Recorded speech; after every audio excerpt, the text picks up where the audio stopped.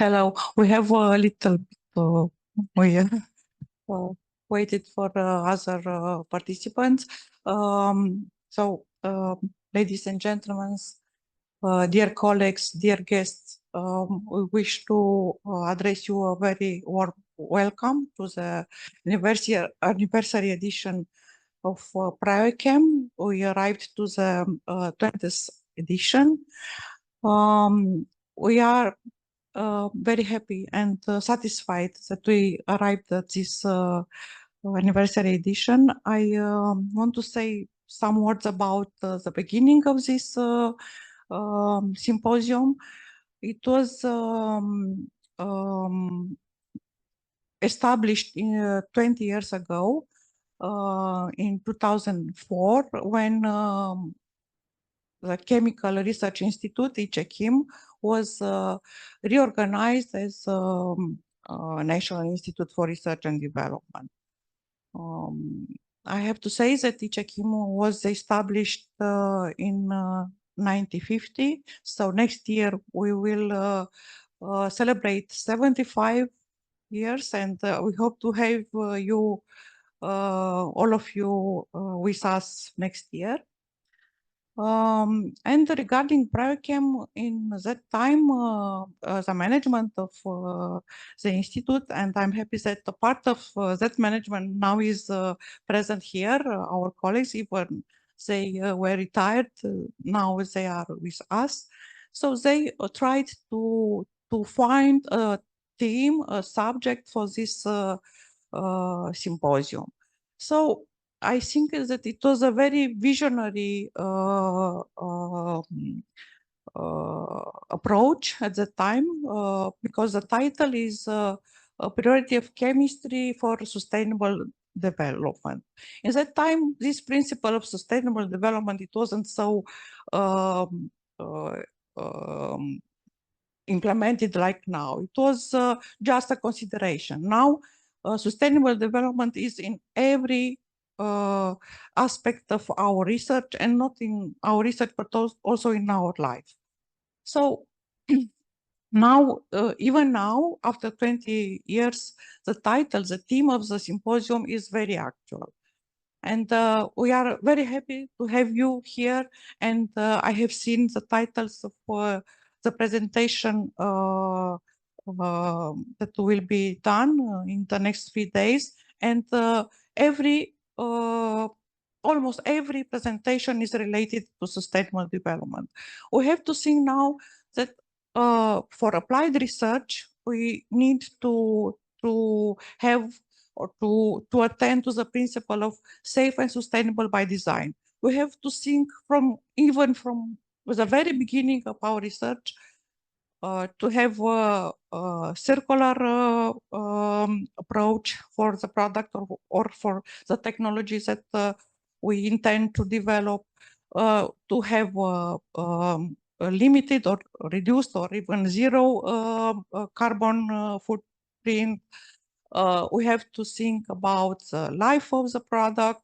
We have to think about the how to destroy or to reuse that product. So I think that this, again, that's the subject of the theme of our symposium is very actual.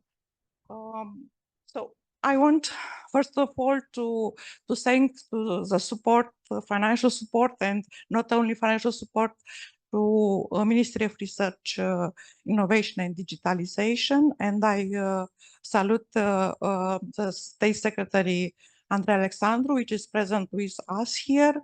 Also, the Minister Bogdan Ivan sent us a message that he couldn't come here because he has a government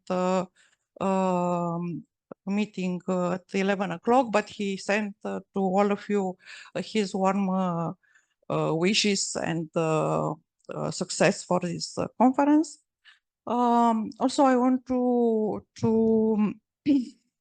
thank and to welcome to our collaborators from National Institutes for Research and Development, and I want to mention National Institute for Optoelectronics, National Institute for Rare Metals, MNR, also Institute for Biological Sciences, Institute for Electrical Engineering, or to all of our collaborators that which are now here, who are now here, and they always stayed with us in our projects. Also, I want to thank very much for the presence of our collaborators from universities, University Polytechnic of Bucharest, University of Bucharest, especially Faculty of Chemistry and Faculty of Biology, University of Agricultural Sciences and Medicinal Veterinary Medicine, USAMV Bucharest, University of Medicine and Pharmacy Bucharest, and also to the other universities from Iași and Cluj, which are also partners with us in our projects. I want to thank to the partners from Romanian Academy Institutes, and of course we express our many thanks to the companies and economical partners, and here we have the representative of Chem Complex Borzești. Thank you very much for your presence, Mr. Coman, director of the complex. Also to Professor Opran, which is the president of the big association for plastics in Romania, Asproplast. Also to Dr. Raicu, which is also representative of Medicinal Plants Association and of big company Hofigal, to our collaborators from Romva, and there are so many. I hope to not miss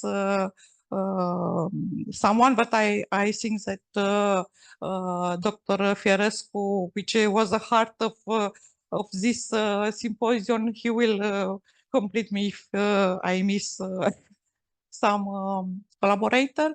And also I want to thank very much to the Romanian Chemical Society,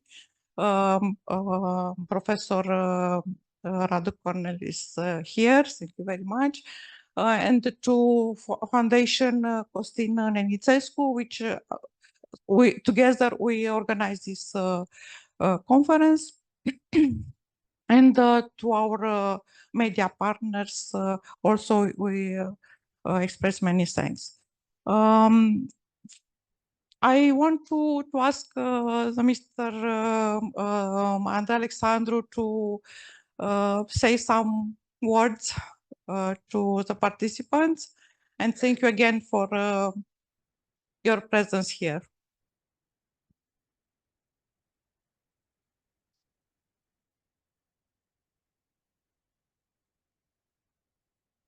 Thank you very much for your invitation, ladies and gentlemen. It gives me a great pleasure to join this esteemed audience here today, representing the Ministry of Research, Innovation and Digitalization. Let me start off by extending a special welcome to everyone, also in the behalf of our Ministry, Bogdan Gruie Ivan, and by congratulating the organizers of this event. At the Ministry, it is our fundamental duty to develop societal views.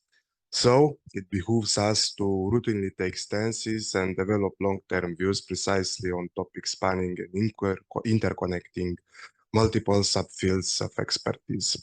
As a key institution in the national research and innovation ecosystem, our ministry is deeply committed to fostering any and all initiatives leading to the general progress of our economy, health, safety, and human well-being in general.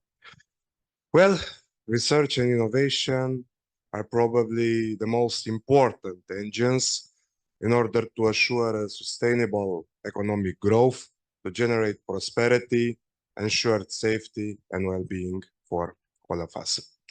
So at the ministry, we strongly encourage such events and also the collaboration between the public and the private sector, since in this way the results obtained during the research process in the labs can be translated into the real economy and into the society. So we strongly encourage also the research and the technological transfer as well. So at the ministry, we have multiple financing lines.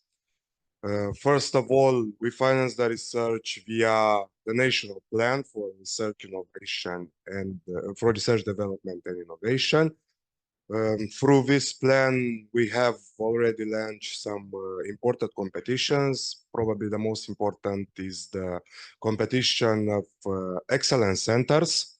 Excellence centers are institutional consortia whose goal is to provide responses to the most important societal challenges. So we operationalize 24 such excellence centers in research domains, starting from digitalization, industry, space, environment, adaptation to climate changes, health, security, etc. And each such excellence center has a budget of 20 million euros. So the total budget of the competition is 1.6 billion leis, which means 320 million euros. Furthermore, we also finance competitions such as solutions and other competitions in the general program called Challenges, whose main purpose is to respond to societal challenges.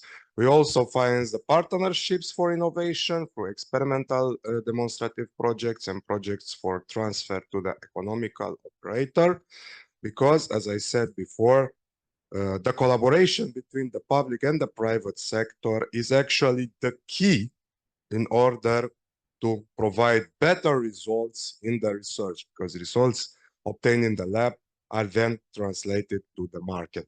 And in order to emphasize the benefits of the collaboration, we also elaborated Law 25 from 2033, whose goal was to reduce the fragmentation in the research ecosystem of Romania by encouraging the collaborations between all the actors in the public and the private academic sector. Regarding financing, we also have financing via the National Resilience and Recovery Plan.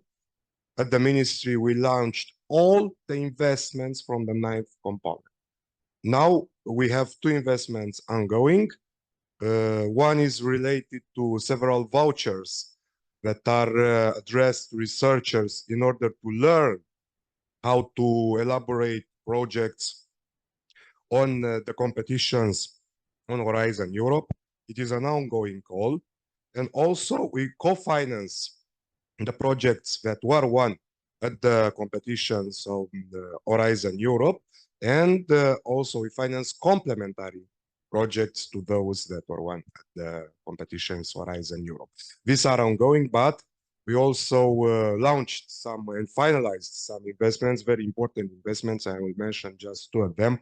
Investment number 5, 5 competence centers in research domain that are associated to the 5 missions of the European Union in Horizon Europe: cancer, adaptation to climate changes, restoration of waters, soil and climate neutral and smart cities, or operationalized. Each of them has a budget of 5 million euros, and each of them is formed by 5 public partners and 5 private entities. Furthermore, we are able to attract highly specialized human resource from abroad, and we signed 160 research contracts, each of them with a budget of 1.2 to 1.4 million euros. And in this way, highly specialized human research from abroad came into the research organizations in Romania and formed excellence research groups here. Probably an important news is related to the cohesion funds. Romania, 2 weeks ago, fulfilled a favorable condition. So the European Commission said we fully satisfy the condition of governance of the strategy for small specialities at the regional and at the national level. In this way, 3 major cohesion programs were unblocked or deblocked. We talk about the program for smart growth, digitalization, and financial instruments, the 8 regional programs that are managed by the agencies for regional development, and the program for health. This is because our ministry do its job. So in this way, 1.7 billion euros will come in Romania via the cohesion policy. So we did exactly what we have to do, and in this way, we attracted from the cohesion policy 1.7 million euros. Another important news, and probably you have already heard, we elaborated a new law for the researchers, a new statute of the research personnel. And we worked together, particularly with Mihail. And I would like to thank Mihail for her implication and her support in elaboration the new law of the researchers. This law is elaborated in respect of the recommendations of the European Charter of Researchers, the Academic Liberty Declaration from Bonn, and also the recommendations of the European Commission via the mechanism of policy support facility. After 20 years, we have a new law for researchers. There are many other things I can say. I don't want to be very long in my speech, but as you probably know, I'm also a researcher.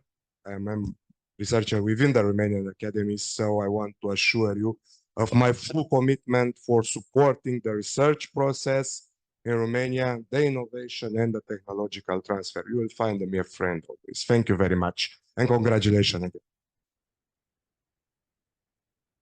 Thank you very much for all the news and all the overview of the financial instruments for research. So this 1.7 billion are only for research? Research and smart special. Okay, good news. Good news. Thank you very much. So I want to pass the floor to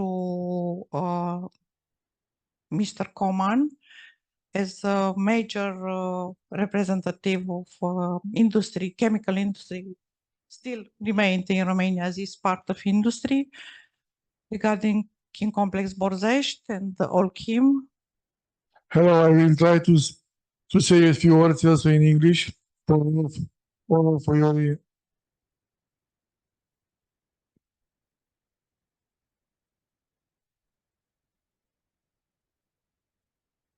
So once again, thank you very much for your invitation, and I want to say thank you because you are still alive, and give us what is very important for us is to be trusty for the future. So I coming from Chin Complex, yes, it's the biggest Romanian chemical company, and why we are here, because in the past was a very good relationship between National Research Institute and the companies. If we stay today in a good position in the comfortable chairs, it's because here in this institute, 50 years ago, was started the research for the polyols. And now polyols, which still remain our best product bench. So for tampons, which is in our chair today, and not only here in this room, but also in our homes. So thank you once again, because this Romanian research still remain and can be improved also for the future. I want to invite Professor Pran to to say some words, because he's representing I think it's the biggest association in plastics in Romania, and they affiliated to the international associations, and with a very active employment in all the activities. So please, Professor, thank you very much for your presence here. Thank you. I am a professor to the University Polytechnica, and at the same time, I am the president of ASPA Plast. ASPA Plast is a team of enterprise that work in the field of plastic, and at the same time is a team that it is a research institute like PRIOCHEM.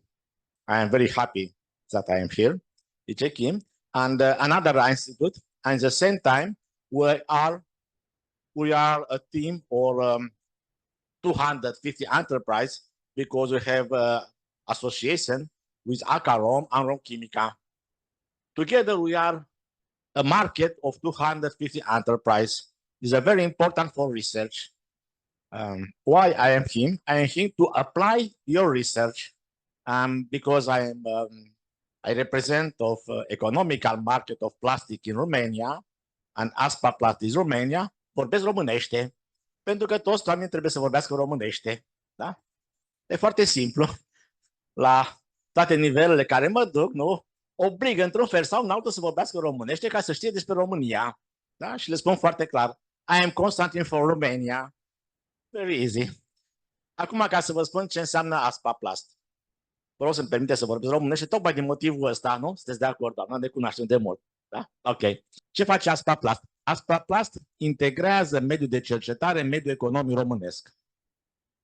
Aș vrea ca să fac să pun în evidență ceva.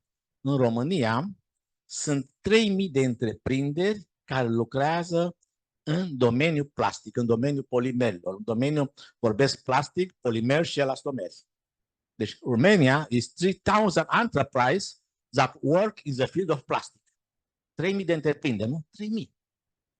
Vor fi mari, vor fi mici? It is 3,000. Ok. Avem în România, we have inside Romania enterprise that have 2,000 employees. Deci sunt întreprinderi în România care produc piese din plastic și au 2.000 de angajați. Gândiți-vă ce înseamnă să plătești 2.000 de salarii, 2.000 de taxe la stat. Da? Sunt în România întreprinderi care au întreprinderi de producție, piese din plastic, ce faceți dumneavoastră, au în Algeria, au în Maroc, întreprinderi românești care produc în străinătate. E foarte important. Da? Și ăsta este rolul ASPA Plastului, să evidențieze producția românească. De asta vorbesc românește. Poți să vorbești și alte limbi, nu e nicio problemă. Da. Deci asta e concepția mea, da? Ok. Să mă criticați, nu e problemă. Da? Bun. Acum, vă invit să colaborăm cât mai bine. Aveți tot suportul întregului sistem economic din România. Da? Vă rog să rețineți, PRIOCHEM-ul are suportul întregului sistem economic din România. De altfel, exagerez puțin acum, consider că cel mai mare câștig pe care l-a ASPA Plastul și eu, Tipi Opran, da? Este ca un director care are 2.000 de angajați, când îl sun, să-mi răspundă în 15-20 de secunde, să-mi spună să trăiți, domn președinte. Înseamnă că mediul economic, nu râdeți că așa e, da? Facem acum test. Da? Înseamnă că mediul economic respectă o structură care îl reprezintă. Da? În aceeași idee de a susține partea de cercetare din România, da? Și care apreciez în mod deosebit, da? Vă invit, unde sunt doamna director? Da? E pe aici undeva, n-am dat nimic. Deci, Vă invit, noi avem un eveniment al ASPA Plastului PRIOCHEM, deci în noiembrie, este o conferință internațională, unde avem și o expoziție, proprietatea ASPA Plastului și a dumneavoastră, deci Chimului, da? Din POCO. Vă invit să veniți, da? Prezentați un stand al Chimului, aveți taxe zero. Eu răspund cu chestia asta. Plătiți, vă invit, da? De asemenea, avem o altă expoziție, un eveniment Expo Plast în mai, da? Vă invit să veniți, aveți taxe zero. Ce îi fac eu ca să nu plătiți, nu vă interesează, dar nu plătiți, da? Deci ăsta este suportul asupra plast, un element care poate să-l facă pentru dumneavoastră, pentru ICHIM. Felicitări pentru acest eveniment. Thank you very much for this event. It's very important for Romanian plastic industry, and at the same time, it's very important at international level. Good luck, ICHIM. Thank you very much. Thank you very much, Professor Opran. And for my colleagues, the interactive part of the conference will be in afternoon. Yes? Okay, so I want to welcome Professor Raichu to tell us a few words.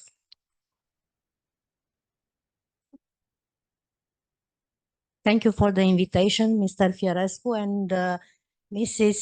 Mihail Adoni. I represent here the Association Planta Romanica, which has about 20 companies that deals with medicinal and aromatic plants. I'm also a professor at University Titu Maiorescu, Faculty of Pharmacy, and I give you the salute from my colleagues from university. And in another part of my life, I'm also in Hofigal company for about 22 years and about 36 years in pharmaceutical industry. I'm a chemist. I know ICHIM from the 80s years. And also I'm glad to see that everything it's very well here in ICHIM because chemistry is very important. It's important for us. It's important for our country. I know chemistry a very long time ago when the chemical industry was on the top. Now it's on the very low side. And I'm a link between chemistry and pharmacy because now the pharmacists and the doctors are on the top. That's why I want to say a few words in Romanian language for the companies that want to be in the top of the science. Vreau să vă spun câteva cuvinte în limba română pentru că este important ca mediul de afaceri să cunoască de ce Asociația Planta Romanica, care are în componență peste 20 de companii, Hofigal, Fares, Dacia, Plant, cele mai importante, printre altele, Favisan, care se ocupă cu plantele medicinale și aromatice și încercăm să completăm producția, cercetarea, să ne menținem pe piață pentru că importurile sunt din ce în ce mai multe și piața românească este din ce în ce mai inundată cu produse care vin din exterior. De aceea pot să vă spun că Asociația Planta Romanica a făcut 2 întâmpinări către Guvernul României pentru îmbunătățirea situației în care se găsește industria românească de profil, industria de suplimente alimentare, dar de ce nu și industria chimică? Pentru că am impus anumite lucruri pe care sper că o să le susțină cei care vor veni în 2025, că deja 2024 este un an de alegeri și nu se mai poate întâmpla mare lucru. Am cerut impozitarea pe profit a lanțurilor de farmacii, mai ales a celor care vin din exterior și așa bugetul României va fi ajutat să fie mult mai mare, ca să spun așa, și să se păstreze profesia de farmacist, așa cum trebuie. Nu cum este acum, farmacistul este un simplu vânzător la teșghea. Vă spun asta și din poziția mea de profesor la Facultatea de Farmacie și eu le spun studenților mei că trebuie să vină din pasiune să facă Facultatea de Farmacie, nu pentru că în viitor vor avea o meserie bine plătită sau o profesie bine plătită. Există un jurământ, jurământul lui Hipocrat, pe care toți care termină Facultatea de Farmacie îl vor spune la finalul facultății, la absolvire. Ei trebuie să respecte acel jurământ. De aceea este important și, cum spunea și domnul președinte mai devreme, de la Aspaplast, ok, scuze, trebuie să fim uniți și noi la Planta Romanica spunem că unirea face puterea, pentru că altfel nu o să reușim. Altfel o să fim în continuare o piață de desfacere și o să ne gândim că avem cercetări care nu se pot implementa la nicio firmă românească. Pentru că patronul român trebuie să învețe că trebuie să aibă cercetare, că fără cercetare nu o să evolueze. Și am văzut lucrurile astea în foarte multe țări și lucruri care s-au și întâmplat. Dar asta depinde de noi. In the final, I want to thank you again to Mrs. Mihaela Doni and Mr. Radu Fierescu. And also, I want to invite you tomorrow to see my presentation about chemotherapy, a holistic review. A part of my research in chemotherapy that continue today. And also, I invite you to be with us between 8 and 10 November at international conference about aromatic plants, about Cannabis sativa, a very important aromatic plant. And it's a conference that it's for pharmacists and doctors, but you can be there. Our partners from ICCF, we present here by Dr. Amalia Ștefaniu, will be there. Polytechnica University will be there. All the important actors from research fields will be there. And I invite also ICCF will be there with a presentation about Romanian research. Thank you very much.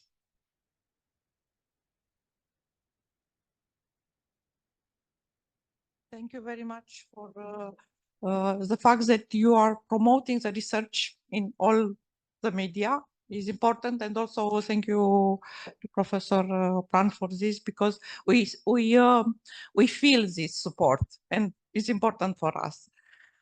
So now if a person or someone from the invited or participant to the our symposium wants to say something or to make to conclude something, please just raise the hand and I will pass the microphone. So if no, I want to invite Professor Corneliu Radu to give 2 prizes that were assigned to 2 valuable researchers from ICCF, from the Romanian Chemical Society. There are 2 prizes won by competition. It was a competition for that.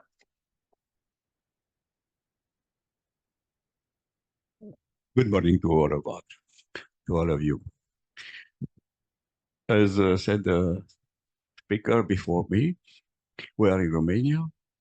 My presentation will be in Romanian, and I kindly ask organizers to give a copy video of my presentation to the persons who want to help only English speakers presented here. Bună dimineața tuturor! Mă numesc Corneliu Radu și vorbesc aici din partea Societății de Chimie din România. Pentru început, aș dori să prezint cele mai bune urări, salut din partea președintelui Societății de Chimie, domnul academician Bogdan Simiolescu din Iași. Am să spun câteva vorbe despre Societatea de Chimie. Poate prezintă interes pentru dumneavoastră. Societatea de Chimie din România a fost creată la 24 ianuarie 1919 prin decret regal. În trecut nu exista un cadru normativ pentru așa ceva. După apariția legii 23 din legii 24 din 1923 privind asociațiile și fundațiile, s-a emis și o hotărâre a Tribunalului de Ilfov referitoare la existența, funcționarea, conferirea de personalitate juridică a acestei societăți. Aș menționa din vremea respectivă faptul că Societatea de Chimie din România a organizat în 1926 la București al doilea congres al Uniunii Internaționale de Chimie Pură și Aplicată, IUPAC. În fine, prin hotărârea unui alt rege, fiul primului, în 1938 s-a suspendat societatea, funcționarea Societății de Chimie. În cele câteva zeci de ani care au urmat, în România, după știința mea, n-a existat decât o singură organizație de natura asociație, Automobil Clubul Român, și vreo câteva fundații, mai ales în domeniul medic. Un grup de inițiativă din care azi nu mai trăiește decât o singură persoană, în 1991 a demarat preocupările pentru, în fine, existența Societății de Chimie din România. A apărut la sfârșitul anului 1992 o hotărâre judecătorească ce menționează că Societatea de Chimie din România continuă activitatea, își continuă activitatea.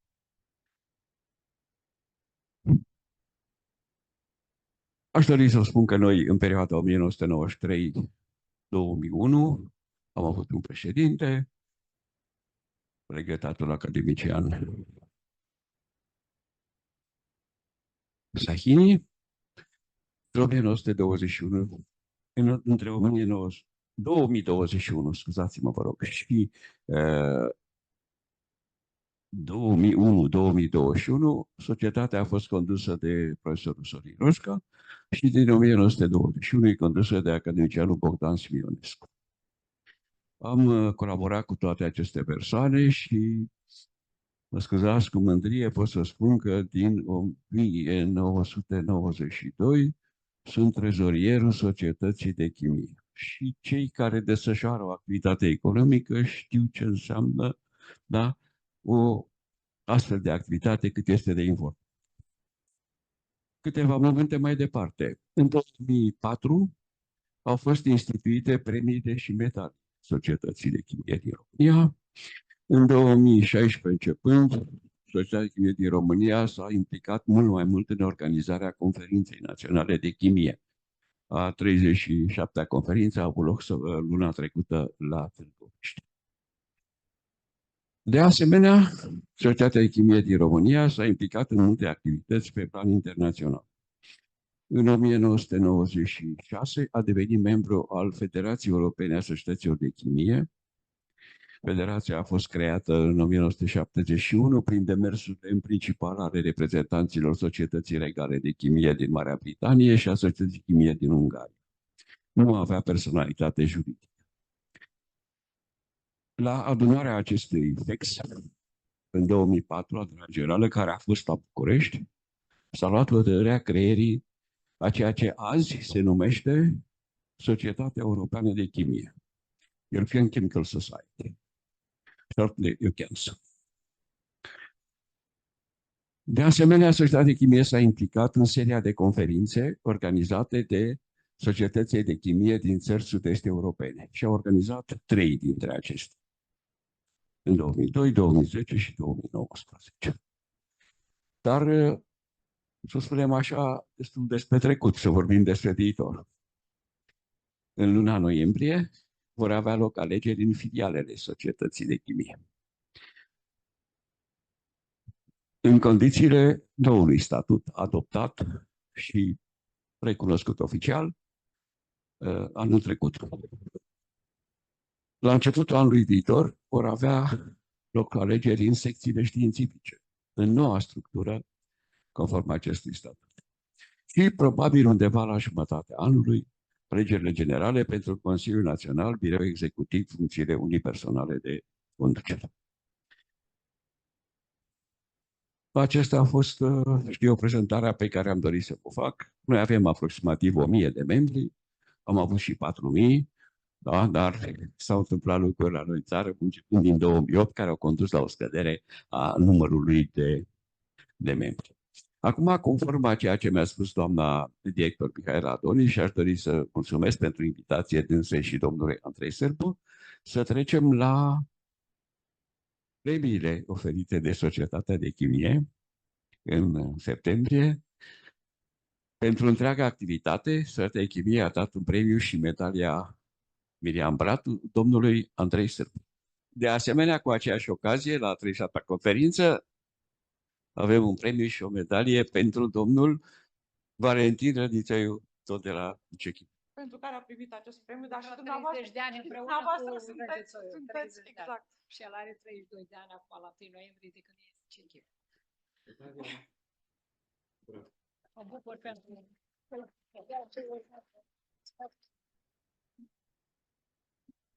Vă mulțumesc pentru atenție, că v-ați portat. Da, vă mulțumesc. Vă mulțumim foarte mult. Vă propun că acum, înainte de a deschide oficial lucrările, care vor începe practic după pauza, cu toate prezentările, cu lucrările invitate și toate prezentările după pauza de cafea, vă invit să coborâm la parter și să facem o fotografie de grup, apoi să luăm o mică pauză de cafea și să ne revedem la ce oră ne revedem, domnule? Să stăm puțin. Hello again. Now I declare open the works of our symposium, and I wish you good luck to have 3 fruitful days with a lot of news, to make new friends, and why not maybe new projects together. Thank you very much. I ask now Dr.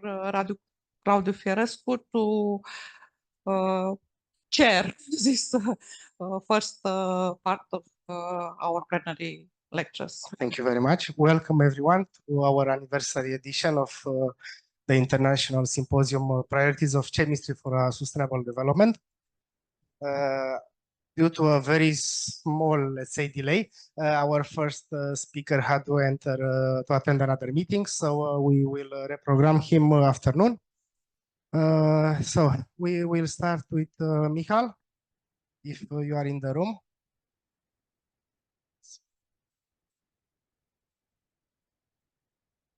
So Michał Cegłowski, I hope I pronounced it well, graduated from the Faculty of Chemistry at Mickiewicz University, Poland in 2011 and received his PhD from the same institution in 2015. Following his doctoral studies, he completed a postdoc at Ghent University in the laboratory of Professor Richard Hogenborn. He is currently an associate professor at Chemistry at Mickiewicz University, where he leads a research group focused on developing functional and selective adsorbents for solid phase extraction. His work emphasizes design materials ranging from the molecularly imprinted polymers, which are tailored for the selective recognition of specific molecules, to hybrid organic-inorganic materials that can be used in combination with analytical techniques to quantify persistent organic pollutants. Michal has served as the principal investigator and grant holder for 6 research projects, contributing to the advancements in analytical chemistry and environmental monitoring. Thank you very much for agreeing to participate in our conference. You have the floor, please. Thank you very much. If you have any other questions from the room, as a technical issue, if any of our participants from the online have a question, please talk, because we cannot see you always. So if we don't have any questions, thank you once again. We know of your work with Verona, very nice work, and good luck in your projects. Thank you very much.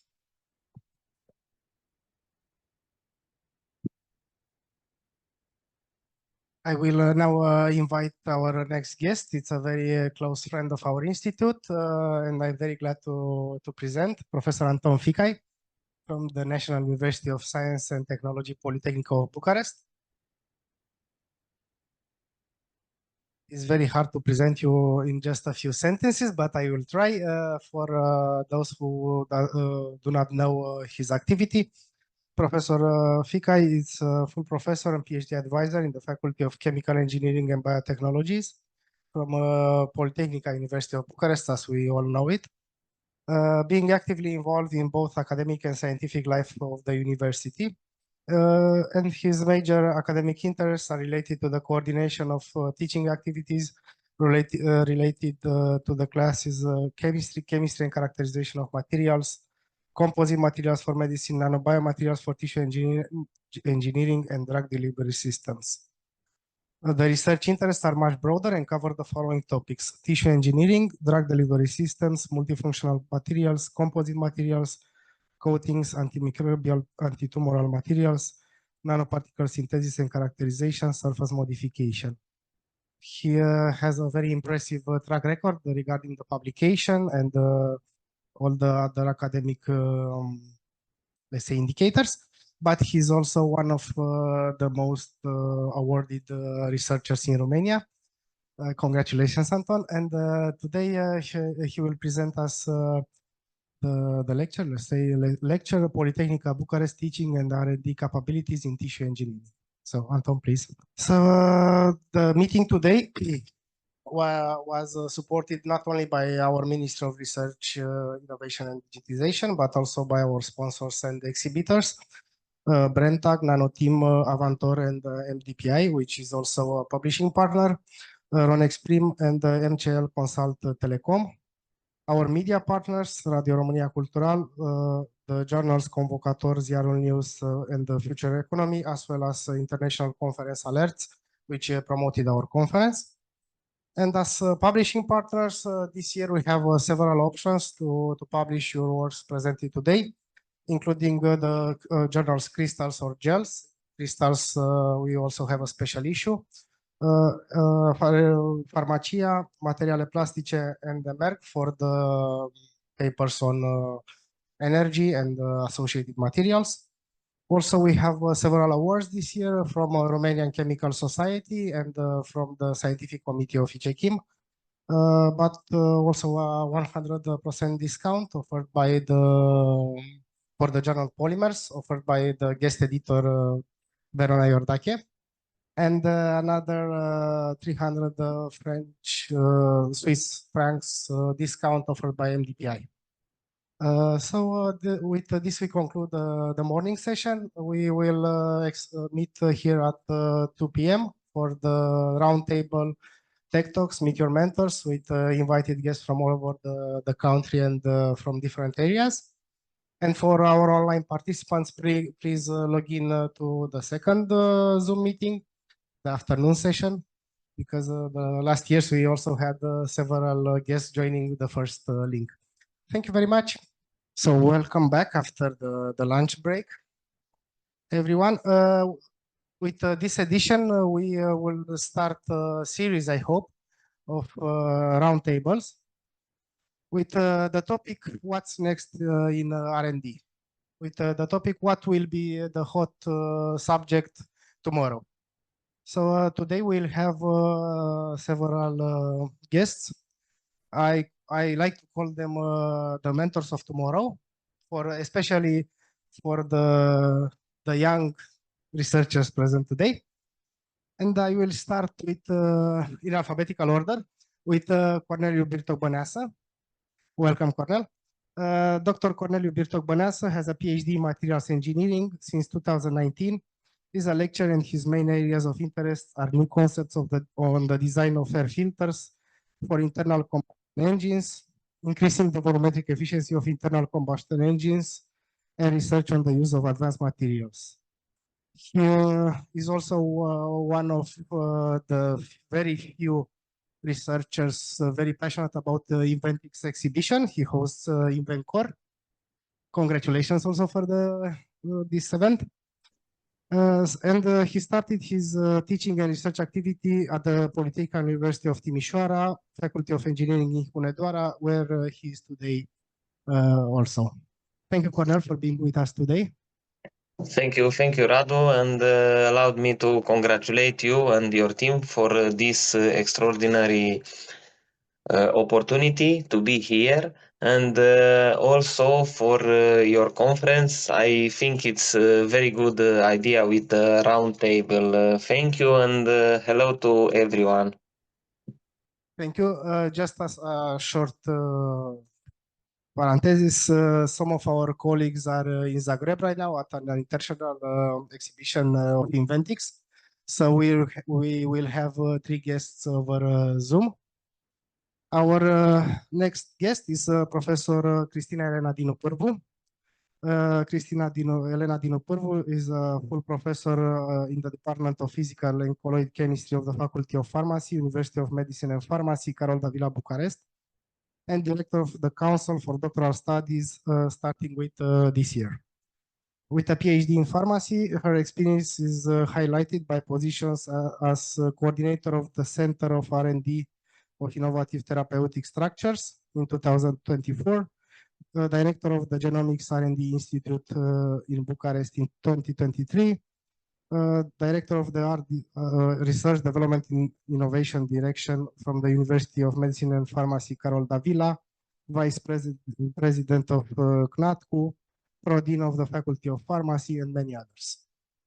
Dr. Dinu-Pîrvu fundamental and applied research activity is focused on key technologies in areas such as biomaterial science, nanotechnology, medicine, chemistry, and physics, biopharmaceutics, pharmacokinetics, molecular biology, mass spectrometry, and precision medicine.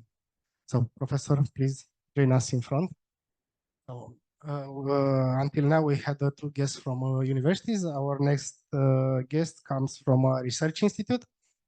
Dr. Eduard Marius Lungulescu is a senior researcher and head of the Laboratory of Radiochemistry and Polymeric Materials at the National Institute for R&D in Electrical Engineering, ICPCA, Bucharest. After graduating from the Faculty of Chemistry in 2005, he started his career at ICPCA in the same year. His main research areas are radiation processing of materials, degradation of materials under various stress factors, and lifetime evaluation, synthesis and characterization of synthetic and natural antioxidants from polymeric material stability, radiochemical synthesis of metal nanoparticles, and the characterization of organic and inorganic materials using various analytical techniques. As a result of his experience as a researcher in over 30 national and international projects, he is co-author of more than 60 articles with over 450 citations, 4 book chapters, and 7 granted patents. Marius, please.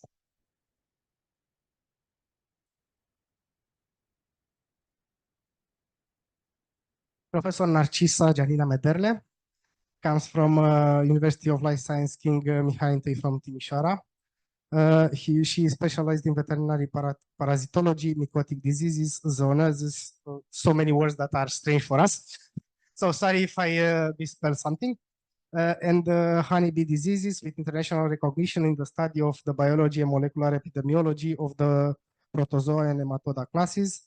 Professor Dr. Narcisa Mederle is a veterinarian, a PhD in veterinarian sciences, and professor of the Faculty of Veterinary Medicine from Timișoara, Romania.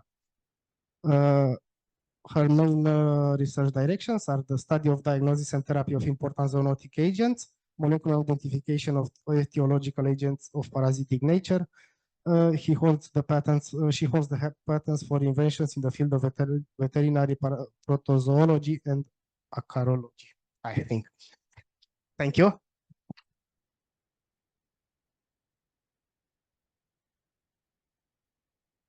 Professor Radu Porumb is a professor at the National University of Science and Technology Polytechnica Bucharest, Faculty of Energetics, Department of Electric Power Systems, and at the same time, director of the Doctoral School of Electrical Engineering. He received his master's degree in electric power system from the Polytechnica University of Bucharest in 2002, and his PhD in electrical engineering from the Politecnico di Torino in Italy in 2005. In 2010, he started a postdoctoral fellowship with a research topic focused on electrical power quality problems for smart grids. His main interest areas are power system analysis, distributed generation, renewable energy planning and development, power quality, energy efficiency, energy auditing, computer modeling of power system design and operation, and smart grid topics.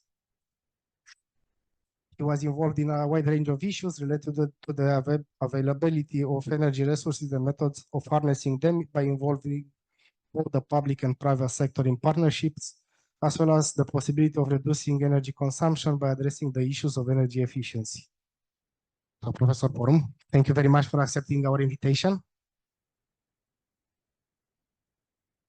Next, we'll have also a Zoom. I don't know if Andrei is online. If not, I will present them, and if possible, he will join us by Zoom. Professor Andrei Victor Sandu is the Associate Professor of the Faculty of Material Science and Engineering, Technical University Gheorghe Asachi of Iași. His main field in material science, his main research areas cover material science with involvement in environmental issues, advanced characterization and obtaining of geopolymers and biomaterials. He holds a PhD in materials engineering since 2012. As a side note, he's the organizer of the biggest invention exposition in Southeastern Europe. Also, he is now on his way to Zagreb, and if possible, I'm sure he will join us. Professor Aurel Mihail Țîțu is a professor at Lucian Blaga University of Sibiu, the Faculty of Engineering, Department of Industrial Engineering and Management, and the PhD supervisor at the National University of Science and Technology Polytechnica Bucharest in the fundamental field of engineering sciences, namely engineering and management. Also co-founder of this field at National University of Science and Technology Polytechnica Bucharest, along with two other fellow professors. Gone through all the stages in his didactic training, Dr. Țîțu's background includes positions as Path Lib expert accredited by European Patent Office, intellectual property expert and designated ambassador of innovations for Europe and Asia, director of regional center for promotion of industrial property protection at OSIM and EPO, and president of the Romania Association for Alternative Technologies in Sibiu, which is his main background. Professor Țîțu, thank you very much for joining us. Thank you, and congratulations for your event. I'm in Croatia. I'm on the way, and good luck for this event. I'm here. Thank you. Thank you. Finally, we end up also with a research institute, Dr. Alina Vlădescu. She specialized in material science and engineering since 2002, with a master's degree in biomaterials from the Department of Bioengineering and Biotechnology, both from the National University of Science and Technology Polytechnica Bucharest. Her PhD, however, is in material science, currently working at the National Institute of R&D for Optoelectronics in INOE 2000, at the National University of Science and Technology Polytechnica Bucharest as Associate Professor in Surface Engineering, and the National Research Tomsk Polytechnic University as Affiliated Research Assistant. Dr. Vlădescu's expertise include functional coatings, metals, nitride, carbides, oxides, and oxynitrides deposited by magnetron sputtering and cathodic arc techniques, especially for optics, electronics, mechanical, and tribological applications, but also in special properties such as corrosion resistant and biomaterials. Thank you very much for attending this meeting. As all of you could probably notice, our guests today are from a very wide range of areas, each with its own expertise. And I think that this would bring us a very good preview of the next generation research, as all the areas are strongly connected with chemistry, which is our main area of expertise. Thank you very much for participating, and we expect you next year also. Bye. We will have a 15 minutes break, and after that we will start the oral presentations. Okay, good afternoon. Welcome to the second session with oral presentation. Together with Cristina Nistor, my colleague, we will be your host during this session. So now I have the great pleasure to introduce the first speaker, Alina Vlădescu Dragomir, along with her collaborator Anca Pârău, Mihail Dinu, Iuliana Pană, Cătălin Vitelaru, Lydia Constantin, and Diana Maria Vrânceanu, with presentation entitled Chromium Silicon Carbon Nitride Based Hard Coatings Used for Woodworking Application.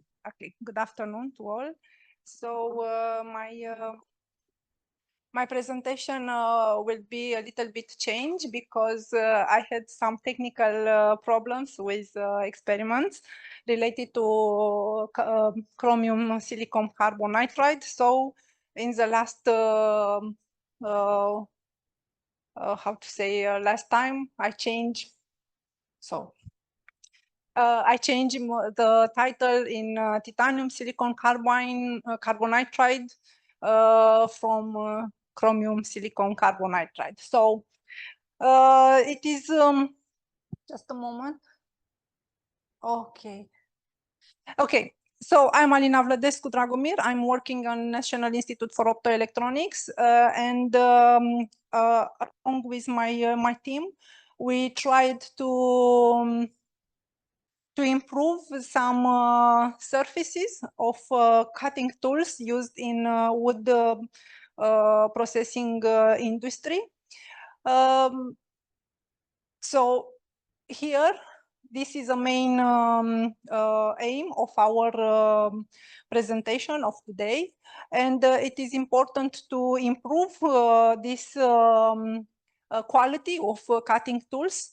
But it is very important also to avoid wear and corrosion of the edge of cutting tools, because all these components are made of steel and working in a severe condition. As well, it is important all these intentions.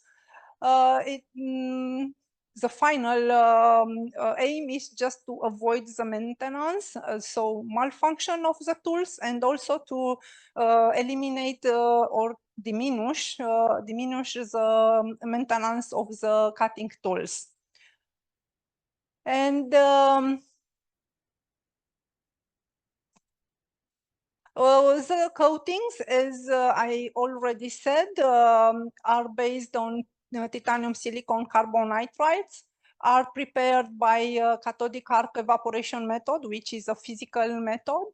And we used 3 different metallic substrates as common steels used for the fabrication of cutting tools used in wood applications.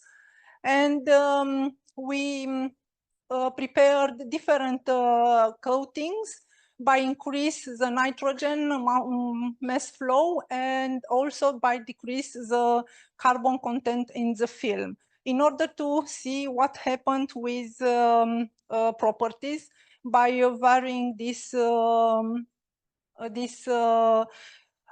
parameters. Also, all other parameters for deposition were maintained constant, and the intention was to have coatings with the thickness around 1 micrometers.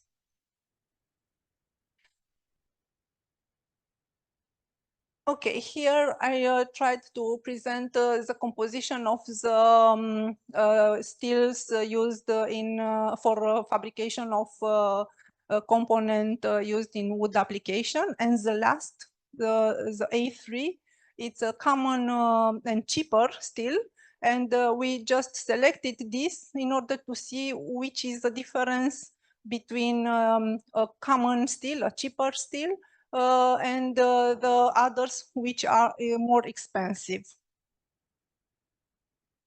About the elemental composition, because it is very important to see if the deposition conditions were proper for obtain our coatings. So if you look on all these images, you can see that by increase the nitrogen, the carbon content will decrease, whatever was the coatings. And also, if you look to others component, titanium, silicon, and also carbon and nitrogen, you can see that the amount are more or less similar. When we talk about the coatings deposited on metallic substrates, it is very important to have an idea about the adhesion. So if you have a low adhesion between substrate and coating, you will further you will have low wear and also corrosion resistance. So we investigated the adhesion of the coatings to all metallic substrates. Here it is presented the standard used for this method. And what we found that by increase the nitrogen, you can see that for all coatings deposited on cheaper steel and the medium steel increased. But when we talk about the more expensive steel, the adhesion will decrease when the nitrogen increased. About the corrosion, because the component used in wood application suffer very quickly the corrosion, suffers the corrosion process. We try to simulate a little bit the environment of the working part, and would also have some sand and also some dust and a lot of water.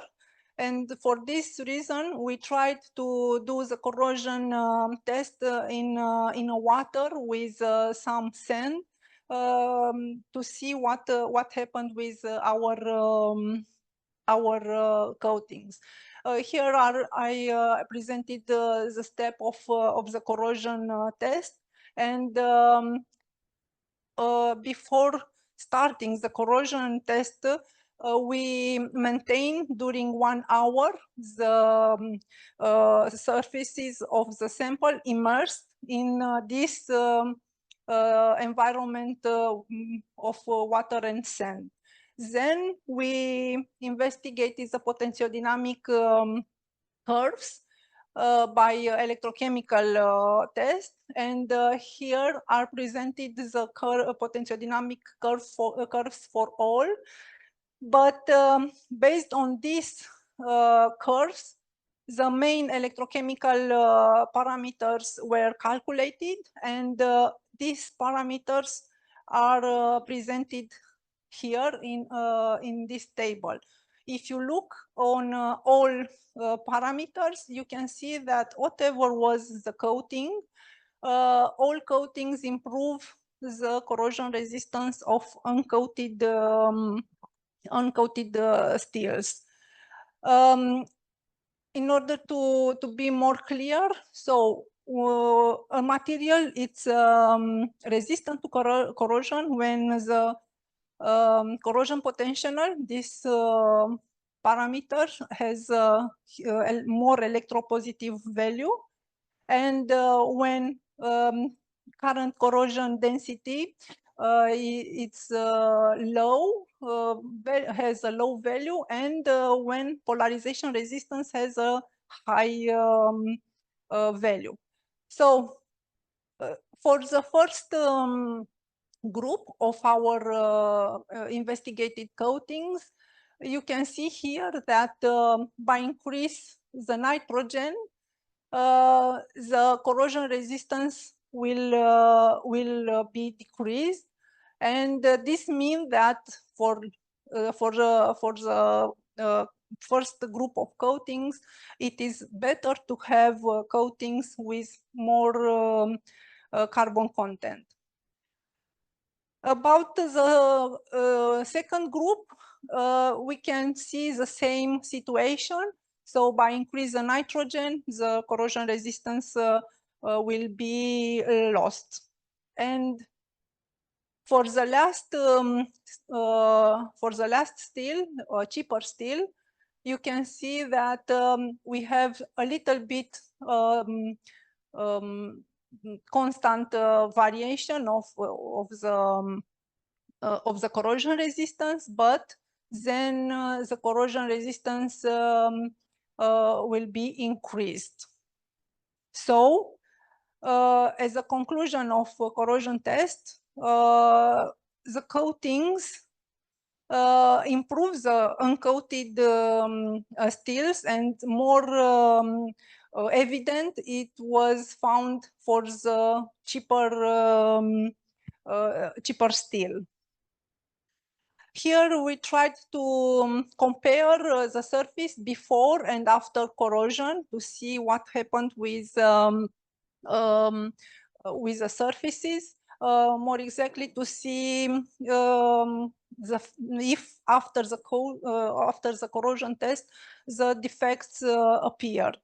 So you can see here that before the test, all surfaces exhibited some droplets which are similar, and it's commonly appeared due to the deposition method, because a lot of metallic ions from the cathodes are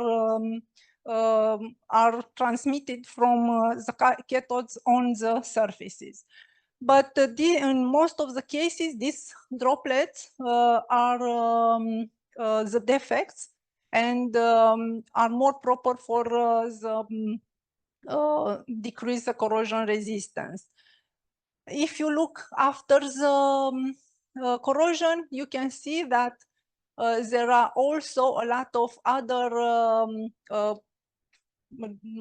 holes appeared on the surface, and here you can see on the large image that for these samples, which is deposited on cheaper steel, so you can see here a lot of area destroyed by the corrosion solution.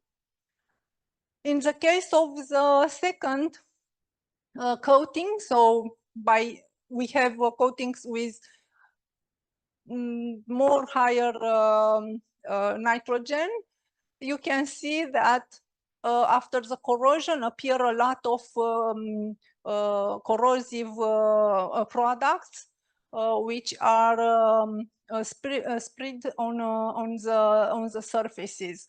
And these corrosion processes, corrosion products, sorry, are more evident for the coatings deposited on the second steel.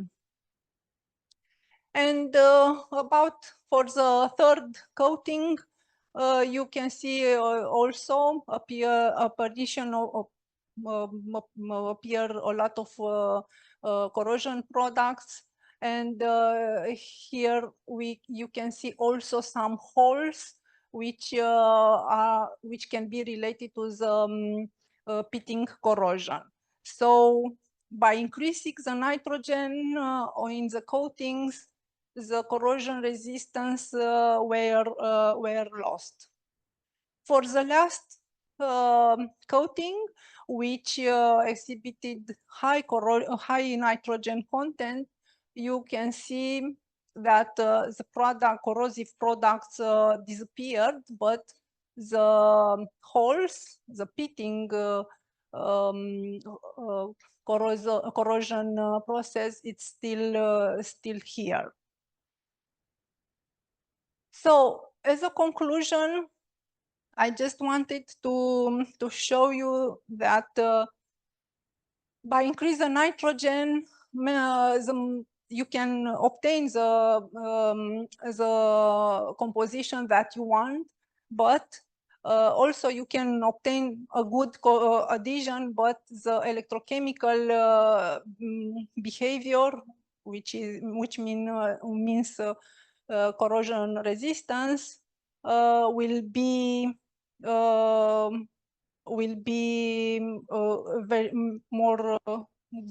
better. So what we wanted to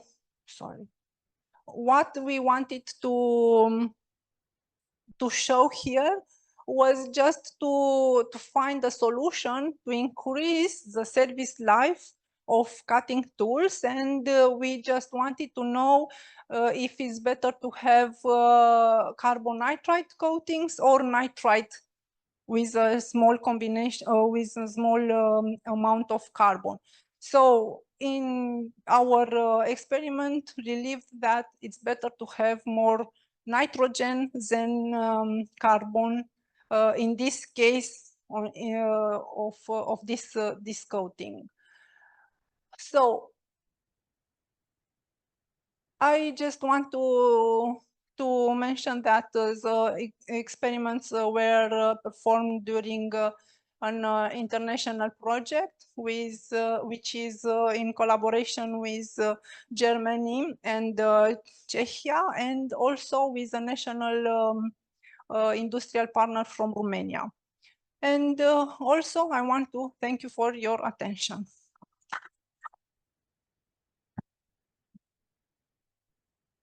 Thank you very much. If there are questions, please. Okay, Cristina. I would like to ask you, how did you perform the adhesion test? Adhesion test was performed by scratching. It's a scratch tester, specified for coatings, which in which coating thickness it's more or less close to 5 micrometers. So increase the force. There is an sensor, acoustic sensor, which recorded the destroyed of the coating. Okay. I had another question. Let me remind. Remember what was. I would like to make an observation. I noticed that you said that with the increase of nitrogen, the adhesion increased for the cheaper steel. Yeah.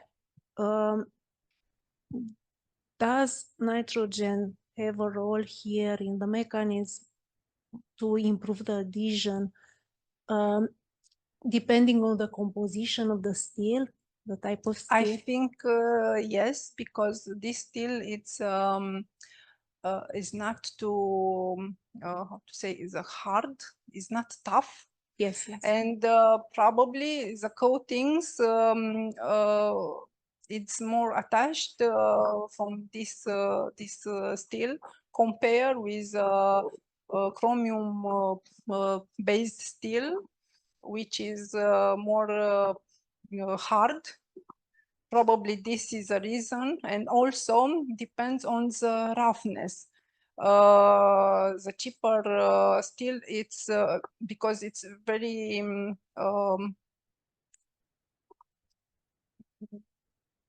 moale. Yes. Okay. No, Okay. it's malleable, more malleable. And it is very easy to be polished and to Yes. have small roughness. When we talk about the other two steels, these both are hard, and it was very difficult to be polished. So here, probably this adhesion was also influenced by the roughness of the surfaces.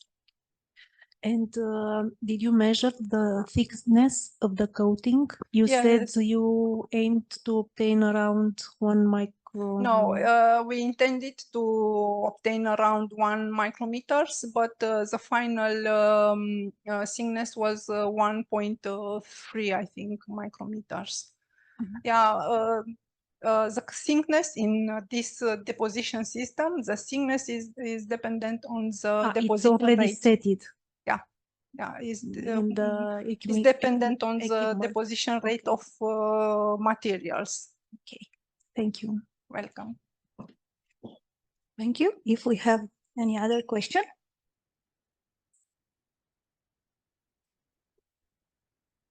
If not, okay, we'll pass. Thank you very much. Congratulations.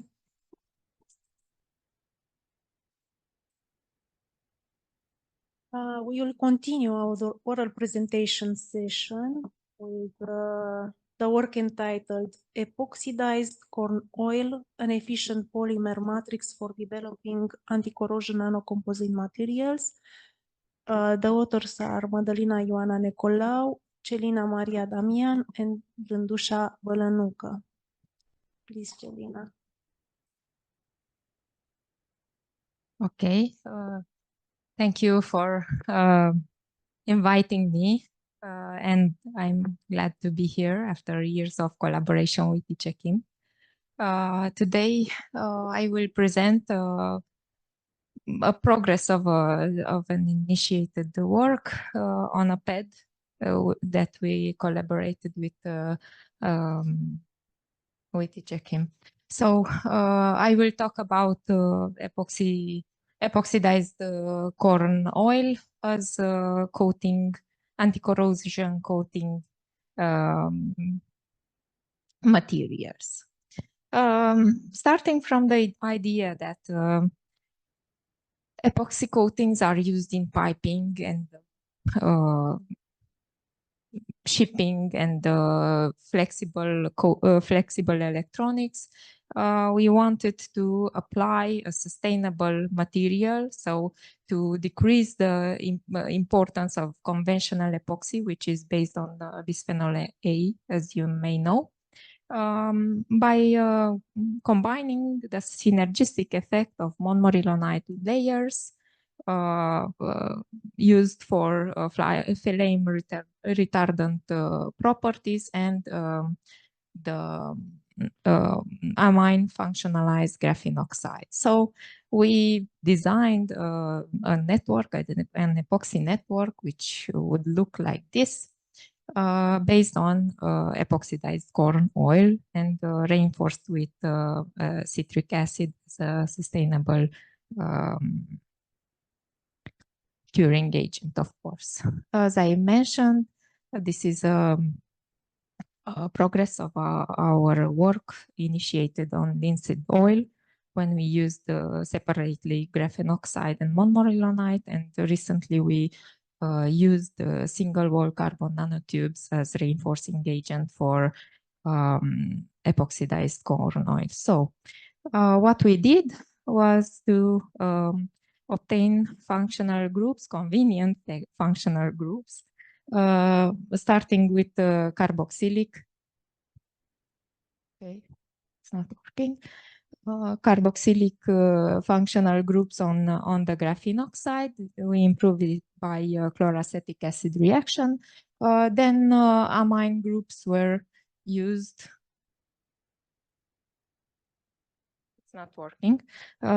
Amine groups were attached from hexamethylenediamine, an aromatic diamine, and tyramine to see the influence of the amine groups. And through a cationic exchange, we tried to obtain nanohybrids, which would be a combination between layered monomerilonite and graphene oxide. So this was the idea, the work, and going further, the structural characterization through FTIR spectra.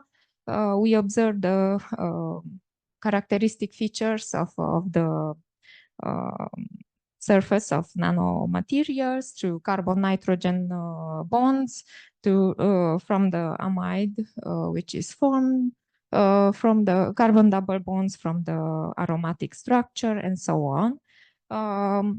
Of course, nanohybrids were also analyzed, and what raised a little bit of question was these peaks of CH, the carbon-hydrogen bond, when aromatic diamine was used. That would be extraordinary to achieve a good functionalization rate for this amine. So we deepened our research and started to do surface analysis through XPS. We observed the composition, the elemental composition of the samples very well. We obtained also the amine, the nitrogen from the amine on the surface. Also the aromatic diamine, which is in the GI, had very good atomic composition, and the nano hybrids also. But we wanted to insert the amine layers within the layers of the monomorillonate. And why do we see 2.3% of nitrogen for the aromatic amine? We did the convolution of the high resolution carbon 1s spectra, and we observed the carbon nitrogen secondary peak. And we assumed that the cationic exchange process wasn't good. Another very good technique to assess the structural features of the nanohybrids is Raman spectroscopy, and by calculating the functionality of the graphene oxide through the Ig to ID ratio, like disruption in the aromatic structure of the graphene oxide, we observed that these values are lower. Very good, we said. Still, the extreme is on the aromatic diamine.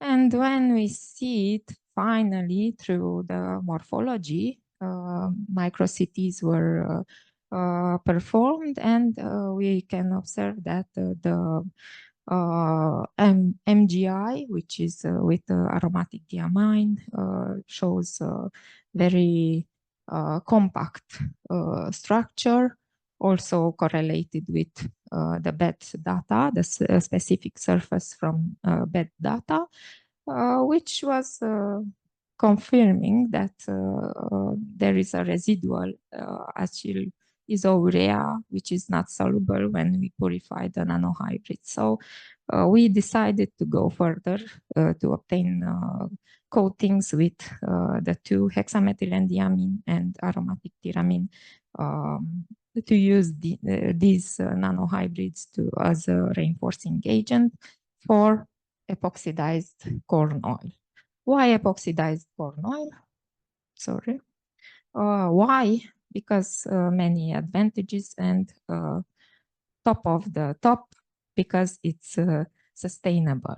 So what we did, we epoxidized the corn oil, we characterize it through chemical and a structural point of view, and we used it by curing with citric acid, which is also bio-based. Nanocomposites were obtained with different rates of nanohybrid content. When we talk about the coating industry, as earlier we are talking with someone, money is everything. So to be cheap and to be good. Let's see what about cheap. Low energy. Activation energy was generally quite high, higher than the coating, than the matrix. However, when we looked at the cross-linking density of the reinforced nanocomposite, we obtained a very good cross-linking density, which means better properties, lower penetration of the analytes in case of corrosion. So an optimum should be found. Also, the morphologies of these nanostructures, composites were assessed through SEM. And further, the thermal properties of the material were analyzed through thermogravimetric analysis. And what we observed that these nanocomposite coatings are thermally resistant with about 50-60 degrees, which is wow for us, at low content of nano hybrids, and a slight increase in limiting oxygen index gave us a hint that it could have the coatings could have flame retardant properties. This is further to be analyzed. But regarding the surface properties, we did the water contact angle and the surface energy measurements, and what we saw is that we passed through for the hydrophobic area, which is good for us. Hydrophobic character is better for metallic substrates, adhesion between polymer and metallic substrates, and of course better spreading and lower wetting. Now applying these materials to the industry which is envisaged, we did a salt spray chamber test according to ASTM on steel substrate and notching with 5 micrometers, as our colleague told you a little bit earlier. We observed that neat steel show general corrosion, while the nanocomposites are showing quite good adhesion and only at high concentration, high for us, 1% nano hybrids are some pitting corrosion, which we should look for. Concluding our work, we would say that we would make a difference in making more sustainable the epoxy composites by applying epoxidized corn oil as nanocomposites with nanohybrid structures. Of course, we need to thank the funding and also the collaborator, my colleague and friend Adriana, which made us possible the morphology. And thank you all for your attention. Thank you very much, Selina, for your presentation. Do you have any questions regarding the presentation? No? Thank you. You're welcome. And thank you well, again for your presentation. Pass the microphone to my colleague. Okay, thank you. We'll pass to the next presentation, repositorying of desfluoro-6 quinolones from antimicrobial to antiviral drugs, presented by Lucia Pintilie.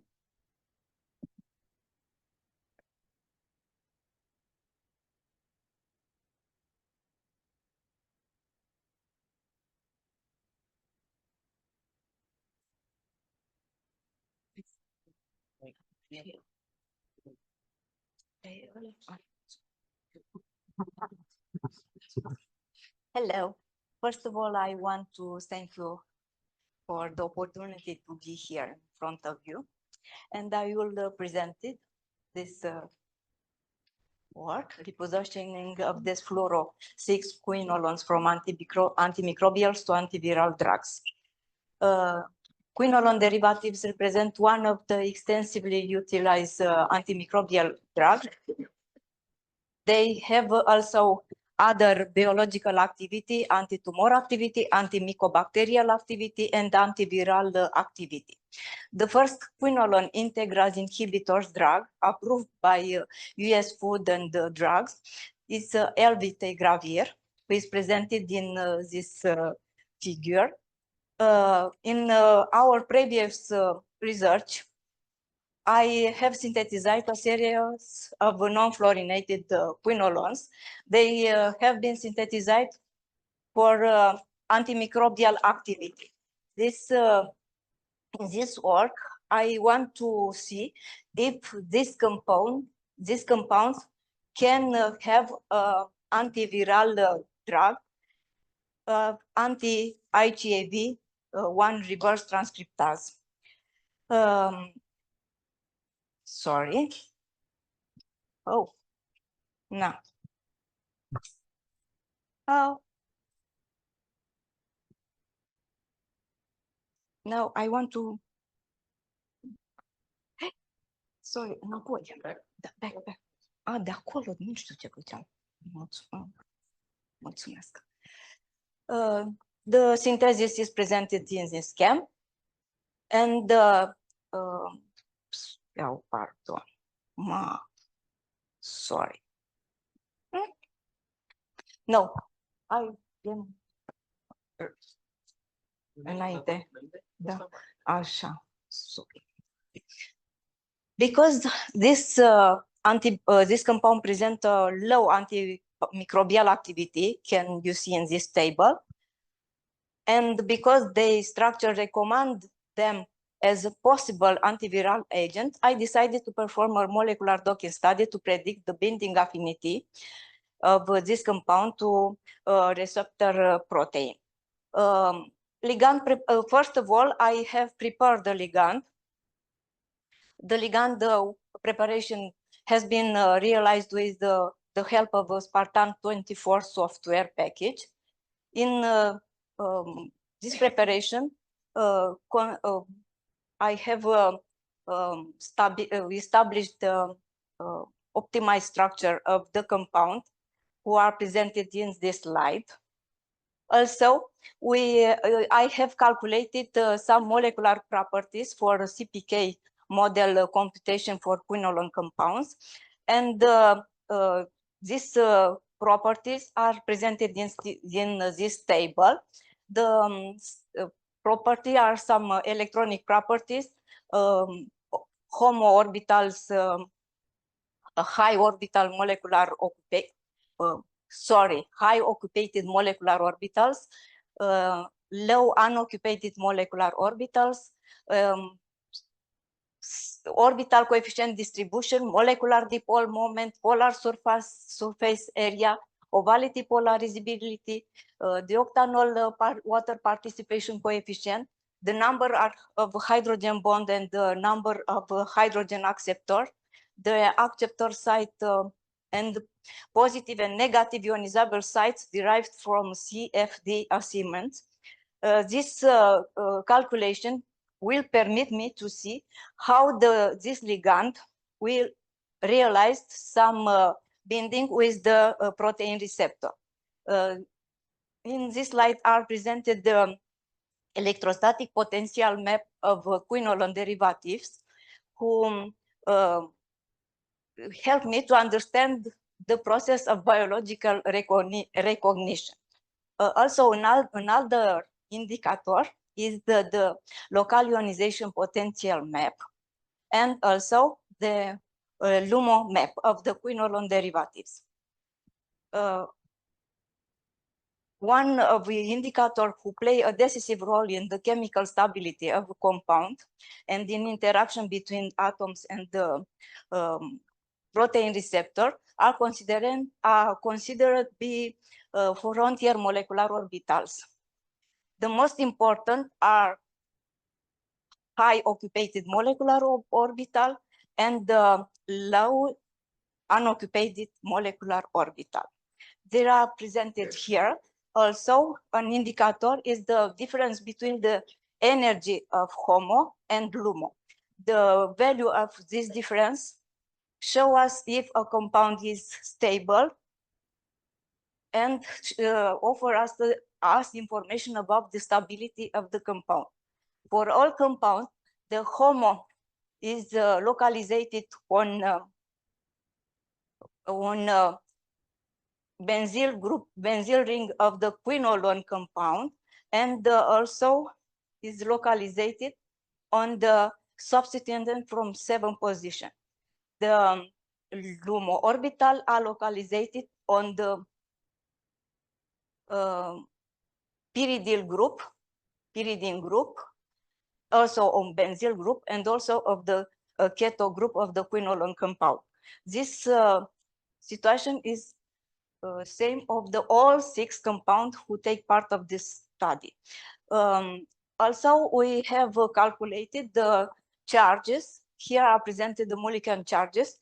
It was observed the negative charges are delocalized on all carbon atoms. Exception are the carbon from keto group who has positive charges, the carbon from carboxylic group, the carbon from 2 position of the quinolone ring, and the carbon from 7 position, because there is a hyperpolarizability between the nitrogen atom and the carbon atom. Also, yes, the positive charges are delocalized on all hydrogen atoms. Also, we have some negative charges who are delocalized on nitrogen atom, all nitrogen atom, and on high oxygen atom. A better representation of the molecular charges can be seen in this histogram. Molecular docking study have been realized with the help of 2 software, CLC Drug Discovery Workbench and the Molegro Virtual Docker software. The protein receptor has been downloaded from Protein Data Bank. It is HIV-1 reverse transcriptase. The code is PDB ID 2ZD1. This is represented the crystal structure of the protein receptor, and here is presented the natural ligand, the co-crystallizate compound. All compounds who take part of the study have been presented here. The numbering of the atom was done according to the Spartan software. The molecular docking study have been performed according to the software protocol. The score and hydrogen bond formed with the amino acid from the group of interactions are used to predict the binding mode, the binding affinity, and the orientation of the docked ligand in the active site of the protein receptor. The results obtained from with the help of the CLC drug discovery are presented in the next slides. First step was the download the protein, prepare the protein, the search the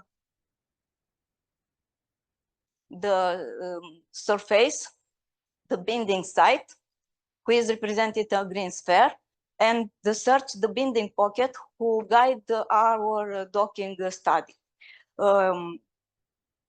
And the next step is to extract the ligand, the natural ligand, and the redocking, and establish the hydrogen bond formed between the co-crystallizate and the amino acid from the protein receptor. In all study, in this study we utilized the elbitregravir, then reference drug, for realized comparison between the results obtained for the 6 ligand of the study. We established the hydrogen bond of the elbitregravir, and this figure are represented the hydrogen bond realized between HPQ31, the compound who presented the greatest score of docking. For each ligand, we established the hydrogen bond. We measure the length of the hydrogen bond. Also, we established the interacting group and calculated the docking score of each compound.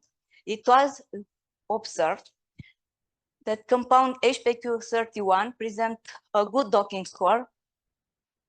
Also, the compound HPQ51. It was observed the compound HPQ31 form one hydrogen bond with an amino acid glutamine, who is, sorry, oh yeah, sorry.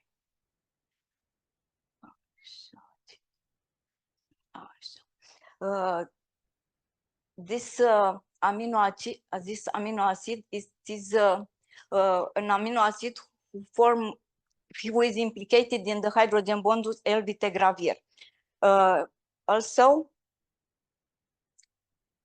the compound HPQ31 forms 4 hydrogen bond with lysine and with glutamine. In lysine, it is interest amino acid because he forms a stable complex with the co-crystallized and the amino acid and the protein receptor.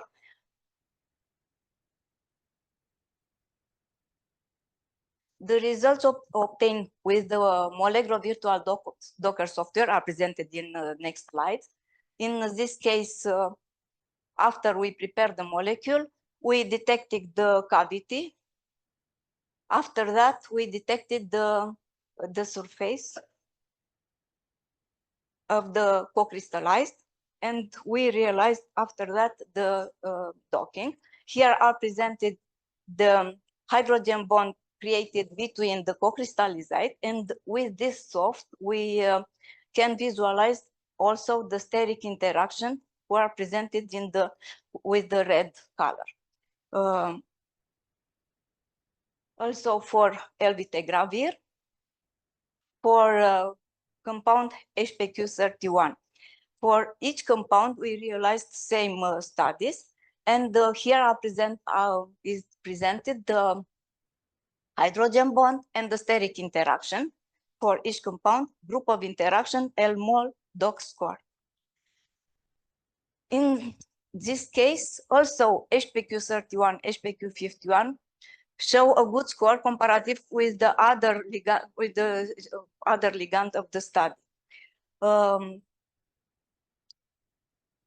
Important molecular properties such as log-P, the number of hydrogen bond, the donors, the number of hydrogen acceptor, and molecular weight have been calculated. This parameter can be used to evaluate if a molecule has properties that would make it likely orally active drug according to the Lipinski rule of 5. In this case, the Lipinski violation is 1 only for HPQ31, HPQ51, who present the log-P greater than 5. In generally, all orally active drugs have fewer than 2 violations. The drug who are in the pharmacy, who are used. Conclusion, I have designed this compound. I have realized study of characteristic and molecular properties. The docking study have been realized using the 2 software. The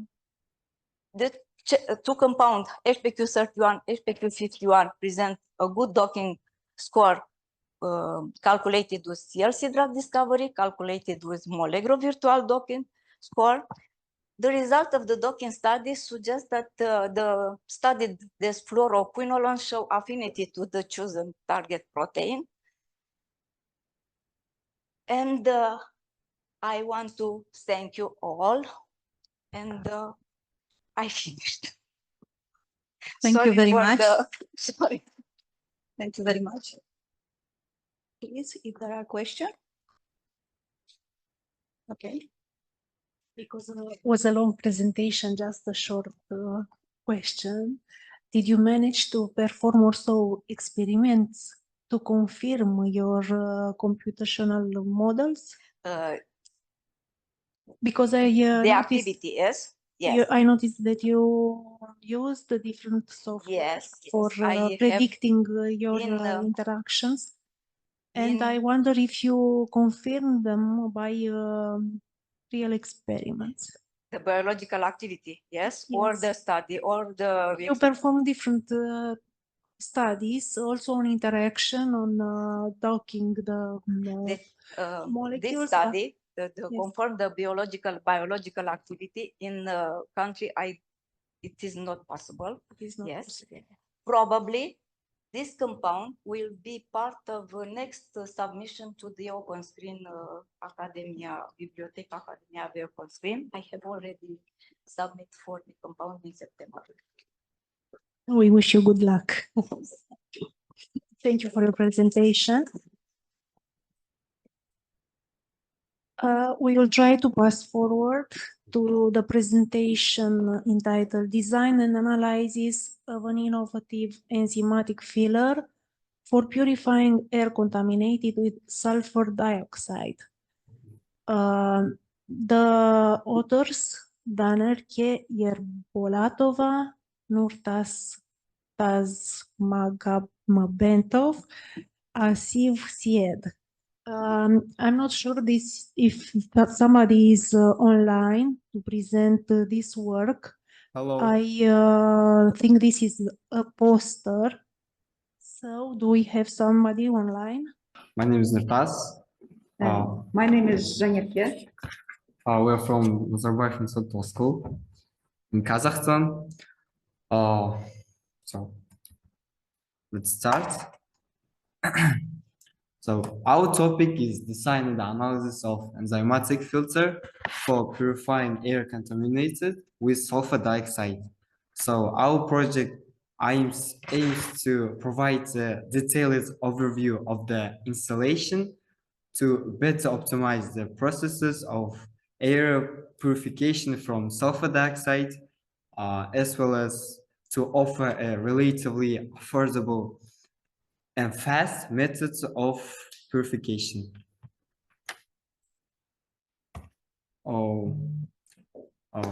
There is some information about our relevance, relevance of our project. So this project focuses on the environmental harms caused by acid rain, which result from the release of sulfur compounds during the burning of fossil fuels and metallurgical processes. Acid rain negatively impacts both humans' health and the environment. SO2 can irritate the nose, throat, and lungs, leading to coughing, shortness of breath, and the feeling of tightness in the chest. Also, using of biocatalysts, such as enzymes to purify air, is an innovative and environmentally friendly. So it's alternative way to traditional cleaning methods, which often require large amount of energy or chemicals. On global level, our project also supports sustainable development goals such as climate action, health, clean energy, and ecology. You see some facts. So as you can notice, the amount of sulfur dioxide was leading since 2013 to nowadays, and on its top achieved almost 900 tons. This diagram shows the dynamics of pollutants in Kazakhstan. So the novelty, the scientific novelty of this project lies in the idea of using plant juices containing the enzyme oxidase, which allows for the effective purification of air with high content of sulfur compounds. So let's look at the mechanism of the system. I wanted to talk about the main reactions and how the mechanism of the system is going to work. So the system operates through several key reactions involving the oxidation of hydroquinone, the formation of sulfurous acid, and the later oxidation of sulfurous acid into sulfuric acid. So first,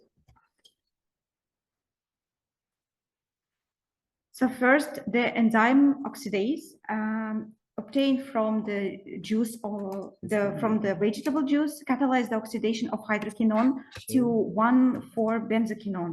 This reaction also involves molecular oxygen producing water as byproduct.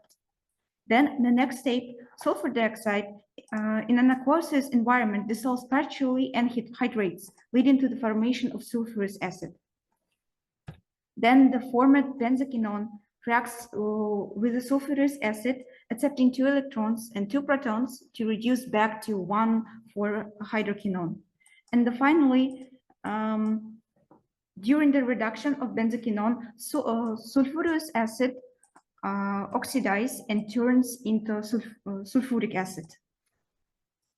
And in this system, this reaction are interconnected, driving both the regeneration of hydroquinone and the transformation of sulfurous compound into sulfuric acid. Okay. Yeah. And so the work of our mechanisms, these were a main reaction, and the work of our mechanism, there's a few steps. The first, air-containing sulfur dioxide is supplied through a compressor. Through a compressor with a technical wool and a quartz lamp to clean it from microorganisms. Second, air is directed through a bubble flask where sulfur dioxide dissolves and forms sulfurous acid. Third step, in an adjacent round bottom flask, hydroquinone is oxidized by oxidase. And then formed 1,4-benzoquinone is in the another tank is reacting with sulfurous acid, and in the final as a final result we obtain the sulfuric acid.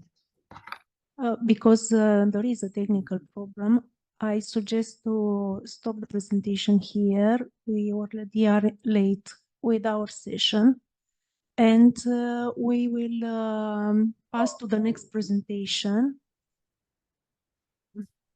I would like to your presentation. Carla del Razo Lopez to present chronic exposure to an elutriate of micro and nanoplastics of polyvinyl chloride in a bioindicator diaphragma Daphnia magna. Sorry. Is there anybody here to present this work? Yes, thank you. Good evening, everyone.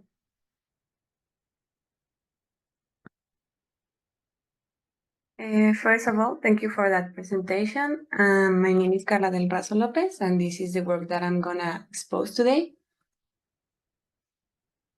As an introduction, I would like to define microplastics as a polymer fragment whose sizes vary from 5 millimeters to 0.1 micrometers, and below this range of size, it is cataloged as a nanoplastic. Micro and nanoplastics have been reported as an emergent trend since 2004 and have been spotted in different ecosystems across the globe.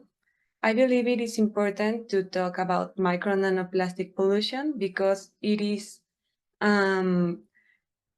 mostly a human-related problem because we have not managed properly this incredible material, and it is causing problems for the environment. I would also like to present my animal model. It is called Daphnia magna, or water flea, as some may know it more commonly. Daphnia magna is a crustacean used to assess toxicity of different chemicals, medicines, or unidentified substances according to the law that we base in order to make the experimentation in the Mexican norm 87 from 2010. And Daphnia magna helps us determine effects of acute and chronic exposures and the negative impacts it has on the organism's health. Daphnia magna reproduces by cloning herself. There are only females in Daphnia magna. So we can also evaluate DNA samples and how impactful it can, toxic can be for Daphnia magna, even throughout different generations of offspring. The main objective of this study is to evaluate the chronic ecotoxicological effects caused by the presence of an elutrate of polyvinyl chloride of micro and nanoplastics in Daphnia magna population development. By doing this, we obtain a PVC sample from a non-regulated Mexican market and grinded it in an aqueous medium, obtaining an elutrate composed of micro and nanoplastics, which we then analyze by dynamic light scattering, as you can see in figure 1, where we obtain different sizes of micro and nanoplastics that we were sure that Daphnia magna will be able to consume. Later on, the Daphnia magna neonate groups were subjected in an acute and chronic exposure to a concentration of 3.98 milligrams per liter. Later, life history characteristics, physiology, and chitinase activity were determined to evaluate how impactful the elutrate was on an ecotoxicological model. Some of our results were divided by these parameters. According, well, the life history parameters were observed after the 20-day exposure, and it was observed that the number of offspring per female declined in comparison to the control group in a 19.14%, as well as the overall survival rate, as you can see in the next figure 3 and 4.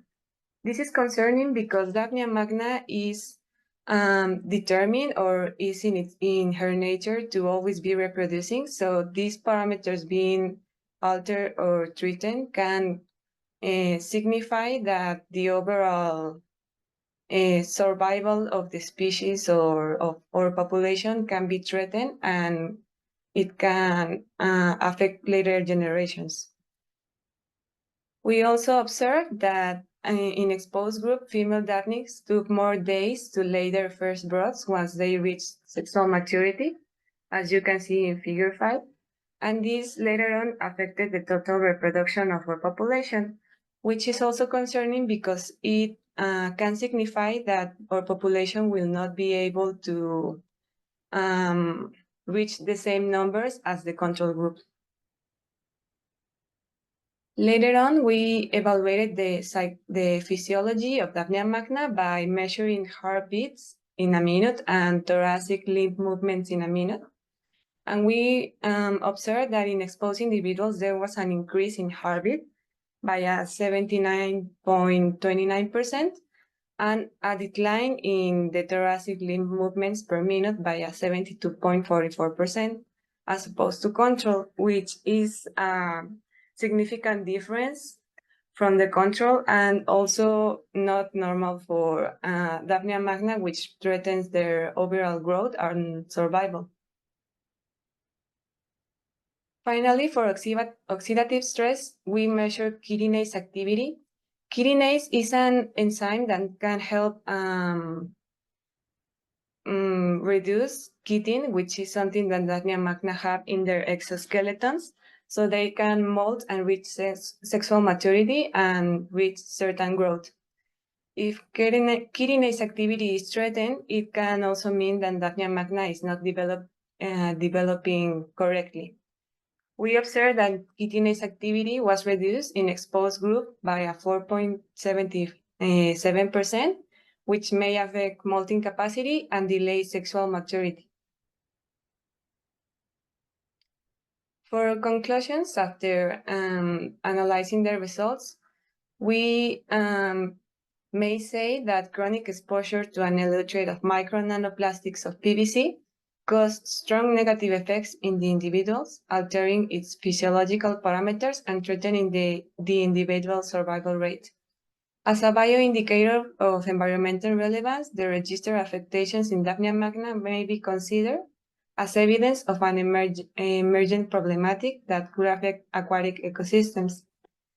This is concerning because, as we know, there is a delicate balance in the environment that, if threatened by these anthropological related problems, may lead to serious consequences for us humans as well. These are our references. Thank you very much for your attention. I will be answering any questions you have. Very much. If there are questions, please. Yeah, can you hear me, Carla? Yes. Hello. I think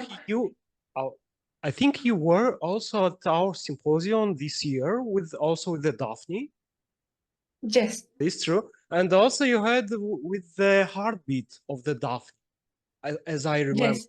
Oh, so this Yes. was you. Okay. So as I see in your research, you were much further. So it's a great presentation, and good luck.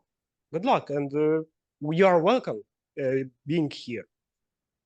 Thank you very much. I'm so glad to be here as well. Thank you. Thank you. If there are any other questions? If not, congratulations. Thank you. We'll pass to the list of our speaker, Marius Popa, along with Michael C. Beaver and Mihail Ștefan, with presentation entitled Synthesis and Characterization of Donor-Acceptor Dienes for Organocatalyzed Atom Transfer Radical Polymerization. Good evening, can you hear me? Yes. Okay, and can you see the presentation? Yes, now. Okay. Thank you for the presentation. I'm gonna start now. So my work here is about the synthesis and characterization of donor-acceptor dyes for organocatalyzed atom transfer radical polymerization, or OATRP. I think everybody here can agree with me that polymers are everywhere, and be it in plastics or in fibers or in rubbers or in the sea, as we've seen with the previous presentation, be it natural or artificial polymers here, or completely synthetic, they have different applications in very, very basic and very explicit and very niche applications. But the most common polymers are the ones that I've shown here. And out of all of these 6, 5 of them can be synthesized by radical polymerization. However, only these 3 are actually being made through free radical polymerization on an industrial scale. But with the free radical polymerization, we have to take into consideration the kinetics of the reactions. First, we have the initiation, where the initiator dissociates into initiating radicals that will then attack monomer units, and then these radicals generated here will attack another monomer unit in the propagation, and so on. The rate of propagation is very high because we have a lot of radicals and a lot of monomer in the system. Towards the end of the reaction, we start having chain transfer reactions and chain termination reactions to be more proeminent compared to propagation. That means if we plot this with the average molecular weight versus reaction time, we can see at the beginning of the reaction, we have the maximum molecular weight. And because of those chain transfer reactions and chain termination reactions, the average molecular weight starts to decrease. To combat this, Scientists have developed ionic leaving polymerization where I only showed two possibilities, but there are a lot more leaving polymerizations where the molecular weight increases linearly with the reaction time.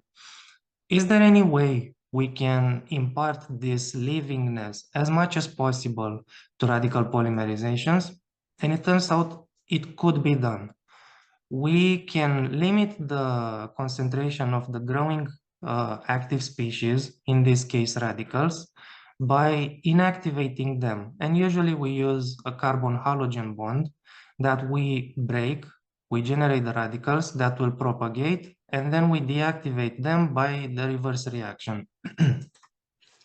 If we plot this, we can see the molecular weight increases linearly with the monomer conversion and with the reaction time.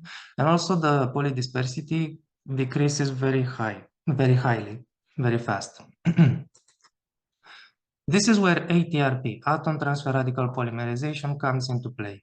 We have a carbon halide bond, usually a carbon bromine bond, a metal and a ligand system that activate to generate the growing radicals that will propagate. And we have the oxidized metal species that after 5 minutes, let's say, will deactivate, regenerating the carbon halogen bond and the reduced species of the metal ligand system. If we plot this and we compare the free radical polymerization with a controlled radical polymerization system like ATRP, we can see the same things. In FRP, the molecular weight decreases at later stages. This is because the radical lifetime is very short, 1 second, while in the controlled radical polymerization, we have mostly dormant chains that can have a lifetime starting from 1 millisecond to 1 minute to 1 day, even weeks, depending on the system that we have. So we can see the value of this, reaction. And also, it can also do linear polymers, star-like, combs, networks, dendritic polymers, homo, copolymers, block copolymers, random copolymers, etc. We can use ATRP on a plethora of monomers and with a plethora of functionalities like side functional groups, telecalic polymers, etc. So it's a very versatile system. However, it has one of the biggest drawbacks of this is the use of transitional metals. Mostly it's copper. And copper can limit very much the final applications of the material. If we need something drug-related, food-related, prosthesis, something that has to be inside the human body or an animal body, we cannot use it unless we reduce the copper intake at the beginning of the reaction, or we purify the final product a lot. But it's never going to be 100% removed. And copper can accumulate in the body, leading to different problems.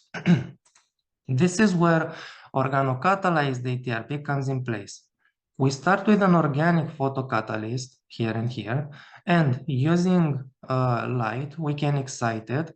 And then depending on the redox capabilities of the excited photocatalyst PC, it can either reduce the carbon halogen bond to generate the radicals that will propagate and then deactivate and so on, or it requires an electron donor that will give the electrons to the PC and then it will start reducing the carbon halogen bond that will generate the final product. Here is a table made by these scientists who investigated a lot of redox potentials for different carbon halogen bonds. The most important in this case for me, but it's not limited to, is this one, because this will be the initiator for the future reactions. And as you can see, we need, versus the saturated calomel electrode, we need reduction potential higher or lower, to be more precise, than negative 0.58. And then we can decide which one of the mechanisms our dyes will go through. So this is the synthesis scheme. And we have two dyes, depending on the R groups here, either with hydrogen or with fluorine. These are the proton NMRs to prove the reaction has been done. And the UV-vis absorption and the photoluminescence, as we can see, in the black is UV and in red is photoluminescence, so the emission spectra. We can see we have a maximum absorbance here at around 550 nanometers, making them good for visible light photopolymerizations, and here around 550. And I showed this intersection here that I'm going to talk about a bit later down the line. Cyclic voltammetry will show us what oxidation and reduction events we have with our molecules, and we can see one here and one here, one oxidation here and one reduction here. Using the values from the UV and the CV, we can calculate the HOMO and LUMO values, the band gap, electrochemical band gap, and optical band gap, and there is a small difference. The maximum of absorbance, the molar coefficient, molar absorption coefficient, and the emission wavelength. And coming back to the intersection here, if we calculate the energy of the photon of said wavelength, we can use these formulas to calculate the excited redox potentials using these formulas. And as we can see, they are both very negative values, making them good for oxidative quenching, aka we don't need the electron donor in the system, making our system even purer than even purer if we don't use that. For preliminary polymerization data, I used the two molecules, and I photopolymerized using 390 nanometers wavelength and sunlight, using this monomer to initiator to photocatalyst molar ratios. We got these molecular weights and these PDIs. There can be a lot of improvements, especially here, but so far, as it can be seen, it was done. So this is how it looks like. I went and did this in sunlight, and these ones are with 390 nanometers photopolymerization, and you can actually see the huge difference in molecular weight. And for the future of this project, I'm gonna take the Stefan molecule, but I'm gonna change it because this is a polymer and I don't like it, not now.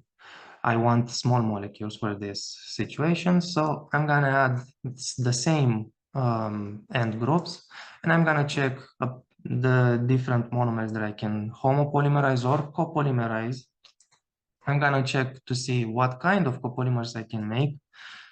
Can I make a reversible cyclic voltammetry?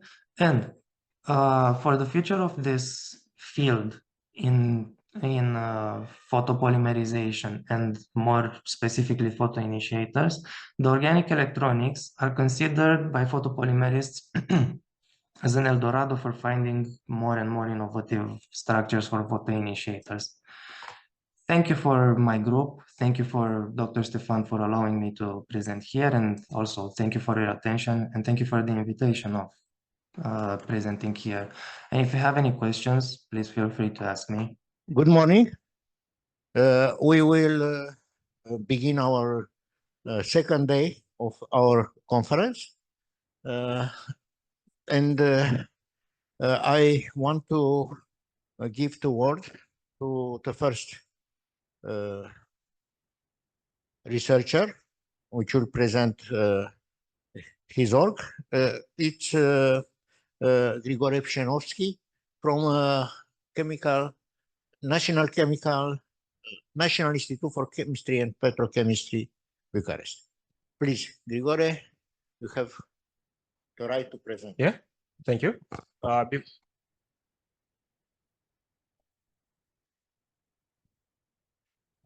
Okay, before I start my presentation, I want to make a disclaimer. This work is not related with the research or with the chemistry. It's a presentation that you take a cup of coffee, a snack, and just enjoy a good presentation and just wake up this morning. So Whatever you do, don't turn around. You won't like what you might see behind you.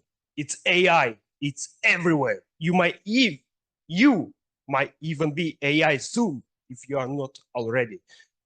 AI here, AI there.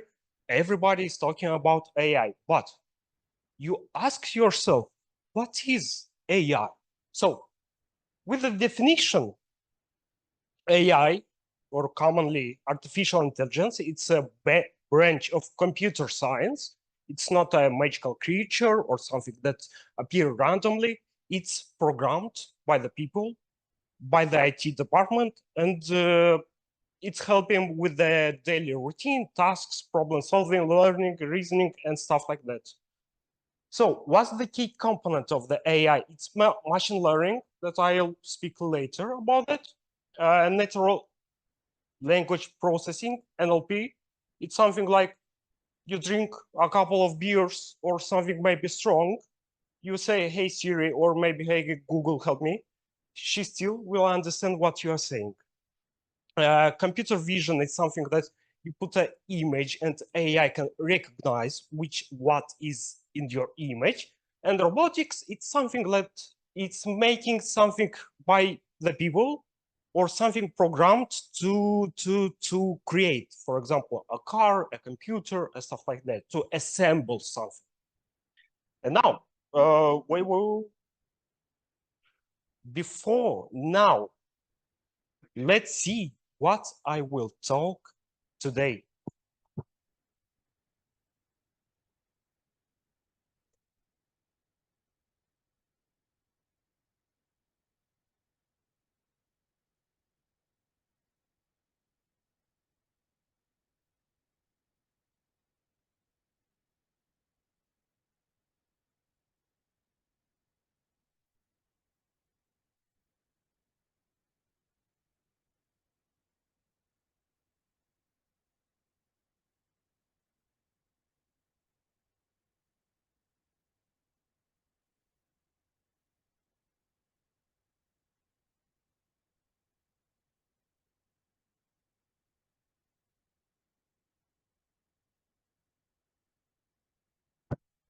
Welcome, ladies and gentlemen, to the possibilities of AI presented by Grigore Pșenovski.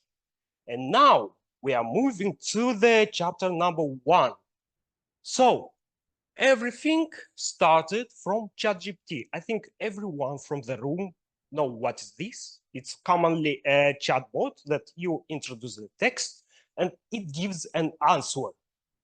After this, the revolution of AI, it spread globally. But after the ChatGPT, something weird started to happen with the image generation. So it was started with the weird handshakes, some interesting tournaments, yoga exercises, and my favorite, car horse cowboy. But the next crazy stuff, this is a part that I presented this year. So the technology got farther beyond. So it's a Sora I presented this year. It's also created by OpenAI, the company that created the ChatGPT. It's similar. You introduce the prompt, command, or text, and it generates the video by your command. But I want to present something even more crazier than this. Suno AI, or simply Suno, is a program, website, AI, or everything combined that can generate music by this prompt. So let's start practically. Entering the website, I tried to create the own music. I think you saw different types of presentation: video presentation, text presentation, image presentation. What about a musical presentation? So I introduced some keywords: PRIOCHEM conference, chemistry, PRIOCHEM conference, chemistry, Gregory telling about AI, and this song was created by AI. So this was my first mistake. I thought that AI will generate my own lyrics, but it was more hilarious. So I'll present my first even song release.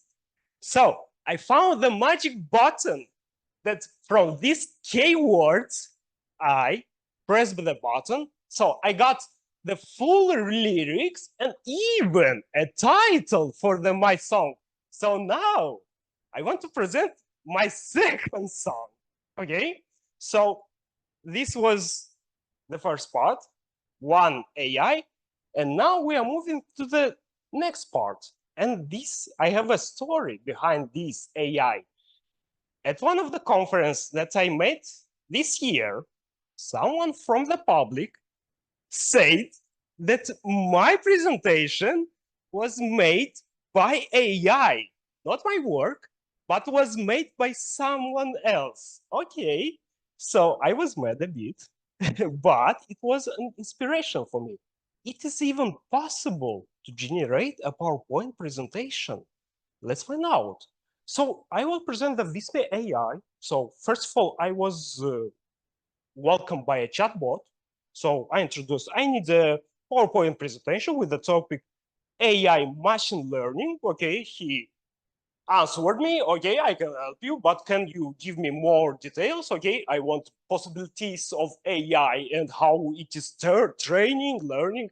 Okay, fine, I can help you. I choose this template, let's say, and now there is an interesting idea. We'll have a PowerPoint presentation inside a PowerPoint presentation.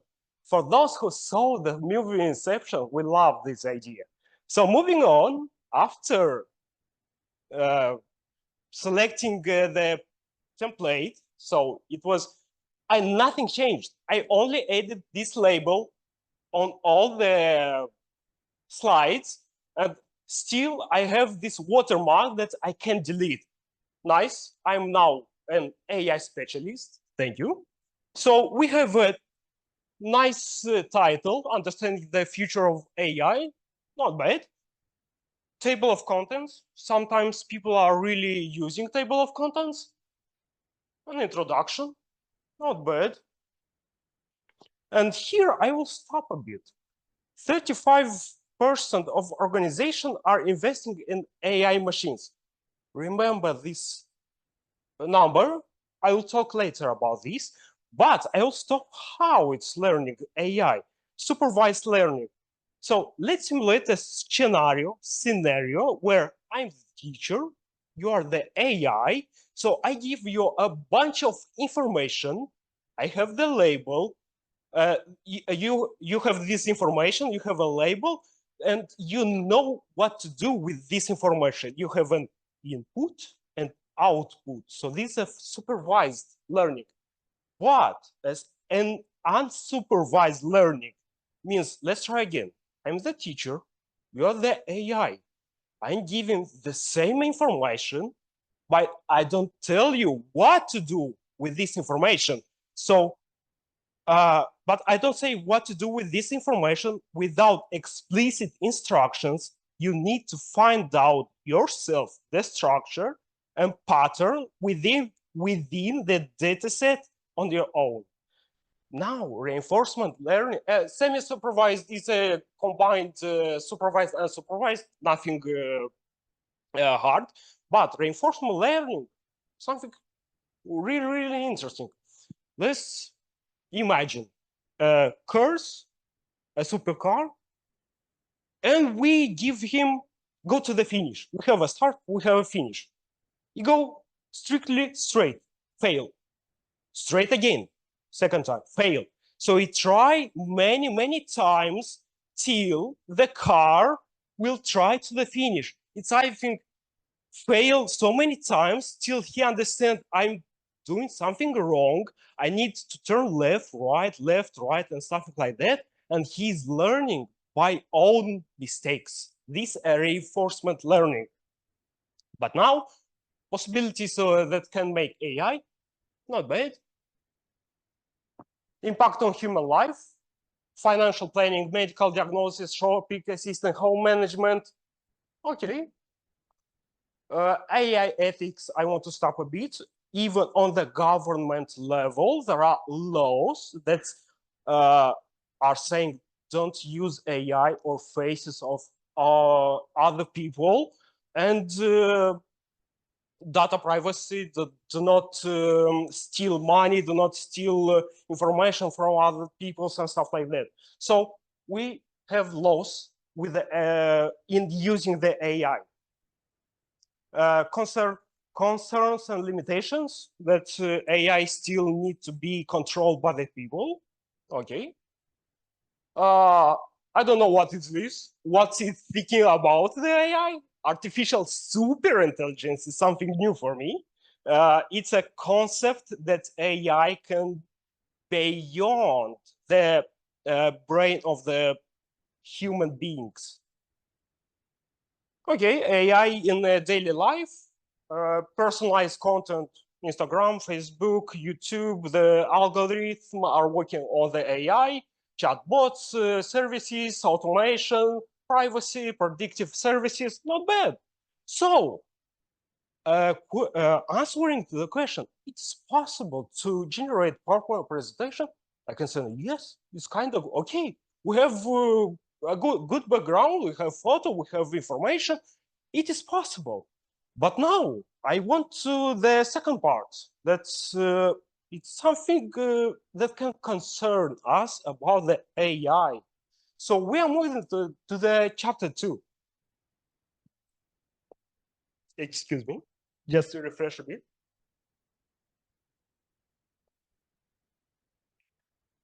That's better. Now, deepfakes. Maybe some of you know what is a deepfake. The definition, it's a combination of something fake and deep learning that you can take an image or sound of some person to make, for example, look a bit younger, like this, or even to replace someone's face, or maybe to make even more crazier, something like this. But the problems started on 23rd March last year. On the internet appeared a bunch of photos that Mr. Trump was arrested by the police. So the internet exploded. It created a bunch of problems, what's happening, what is going on. And even Mr. Trump needed to enter, let's say, to inform the people that it's okay, it's something fake. Now, 1 week later, 28th March, on the internet appeared Papa Francis wearing some fancy clothes. That's something unbelievable. But happily that people now know all the stories of the AI generation. And as you can see, some proofs that all this stuff is generated and stuff like this. So we are moving to some statements or negative impact, negative consequences. First of all is political manipulation and fake news. You generate this kind of photos, videos, voices, and can create some political disbalance, or even in the worst cases, some aggressive protests. And fake news, it's already also a problem. So in this, not all the people can believe, or some people can believe this information, some deep fakes, and post on the national or international news that can also create some problems. And we are moving to the next consequences: targeted attacks on the individuals and celebrities and public figures. As I said, can take someone's face, voice, and to use in a something bad, or to create some negative impact on this person. And now, before making this presentation, I have a lot of friends in many countries. Before making, I call them, can you help me, please? Some words, can you congratulate, to say something about this conference? So let's say my first friend was gonna say, Mr. Morgan Freeman.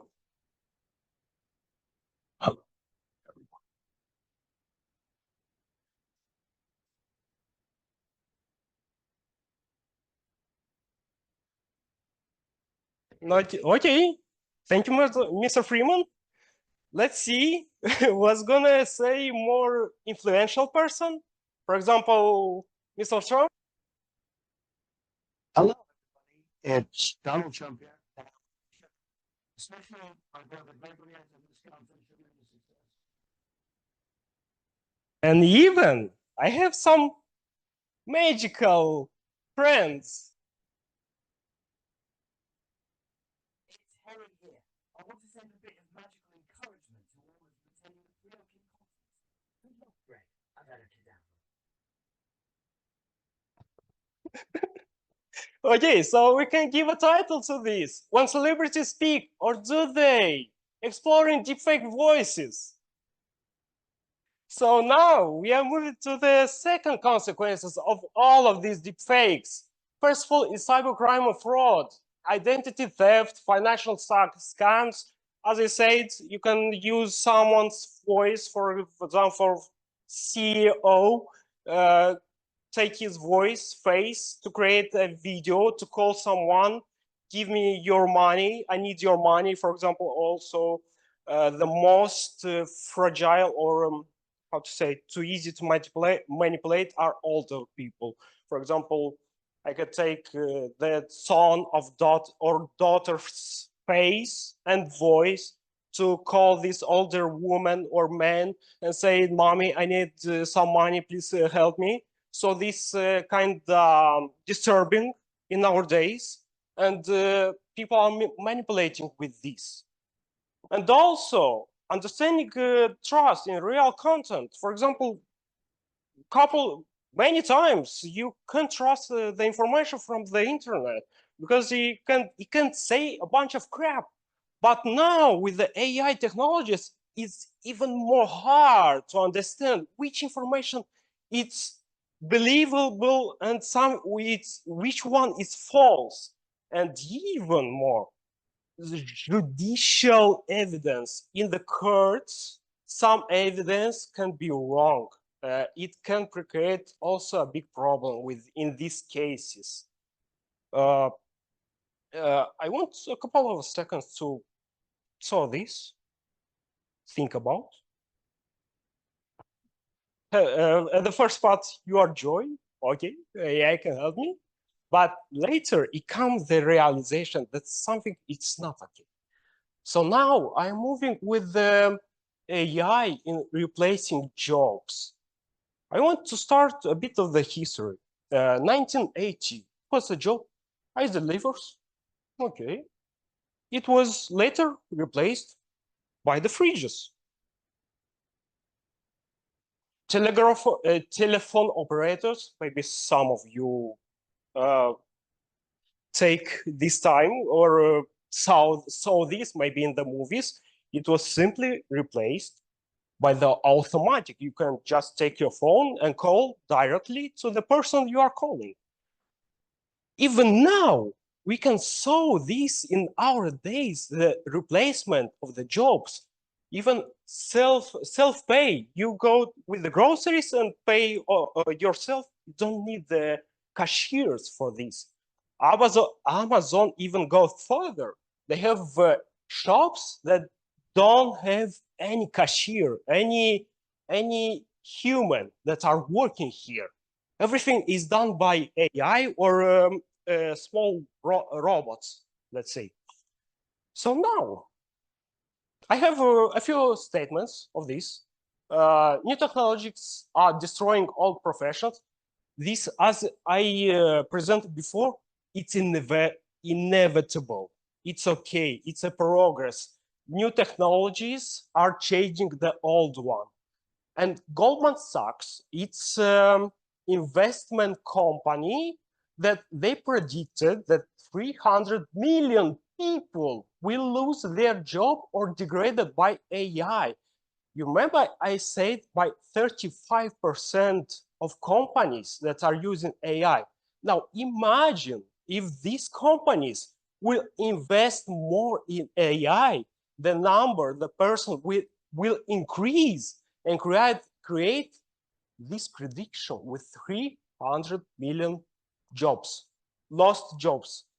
And also, one statement, AI has challenged the education system, that I will talk later. Now, AI won't be able to replace some jobs. Yesterday, a person asked me if I have some interaction with the public.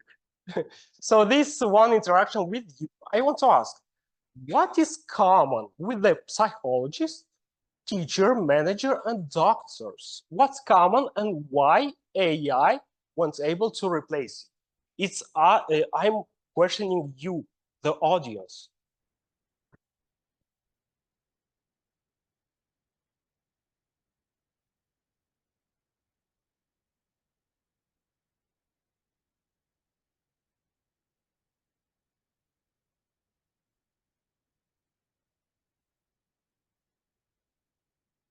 That's true. This one, it's human interaction. It's the creativity. The psychologists know the emotions of the person. He know what have in the mind of other person. Teachers, also you need the creativity, how to explain to the children to understand something.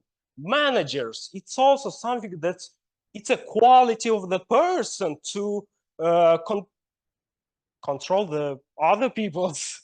And doctors, it's also, for example, if a person have some bad diagnosis, it's more humiliate that this doctor will say this diagnosis to the person. But now, occupation that will be replaced by the AI that are in danger. Again, I'm asking you, what's in common with these jobs? Marketeers, cashiers, drivers, and factory workers.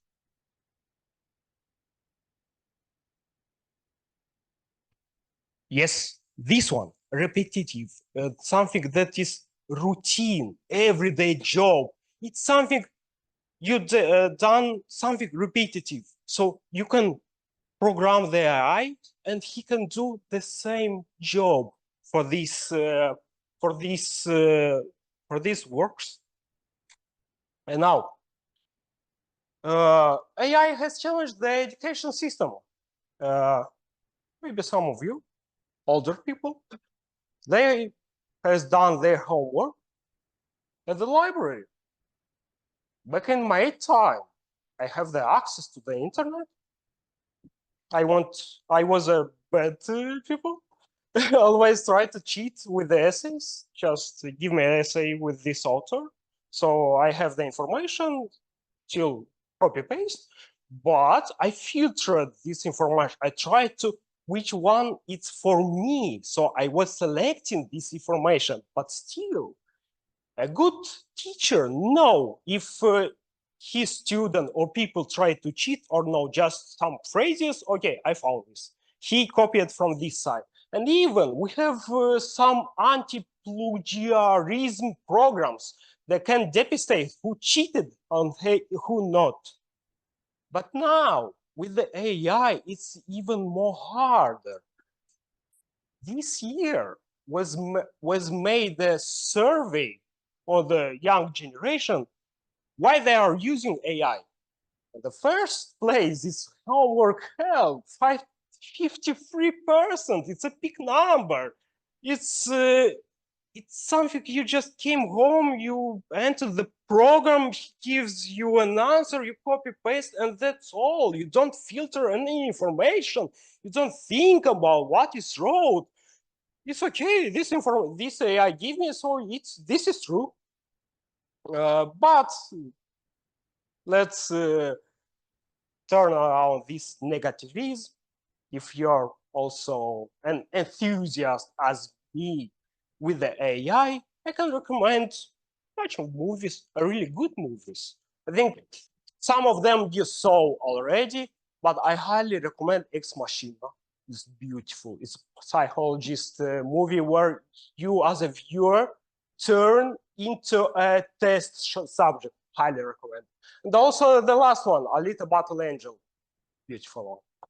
And now, this year, PRIOCHEM is celebrating 20 years since it became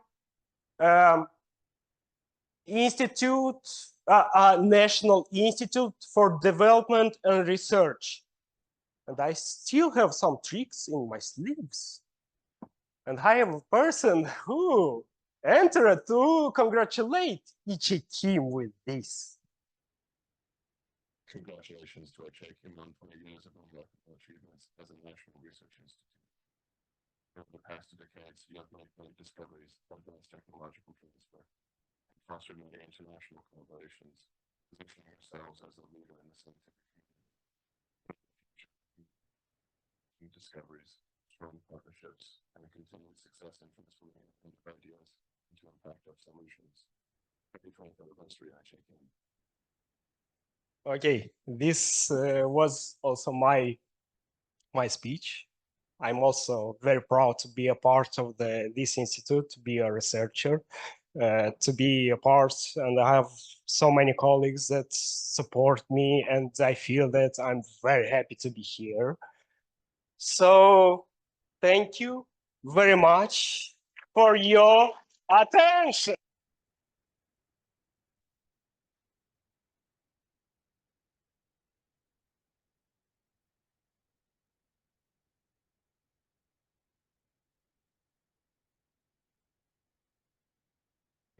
Thank you, Grigore, for this very nice presentation.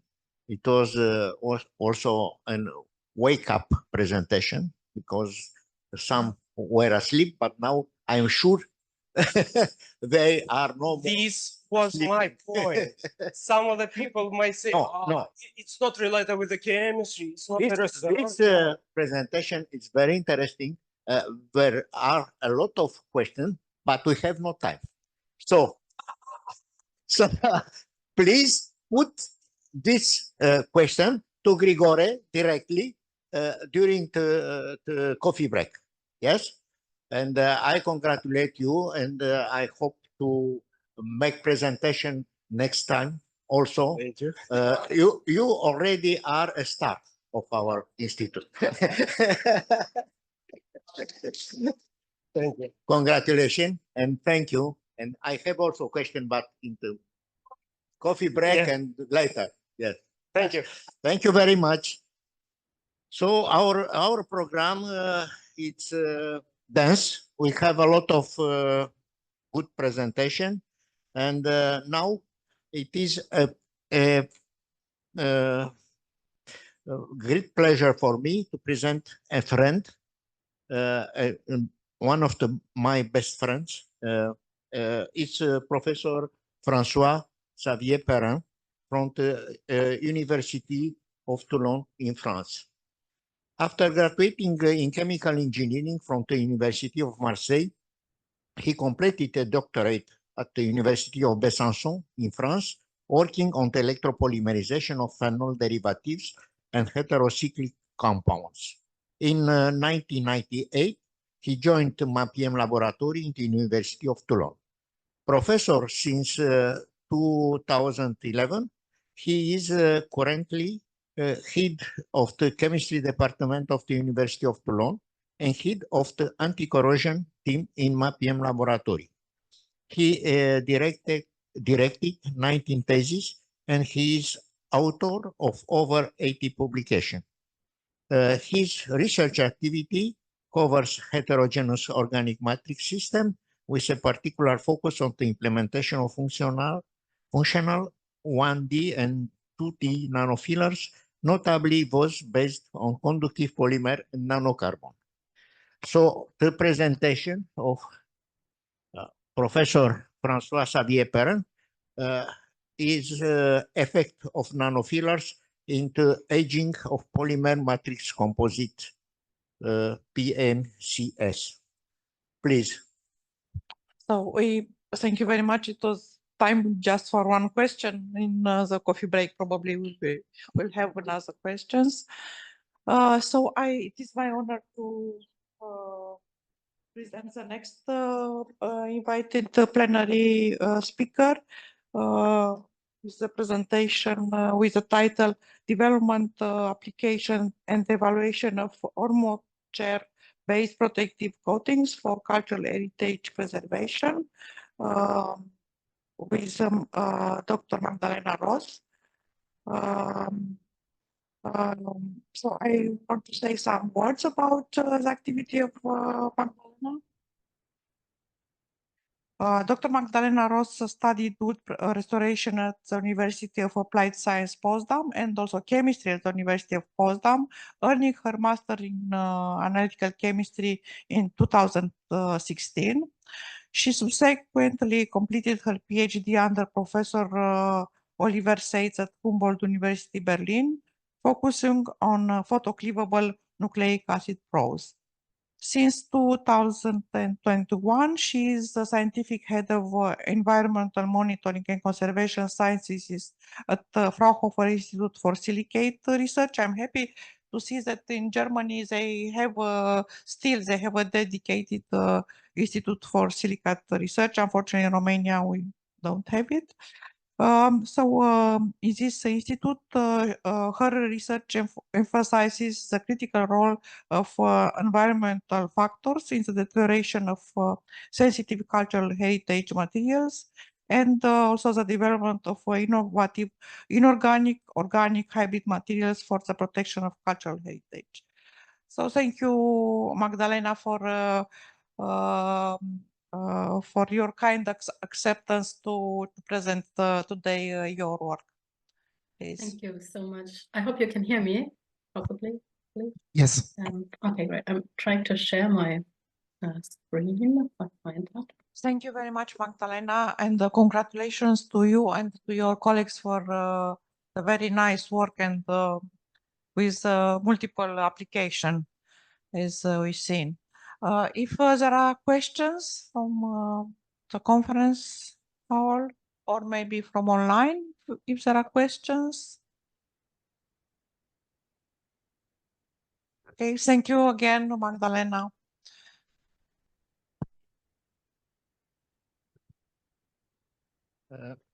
Now we pass to the next and last presentation of this morning, the plenary session. I want to introduce you one researcher, Anca Mazare, received her PhD in chemistry from the Polytechnic University of Bucharest, Romania in 2012 under Professor Dumitrescu. She joined Professor Jmuchi's group at Friedrich Alexander University Erlangen, Nuremberg, in Germany in 2012 as a postdoctoral fellow and served as a visiting associated professor at AIMR Tohoku University, Japan, for 13 months between 2021 and 2023. Currently, she is pursuing her habilitation under Professor Jmuchi. Her research includes oxide materials, coatings, and functional nanomaterials for application in biomaterials, energy conversion, and photocatalysis, with a focus on surface analytics. She has published over 90 papers in international journals, holds an Hirsch index of 34, and has given numerous invited talks at international conferences. Her recent interests are nanomaterials, biomaterials, functional nanomaterials, photocatalysis, and single atom catalyzed. The presentation is TO2-based nanomaterials with single atom co-catalyzed in photocatalysis. Please go ahead. Hello. We will begin the oral presentation part of today. And I am pleased to give the word to a good friend, Elena Dinu-Pîrvu, which is associated professor at Polytechnical University of Bucharest. She will present with her colleague, Magdalena Ioana Nicolau, Sorina Gârea Coriaiovu, to talk bio-based polybenzoxazine resins with potential medical applications. Please. Okay, thank you very much. Good morning, everyone. And I'm sorry that I had to shorten your coffee break because I'm a little bit in a hurry. So I'll do my best to present our work. So my name is Iuliana Băru. I'm coming from the Faculty of Chemical Engineering and Biotechnology from Polytechnica Bucharest. And my work is mainly in the field of thermoset polymers and composites for creating materials with improved mechanical properties and thermal properties. But also we are trying now to transition to greener synthesis methods to obtain this kind of thermosets and to go deeper in eventual properties and applications in my medical field. So first of all, just a short context about this kind of materials. The polybenzoxazines are materials that are obtained by the benzoxazine polymerization. Benzoxazine monomers are quite, or the resins of the benzoxazines are quite unique thermosets. Compared to phenolic class of these materials, they have great advantages. The fact that they are very easy to be obtained from phenolic compounds, primary amines, and formaldehydes. They can be easily obtained through a many condensation reaction, and more importantly, they can be very easily polymerized through thermal mechanism without adding any catalyst. So this is a very important aspect and an important advantage, especially for industrial applications. The advantages of the polymers based on benzoxazine materials are a lot, especially when we compare them with the phenolic class of materials or epoxy resins. One of the main advantages that I would bring into attention is the fact that they exhibit low shrinkage upon polymerization, and they have a high purity after the synthesis. And they exhibit also better flammability resistance than epoxy or other thermosets. And even the cost, in some extent, they are comparable. However, they exhibit some disadvantages that limit their usage in industrial applications, such as high curing temperature. They polymerize at very high temperatures, above 150 Celsius degrees, and they also exhibit some brittleness, especially when they are used as coating materials. And for other applications, also the solubility in water, as they are thermosets, they can be a disadvantage. For this reason, a lot of studies are incorporating graphene materials. We discussed before about graphene and graphene oxide. So I will not stress out what is the graphene, but I guess a lot of us know what are the great advantages or properties of graphene, especially regarding the increasing the mechanical properties, thermal properties, and also some electrical properties. However, graphene, as it is observed, its structure limits the solubility and dispersibility in water-like solvents, or most of the solvents, and has a tendency to stack into the graphite structure. Moreover, it has no bearing functionalities on its structure, so the compatibility with the polymer resin may be hindered.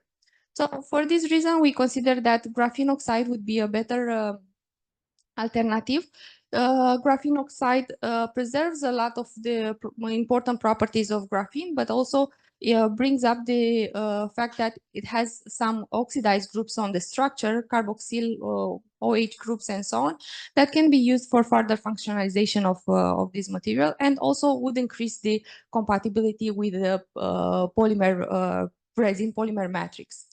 But in our case, of course, those were important advantages, but also the fact that some studies show that the presence of graphene oxide may reduce, through these carboxylic groups, may reduce the polymerization temperature of the benzoxazine materials. So we try to use a different approach than most of the studies in order to increase the compatibility between the graphene oxide layers and the polymer matrix. In most of the studies, they are introducing this graphene oxide as a nanofiller, and they observe good properties, but however, the lack of homogeneity in the composition may not improve significantly the mechanical properties. So we try to go to the structure of the graphene oxide, to modify the structure of the graphene oxide, and to grow the benzoxazine structures directly to the surface of the graphene oxide by chemically bonding its structure. So we use two approaches. In the first approach, we use the coupling reaction through the EDC-NHS activation method, which is considered the milder activation method for the carboxylic groups. So we use the graphene oxide. It has been submitted to a coupling reaction through the EDC-NHS system, and it was followed by the reaction with thiramine. We used in the study the thiramine because it's a primary amine that we need for formation of the benzoxazines, but also it has these bearing phenol groups. So we functionalize the surface of the graphene oxide by chemically bonding the thiramine, and in the end, we obtain these phenolic groups on the surface of the graphene oxide. A similar approach was used also to the graphene oxide with carboxylic groups, but in this case we used thionyl chloride in order to modify the chloroacyl groups from the surface of the graphene oxide with thiramine. In the end, in both cases, we obtained this graphene oxide bearing these phenolic groups on the surface. The second step was to actually form the benzoxazine structures on the surface of the graphene oxide, and this was done. This step was done by submitting the previously obtained graphene oxide with thiramine structures to a reaction of condensation with a primary amine. In this case, was used the benzylamine and formaldehyde to perform the condensation reaction. In the end, we obtained the graphene oxide, which was modified with multiple functionalized graphene oxide.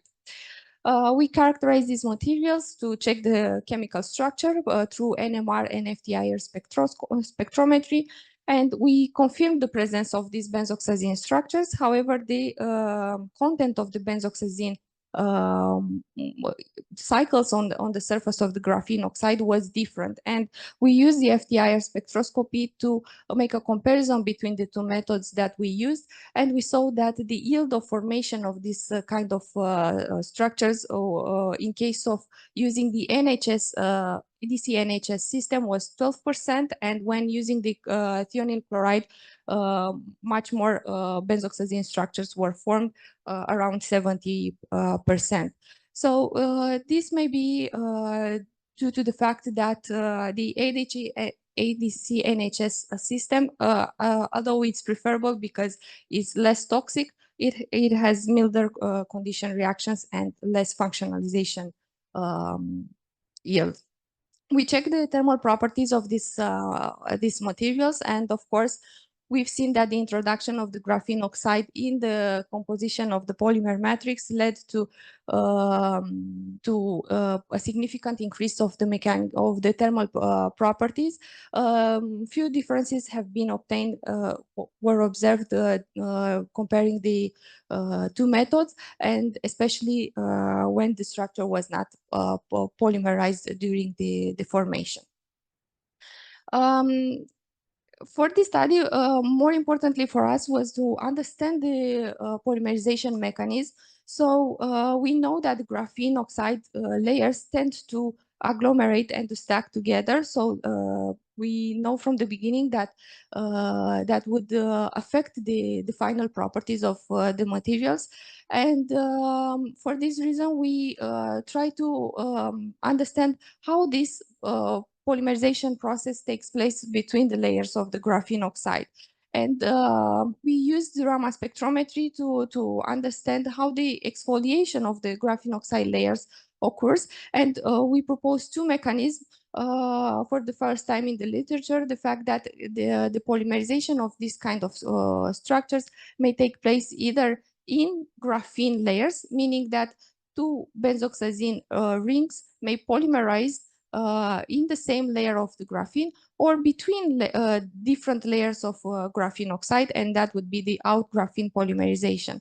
And this behavior was directly linked to the exfoliation process, and it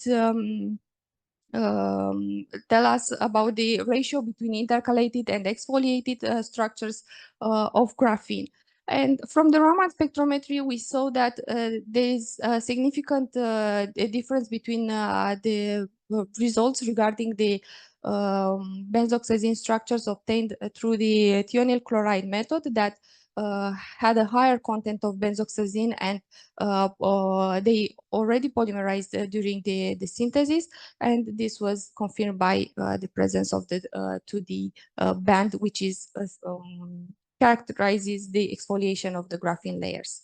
Also, the exfoliation has been checked through the XRD results and from transmission electron microscopy images, and we saw that in case of benzoxazine structures obtained through the EDC NHS method, where we had a lower content of benzoxazine, the exfoliation was not that spreaded in the case of the graphene layers, and we see a more compact structure here.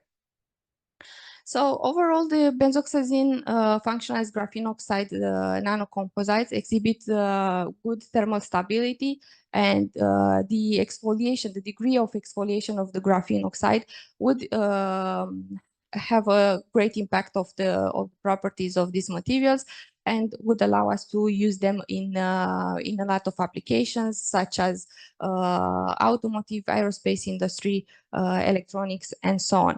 However, there are some limitations regarding this kind of synthesis, especially regarding the complexity of the synthesis. We have multiple steps to follow, and also we have a yield variability, meaning that the method highly influences the yield of formation, and also the potential toxicity of the precursors.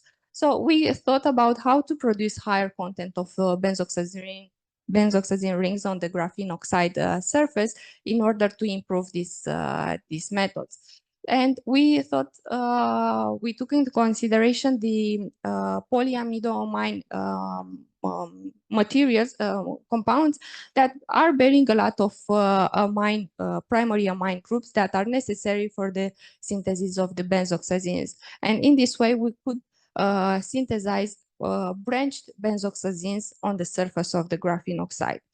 So we used once again the graphene oxide with carboxylic groups. In this case, the EDC NHS method due to the compatibility with the PAMAM structures, and we functionalized the layers of graphene oxide with bearing benzoxazine materials.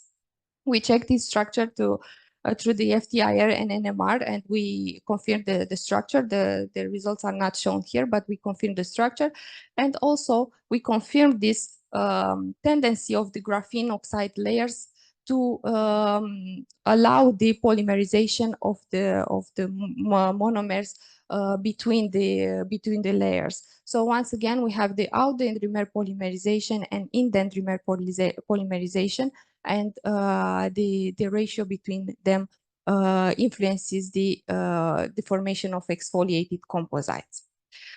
We checked the results through the XRD and nano indentation methods, the nanomechanical properties have been tested through the nano indentation method, and we saw that as the degree of formation of benzoxazine structures in the material, we are obtaining improved mechanical properties, meaning that we have a less agglomeration of the graphene oxide layers into the composite.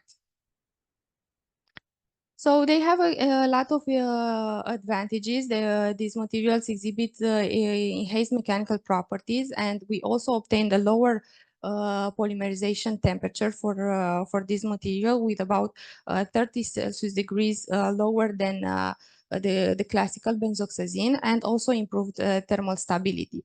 However, the cost of these materials is still a disadvantage. We know that the polyamide materials have high costs, and also we still have this variability in properties and complexity of synthesis. So we thought about more viable solutions to bring up materials from the nature.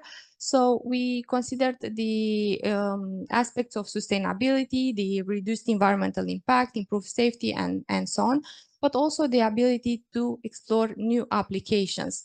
And another limitation of this kind of materials is the fact that due to their brittleness, they are not as much spread it in very different applications. So we are trying to explore now the biosource materials for obtaining this kind of thermosets that could be acceptable for hard materials, but in medical applications, such as antimicrobial materials, biocompatible coatings, or bone or dental materials. So our latest research is regarding the usage of sesamol. Sesamol is a phenolic material that is obtained from sesame seeds or sesame oil, and it's a natural material, and it also showed some antimicrobial properties in some studies. And for this study, we used sesamol as a phenolic compound for the preparation of the polybenzoxazine resins, but unfortunately we don't have a wide range of primary amines that are coming from nature, except of furfurylamine or a few others. We don't have many others. So we use polyethylene imine, which is a synthetic polymer but has high usage in medical applications, and we obtain this kind of polybenzoxazine structures. We compared the properties of the materials when using different other amines with shorter or longer chains, and we confirmed the structure to the NMR, proton NMR results, and the results have been recently published in polymer testing. So regarding the properties of these materials that brought us the attention was the contact angle and the nano indentation results, because we compared the sesamol based, so natural based polybenzoxazines with the phenol, classical phenol from synthetic routes. So, and we observed that the hydrophilicity of these materials is higher, so that would be preferable for antimicrobial properties and coatings, but also the mechanical properties. We saw that the mechanical properties of the sesamol based materials are even improved than compared to the synthetic phenol based polybenzoxazine materials. So another advantage of this kind of structure is the high aromaticity of the material, and a lot of OH bond, hydrogen bonding that are established through into the cross-linked material that would be beneficial for such applications. And we are now exploring this kind of properties for thermal phototherapy applications because these kind of materials have the ability to absorb the near infrared light and to convert it into the heat that would be preferable to be used in order to kill the bacteria when preparing and when using this kind of coatings. So to be short, I will just conclude here about the potential of the polybenzoxazine materials and composites. They are extremely interesting to be studied, and the natural alternatives would give us more applications in the medical field. Thank you very much for your attention, and thank you for to the organizing committee for having me, and also to Dr. Sârbu for the long collaboration that we have. Thank you very much. Thank you, Iuliana. Very interesting, your presentation. But because you are in hurry, I propose to stop here. And we will meet And tomorrow. Tomorrow she will come again here, and you will be able to ask her about this nice presentation. Thank you very much. Thank you. Thank you very much. So now it's my pleasure to present another group. Also, a friend of mine is the group of Marcela Mihai from the Petru-Poni Institute from Iași. The presentation is made by Larisa Maria Petrilă, and the group contains Maria Carachiani, Stergios Pispas, Marcela Mihai, and the name is Green Hybrid Nanostructures for Efficient Degradation of Water Pollutants. So it's online, I think. No, I'm here. Oh, a big surprise for me. First time. Thank you. Thank you. Thank you for the kind introduction. I will start with the presentation since already you know who I am and where I'm coming from. So I will start by talking a little bit about enzymes. Lacase is the enzyme I mostly work with. It's a multi-copper oxidate that it's able to catalyze the conversion of different types of phenolic compounds to simpler molecules. This is a reason why lacase is usually used in water cleaning applications. Nevertheless, the use of lacase for the catalyzing of the degradation of such compounds is limited by the environmental conditions that might lead to the loss of enzymatic activity. Nevertheless, there are solutions for this problem. For example, the formation of hybrid nanostructures that incorporate lacase.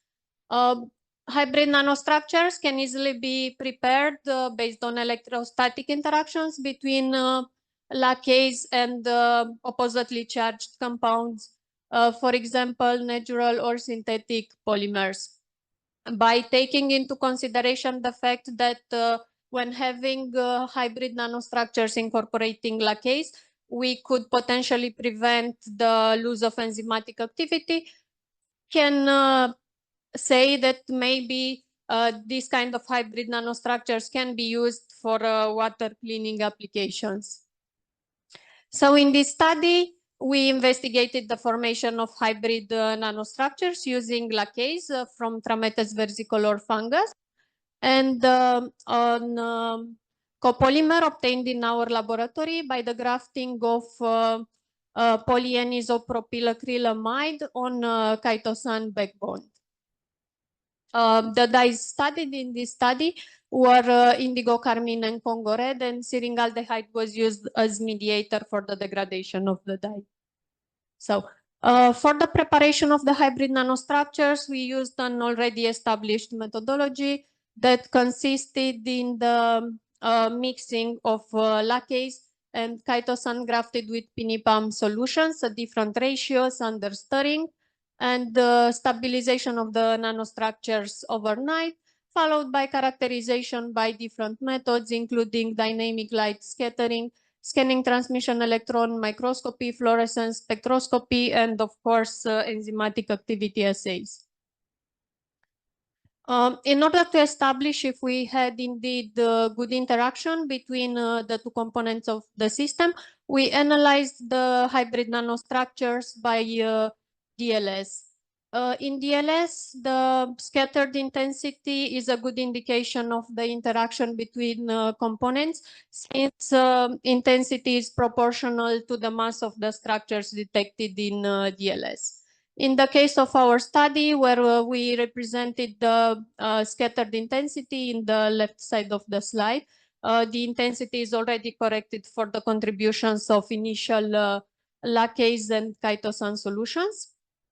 We can observe indeed an increase in the scattered intensity with the increase in chitosan grafted with pinipam content, which demonstrates the successful interaction between the two components with the formation of hybrid nanostructures. Additionally, the formation of the nanostructure was confirmed by the zeta potential values measured that highlight the fact that when chitosan grafted with pinipam is in excess, the positive charge of the chitosan is the one dictating the overall surface charge of the hybrid nanostructures. In what concerns the size of the hybrid nanostructures obtained, they could be analyzed based on the size distributions obtained from DLS. We can observe in the case of the hybrid nanostructures that there are two populations that appear in the size distributions. A smaller one, which can be associated with individual nanostructures, and the larger one that may be generated by the multi-chain aggregation behavior of the chitosan grafted with pinipam. Additionally, we could observe that when increasing the chitosan grafted with pinipam content in the hybrid nanostructures, the size of the nanostructures detected was also increasing, demonstrating that the hybrid nanostructures are formed by more and more chitosan chains. Nevertheless, we could observe the fact that the size of the hybrid nanostructures is in general smaller compared with the sizes of the initial chitosan grafted with pinipam structures, suggesting the fact that during complexation we have a phenomena of charge neutralization. Additionally, the formation of the hybrid nanostructures was demonstrated by the scanning transmission electron micrographs that suggest the fact that both chitosan grafted with pinipam and the hybrid nanostructures present globular uniform structures. In the case of the hybrid nanostructures, we can additionally see that the internal structure is more well defined. And also the nanostructure present a denser morphology, which is a further proof of the interaction between the two components. From previous studies performed, including in our laboratory, we know that when grafting pinipam to the chitosan backbone, we expect to see some thermoresponsive behavior of the so obtained copolymer. In this context, we studied the thermal behavior of the hybrid nanostructures. The first observation that we made was the fact that when increasing temperature, we observed an important increase in the scattered intensity at temperatures of about 30 degrees of Celsius. This behavior is correlated with the behavior of pinipam when increasing temperature, which exhibits a reversible phase transition from hydrated to dehydrated form, that it's generated by the increase in hydrophobic interactions and the formation of hydrogen bonding that also leads to chain aggregation, which is a phenomenon that we can visually see by the increase in turbidity of the sample. Nevertheless, when further increasing the temperature, the intensity stays almost constant, but when decreasing the temperature, we observed an important decrease in the scattered intensity, which demonstrates the reversibility of the transition. In what concerns the size of the hybrid nanostructures, we could easily observe in the size distributions that indeed the hybrid nanostructures are conserving the thermoresponsiveness of the PINPAM. At temperatures above 30 degrees of Celsius, the system is passing from a two-peak distribution to only one-peak distribution due to the aggregation of smaller and larger entities with the formation of even larger entities. We can also observe the fact that the thermal secondary aggregates are in general a little bit higher in size compared with the initial aggregates of the nanostructures, but nevertheless upon cooling the sizes of the initial nanostructures are partially restored, confirming the reversibility of the transition. In what concerns the preservation of the catalytic activity of the lacase upon complexation with chitosan grafted with PINIPAM, we observed a slightly enhancement in the catalytic activity, that it's generated more likely because of the complexation of lacase with the grafted chitosan that might better expose the catalytic center and facilitates the enzymatic reaction. Additionally, by analyzing the fluorescence spectra of the initial lacase solution and the hybrid nanostructures, we observed a decrease in intensity in the case of the hybrid nanostructures, and additionally a small redshift of the lacase peak, which suggests some degree of conformational change upon complexation between lacase and the grafted chitosan. Nevertheless, the differences observed are not as important as they will be in the case of full denaturation of the enzyme, suggesting that the complexation between lacase and chitosan does not have a negative impact towards the enzyme. And lastly, we tried to see if the hybrid nanostructures can indeed be applied in potential environmental applications. So for this, we studied the degradation of two model dyes, indigo carmine and Congo red, using either the free lacase or the hybrid nanostructures. We observed in the case of indigo carmine degradation and enhancement in the degradation efficiency, with complete degradation of the dye sample after only 45 minutes compared with 80 minutes in the case of the free lacase. On the other hand, when working with Congo red, we obtained a lower efficiency in the degradation, which was also observed by other researchers, so for us was not necessarily a surprise. Nevertheless, the results obtained suggest that indeed the hybrid nanostructures can potentially be used for water cleaning applications, especially in the case of dye degradation. It can also be observed from the pictures on the slide that indeed the degradation was obtained. So, in conclusion, this study investigated the formation of hybrid nanostructures between lacase and a custom-made copolymer obtained by the grafting of PINIPAM on a chitosan backbone. The successful formation of the hybrid nanostructures was confirmed by various methods, observing that the amount of chitosan grafted with PINIPAM in the system influences the size and the behavior of the hybrid nanostructures. Additionally, we observed an enhancement in the enzymatic activity upon complexation between lacase and the grafted chitosan, which was also observed in the case of dye degradation, where we obtained successfully the degradation of indigo carmine and the partial degradation of Congo red.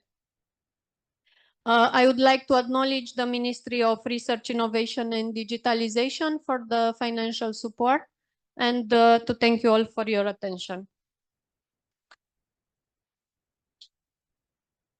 Thank you for this more interesting talk. If there are questions? I have one question. This complexation is stable? I mean, did you repeat to use the complex in subsequent incubation? For the dye degradation, yes. But by adding new amounts of dye solution on top of the already degraded dye solution. A small problem when working with this kind of hybrid nanostructure is the fact that they are hard to separate from the reaction media, being so small. But in general, they are stable. We tested their stability upon time, upon temperature, and they seem to be quite stable. Okay, thank you very much. There is also to investigate. Thank you very much. There other questions?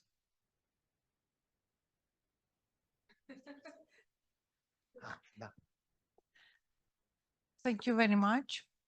So we pass to the next speaker if there are not some other questions. Thank you. So the next presentation is made by Magdalena. Okay, welcome. So the presentation, the work will be mesoporosilica modified with inorganic nanoparticles as carriers for natural compounds. Hello, everyone. Thank you. And as presented, my name is Magdalena. I'm a student in the first years of masters. And I chose this topic because mesoporosilica spheres are highly attractive in either fundamental research or practical applications due to their excellent mechanical and thermal stability, high biocompatibility, and their unique structural properties. As bacterial infections claims millions of lives nowadays, while antibiotic resistance is on the rise, scientists are looking for appropriate materials to be used in topical applications.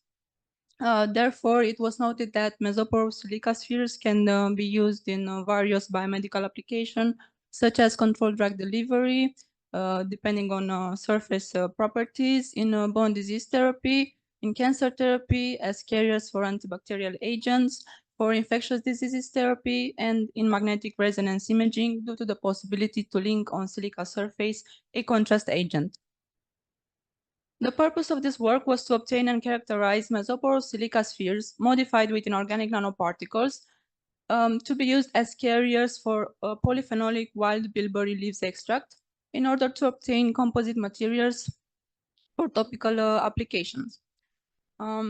Zinc oxide, copper, and silver nanoparticles are well known for their antimicrobial potential, which makes them highly suitable for a wide range of biomedical applications that presented in the images.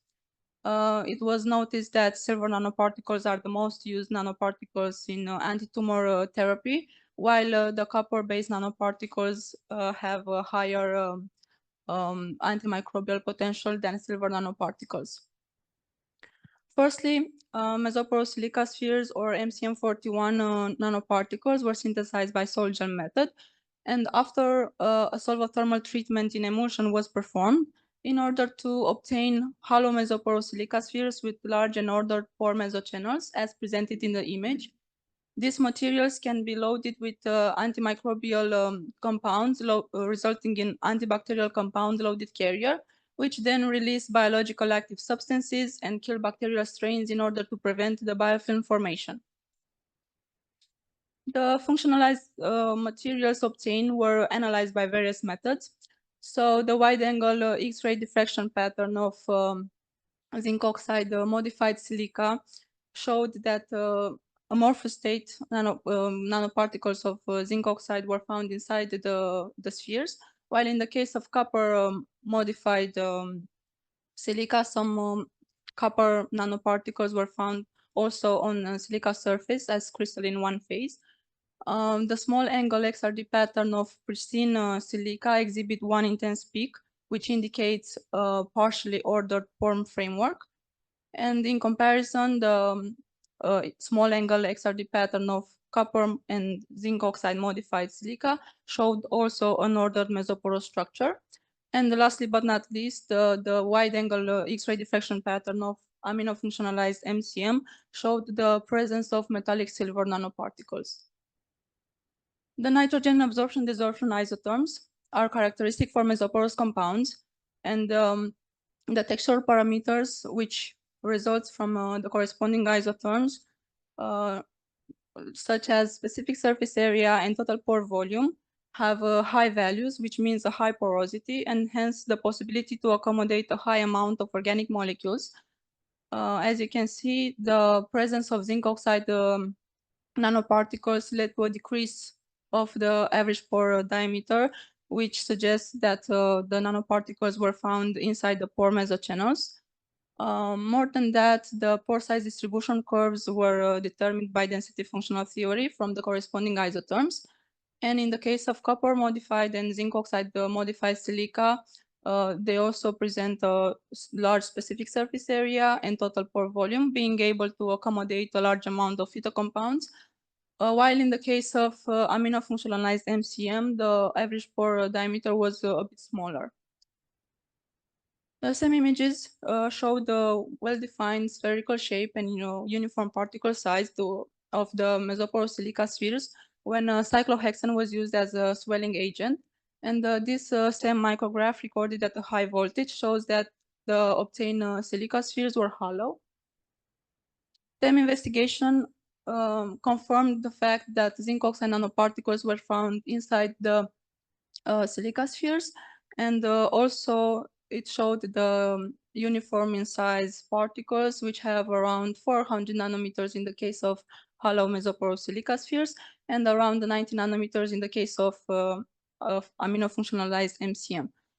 It was observed that modification with inorganic nanoparticles did not alter the morphology of the spheres.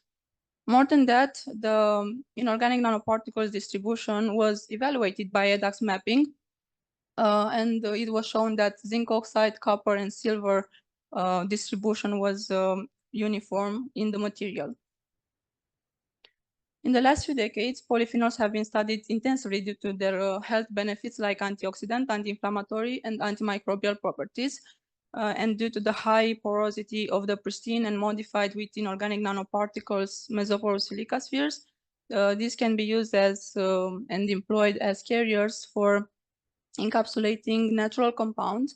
Therefore, two extracts were prepared from wild bilberry leaves, one by conventional method and using ethanol water mixture, and the other by solvothermal method using ethanol solvent under argon pressure. Both extracts had a high value of total polyphenolic content and total flavonoids content and a high radical scavenging activity. And the main compounds in the extract were chlorogenic acid and rutin hydrate, two compounds known for their antibacterial properties.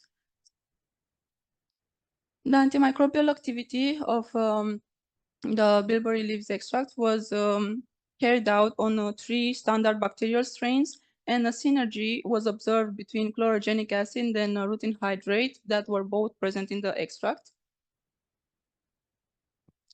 And the ethanolic extract was encapsulated in 3 modified silica supports, with modification being with zinc oxide, copper, and silver nanoparticles, in order to increase their stability over time of these phytocompounds.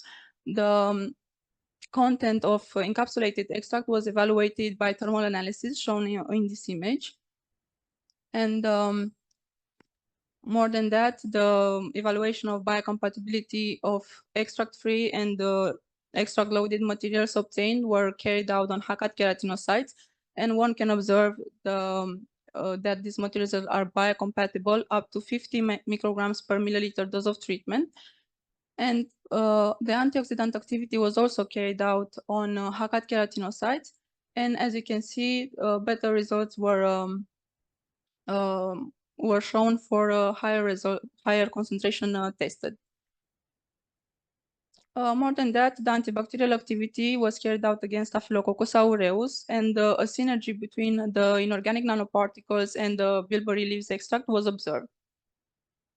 In conclusion, this work was focused on obtaining composite materials based on mesoporous silica nanoparticles, and the mesoporous silica modified with silver, copper, and zinc oxide nanoparticles were used as a carrier for bilberry leaves extracts to obtain extra-loaded materials. And it was observed a good biocompatibility, an enhanced antioxidant and antibacterial activity for the obtained materials, which confirms that they are suitable for topical application. That was everything, and thank you for your attention. Thank you very much and congratulations for your presentation. If there are questions. I have a question. You did the microbiology part and biocompatibility part in University of Polytechnic Bucharest or in? No, unfortunately, no, because we don't have the right accreditation for it, but we sent the samples over to the biology faculty, which has the accreditation to do so, and yeah. Oh, thank you. Thank you. There are questions, or maybe from online, if there are questions? No, so thank you again. Thank you as well.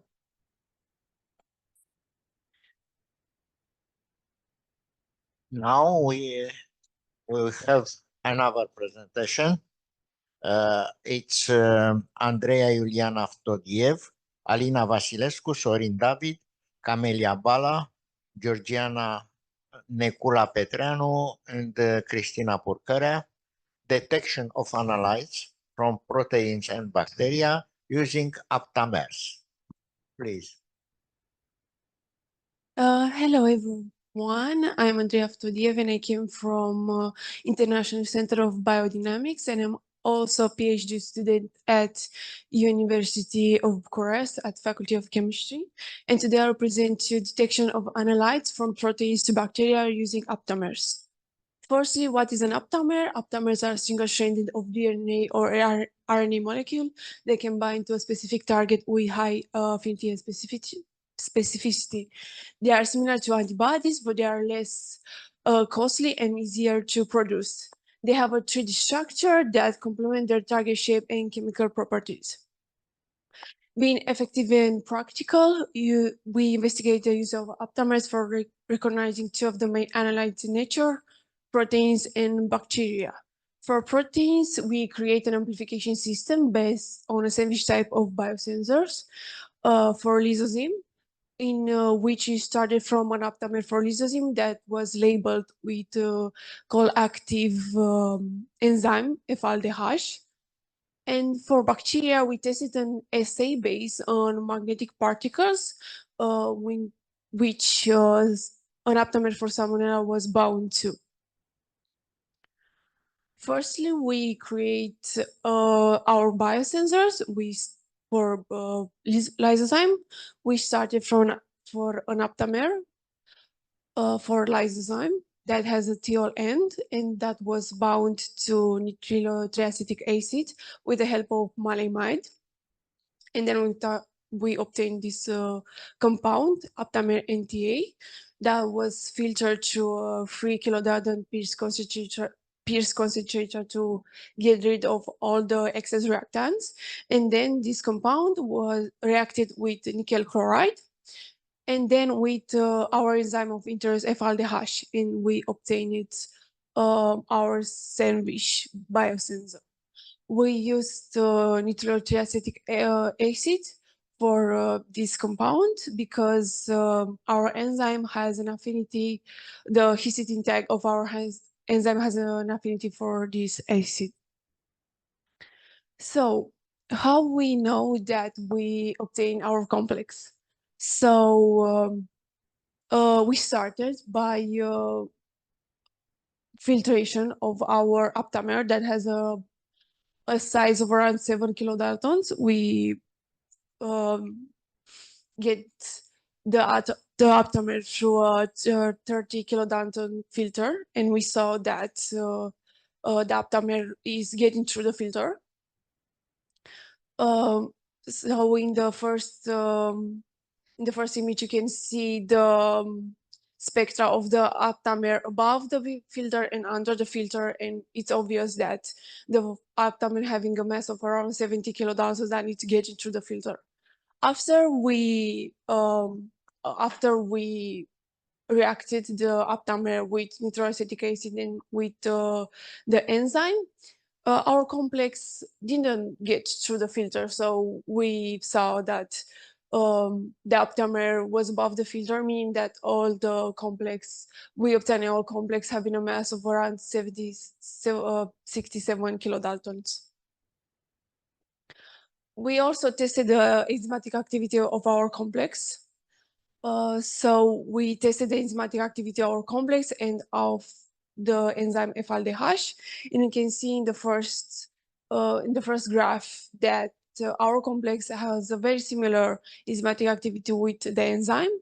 We also tested the obtaining of our complex with lipase instead of FLDH to test the versatility of our reactions. So we can also see that with lipase, it has a similar enzymatic activity with only the lipase enzyme. We also wanted to test the ability of the complex to recognize lysozyme after we obtained a complex. So we observed lysozyme on a microarray plate. And after we incubated only the aptamer for lysozyme on the plate, and another experiment, we incubated our complex, and we measured the enzymatic activity of all of 3 experiments, and we saw firstly the enzymatic activity of the lysozyme, and then the enzymatic activity of lysozyme with our complex incubated. You can see that the enzymatic activity with our complex incubated is lower, meaning that our complex bound to lysozyme, and that's why the enzymatic activity is lower. So our complex is still recognizing the lysozyme. After that, we wanted to test the amplification system of our complex. So here you can see how we did it. So on the plate, we incubated lysozyme, and after that, we incubated our aptamer, our complex, basically. So we also did 3 experiments. So on 3 different plates, we incubated lysozyme, and then we incubated our complex on one time. In one time, we incubated only FLDH, and in one time, we incubated the aptamer without any modification. So we saw what happened. So basically, after the incubation, we washed the plate, and to see what remained attached to the lysozyme, we saw that for aptamer for lysozyme, it didn't get any enzymatic activity because it was washed away. For FLDH, we get a little bit enzymatic activity because it got non-specific absorption to the plate, and for our complex, we get the most enzymatic activity, meaning that our complex truly bound to the plate. So for this experiment, 2 problems arise. Firstly, the non-specific absorption of FLDH on the walls of the plate, and then the very little enzymatic activity of our complex. So now we work to improve basically the enzymatic activity to get a little more FLDH to bound to our complex. And here I will present you the detection of bacteria that we are now working on. So basically, we are working on magnetic particle assay, starting from some magnetic particles that are functionalized with aptamers, and then we obtain magnetic particles functionalized with aptamers that can detect bacteria. We worked with Salmonella, and then after being in a presence of a magnet, we'll obtain these clusters. So for now, we are still working on these experiments. We didn't really get very good results with these experiments, but we mimed these experiments with antibodies, and we obtained these clusters, and now we are working to obtain the same clusters with aptamers. But in the meantime, we developed a system of evaluation of the number of bacteria that were caught in the magnetic particles assay. So basically, we firstly, we made calibration curves starting from different dilutions of bacteria from 10 to the power of 3 to the 10 to the power of 8. We create this calibration curve, and then basically starting from the solution of bacteria, in which were added magnetic particles functionalized with aptamers, yes, and after 1 hour, with the help of a magnet, we get the magnetic particles to the bottom of the epi, and then we extract the supernatant of the reaction. And we measure the fluorescence of the supernatant, and then we, based on the calibration curve, we can see what is the concentration of bacteria that didn't catch to the magnetic particles assay, and we with the number of particles that didn't catch, knowing the number of particles that we put in the reaction, we can get the number of particles that were catch in the magnetic particle assay. So as a conclusion, significant progress has been made in the examination of a real-world sample using aptamers. And for the magnetic particle assay, we work to improve the system on its own in the detection of how many bacteria are bound to the system. And the challenge is to obtain cheap, simple, and environmental-friendly analytical system, keeping at the same time the superior analytical characteristics. And thank you for your attention, and these are the acknowledgements.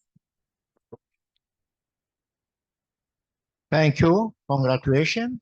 Very good work. Please, there are questions. Okay, thank you. I have the same question like for the previous presentation.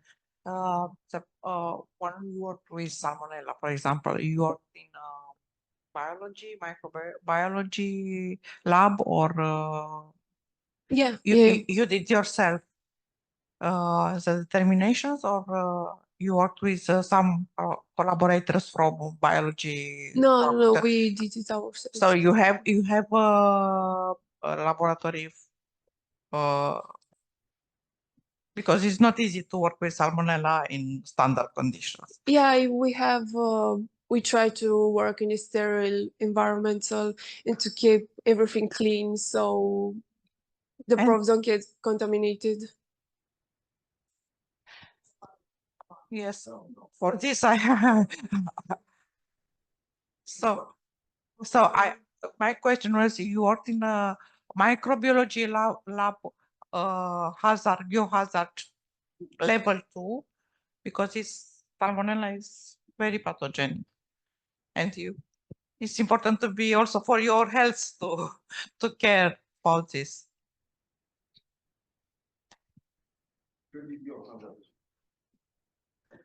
I'm not really sure what type of biohazard it is, but as I said, we try to keep everything very sterile and very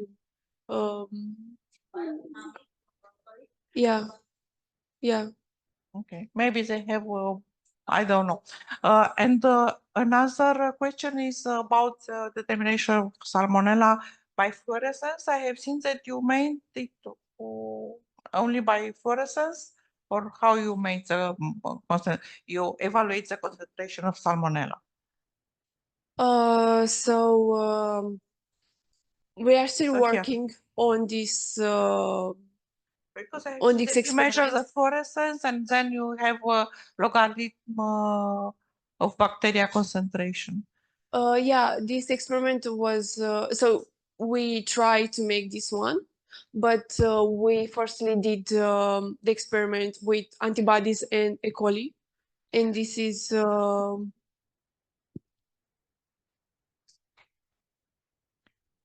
okay, this experiment was made with E. coli. And we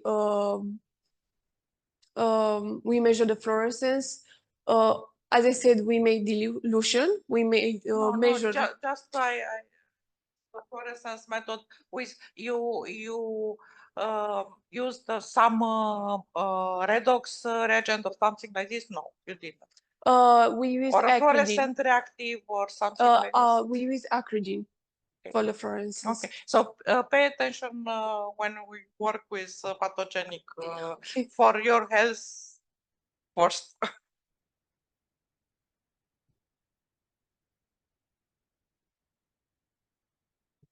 What strain it is and who is the supplier? The strain of the Salmonella typhi for you. The strain is this one, Salmonella typhi. No. Strain means have a designation and a supplier. Strain is ATTC, so have an acronym, which is a culture collection, and a number. If you don't have this one, and you are trying to publish, usually it is rejected the paper. Or if it's published, this is a reason to retire. Pay attention to this stuff, because on the risk 2, risk 2 microorganism, you should work only with certified strain provided by culture collection based on the statement that you have biohazard 2, and everything should be included because it's an ethical statement on the end of the paper. Otherwise, the manuscript will not go. Okay? Yeah, thank you. Thank you. There any more questions? If not, Thank you. We pass to the next presentation made by Maria Grapin together with Valentina Dițoiu, Alina Dițoiu, and Florentina Monica Raduli.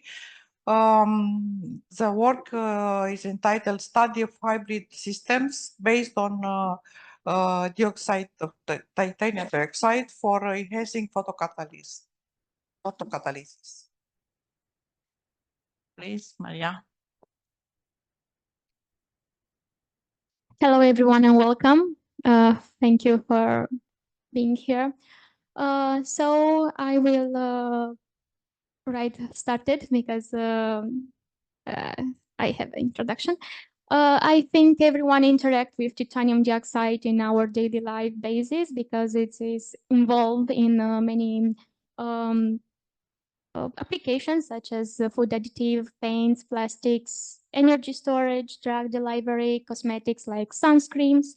But in the last decades, the last researchers are focused on photocatalysis because it's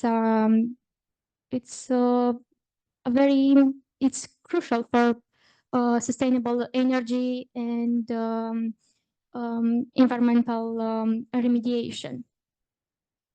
So some people are comparing photocatalytic systems with an artificial photosynthesis because it can turn harmful organic compounds into harmless compounds like carbon dioxide and water. Therefore, the aim of this work is to examine the photocatalytic performance of hybrid system titanium dioxide modified with metal oxides for removing reactive yellow 176 dye. In order to obtain a hybrid system based on titanium dioxide, we approached a chemical synthesis method. So titanium dioxide with carbon dioxide, with the metal ions and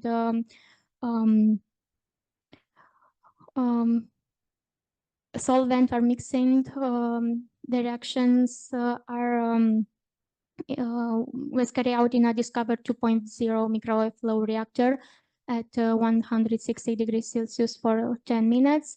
After the reaction, the mixture were subjected to filtering and drying stage to obtain metal oxide composites. The finite product was mixed with a styrene acrylic film forming material and posed on a glass plates. In order to determine which metal ions is more effective, 6 samples were performed with following rainbow colors metals: iron, cobalt, copper, nickel, manganese, and chromium.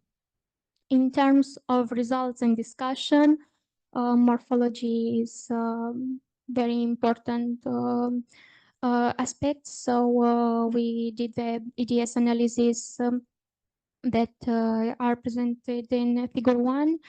The photocatalyst nanoparticle form were highly agglomerated, bare, so visible and spherical shape with Lambda distributions, and their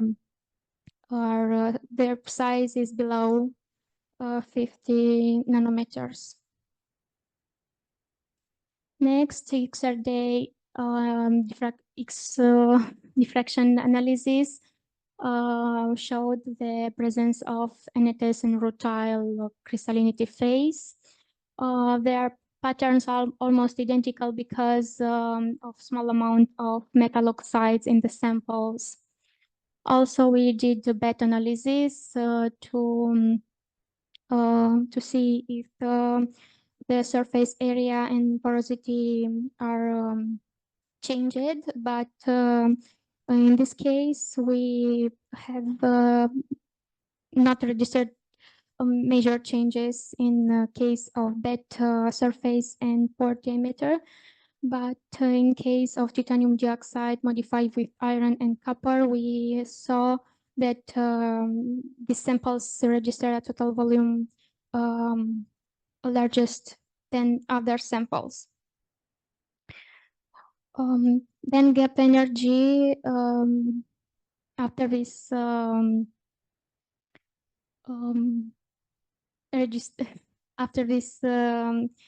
analysis, we can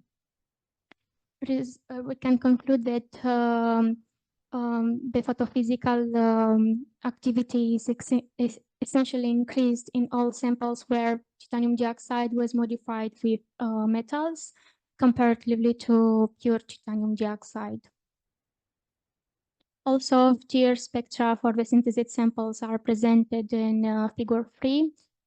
The patterns are similar, so with difference in area 400 to 600 that correspond with the presence of metal oxides and metal oxyhydroxides. TJ analysis was took to see the stability, thermal stability of the samples. So the nanocomposites register smaller total weight loss comparatively to titanium dioxide, pure titanium dioxide. The relationship between weight loss and temperature is shown in figure 5. The photocatalytic activity of styrene acrylic film forming materials were comparatively tested for degradation of reactive yellow 176. The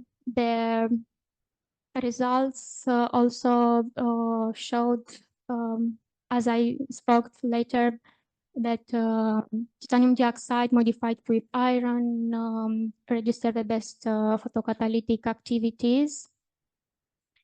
That compares the fact that doping titanium dioxide with other metals can increase the photocatalytic effects. In conclusions, photocatalytic nanocomposites were prepared by a simple chemical process of generating oxides on the surface of titanium dioxide nanoparticles by microwave hydrolysis of the precursors. Structural, morphological, textural, and optical properties were evaluated. The performance of the composites were evaluated in the photocatalytic decomposition of the reactive Dellor-176 dye in aqueous solution under arc-xenon light irradiation. In the future, we aim to optimize the synthesis process by achieving more efficient coupling by finding the right interface in order to evaluate the composition of the effluents after degradation. HPLC and TOC analysis will be performed. Last but not least, I want to thank you, the Ministry of Research, Innovation, and Digitalization, who financially support this work, and thank you for your attention. Thank you, Maria. It was an interesting presentation. If there are questions, if not, thank you. Thank you. Pass to the next. Next talk is done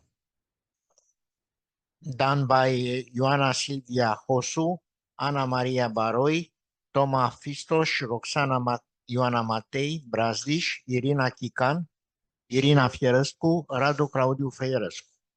The title is Using Electrochemical Biosensors for the Evaluation of Plant Biostimulant Effect, Tackling Crop Loss Mitigation with Bioscreen.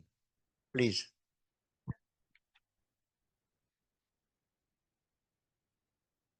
Good afternoon, everybody. My name is Ioana Silvia Hosu, and today I will be presenting the work called Using Electrochemical Biosensors for Evaluations of Plant Biostimulant, Tackling Crop Loss Mitigation with BIOS.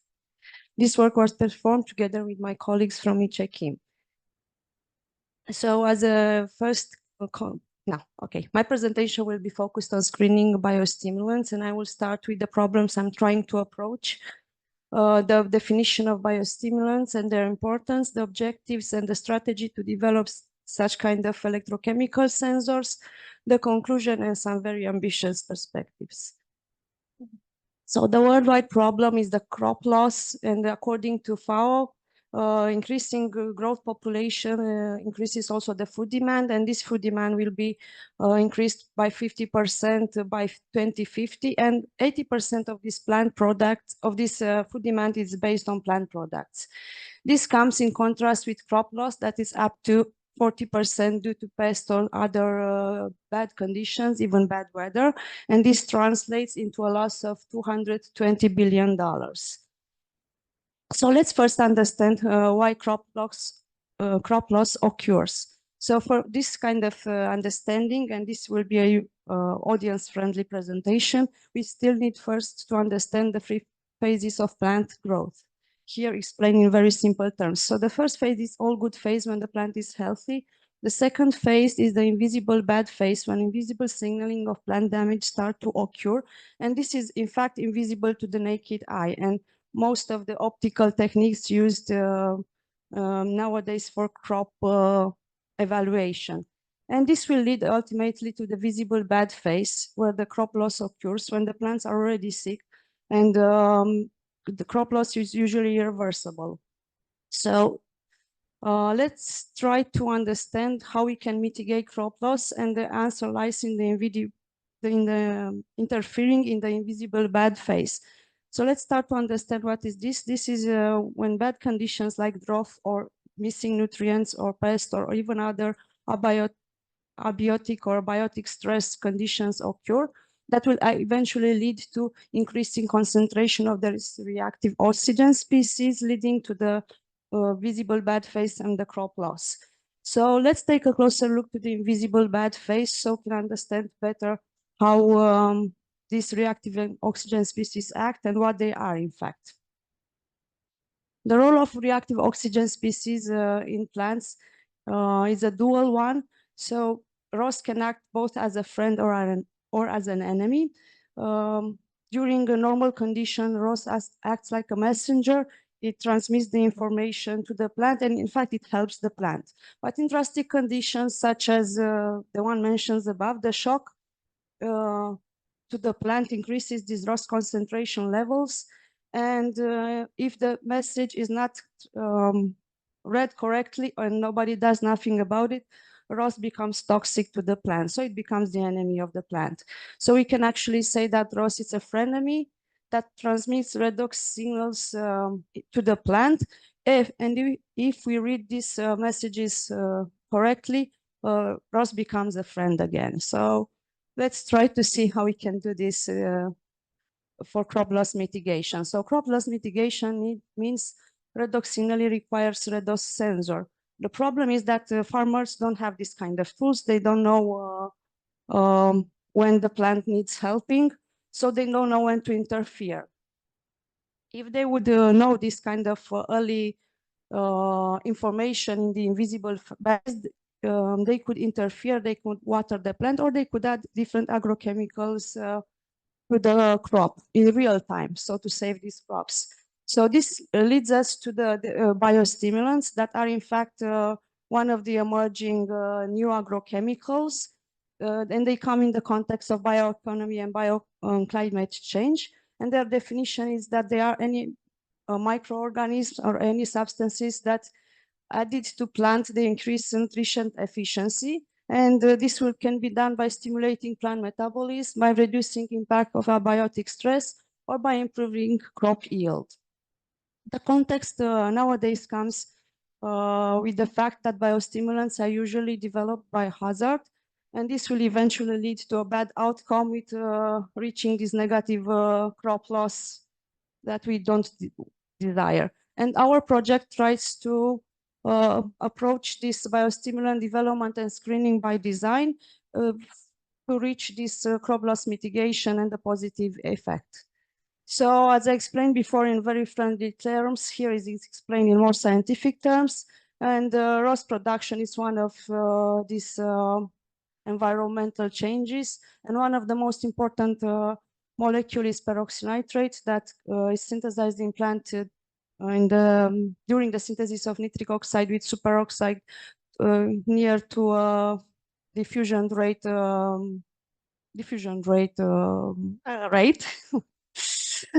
So peroxynitrate, in fact, is the isomer of nitrate. It can be detected with UV spectroscopy, but the problem is that this method is not sensitive and selective enough for biological media and real samples. So in fact, here is where my project and our project comes, with the bioscreen objectives being the following. So one is to develop a sensor based on screening technique for screening this kind of cross molecule to evaluate the effect of the selective scavenger combination. So in this case, biostimulant potential combination, and to validate the selective scavenging combination by plant bioassay. So for the materials and method, we started with different metal phthalocyanins that were drop casted on different surfaces by drop cast or even electropolymerization. And here we have the example of polycobalt tetraaminophtalocyanin deposited by electropolymerization on the screen printed carbon electrode. And we can observe the increasing of current with the different cycles and creating the polymerized layer. And bioscreen technology, in fact, uses this kind of electrochemical sensor to detect the oxidative stress that we talked about before. Here is a small video with electrochemistry principles that also apply to the detection method of our sensors, meaning that increased Roth amount will mean increased electron transfer and increased electrical current that we actually measure. So let's start with the results part. So first, we measured this electron transfer that we talked about in cyclic voltammetry under these conditions, and we proposed this kind of mechanism regarding the two electron transferred in the electroreduction of peroxynitrate. We studied some interfering species in a 100-fold process, because these interfering species can occur in real samples, especially plants. We did calibrate the method using cyclic voltammetry for larger linear ranges and a decent limit of detection. We did the same with a chronoamperometer that is more sensitive, and we obtained a lower limit of detection that's more suitable for biological environment.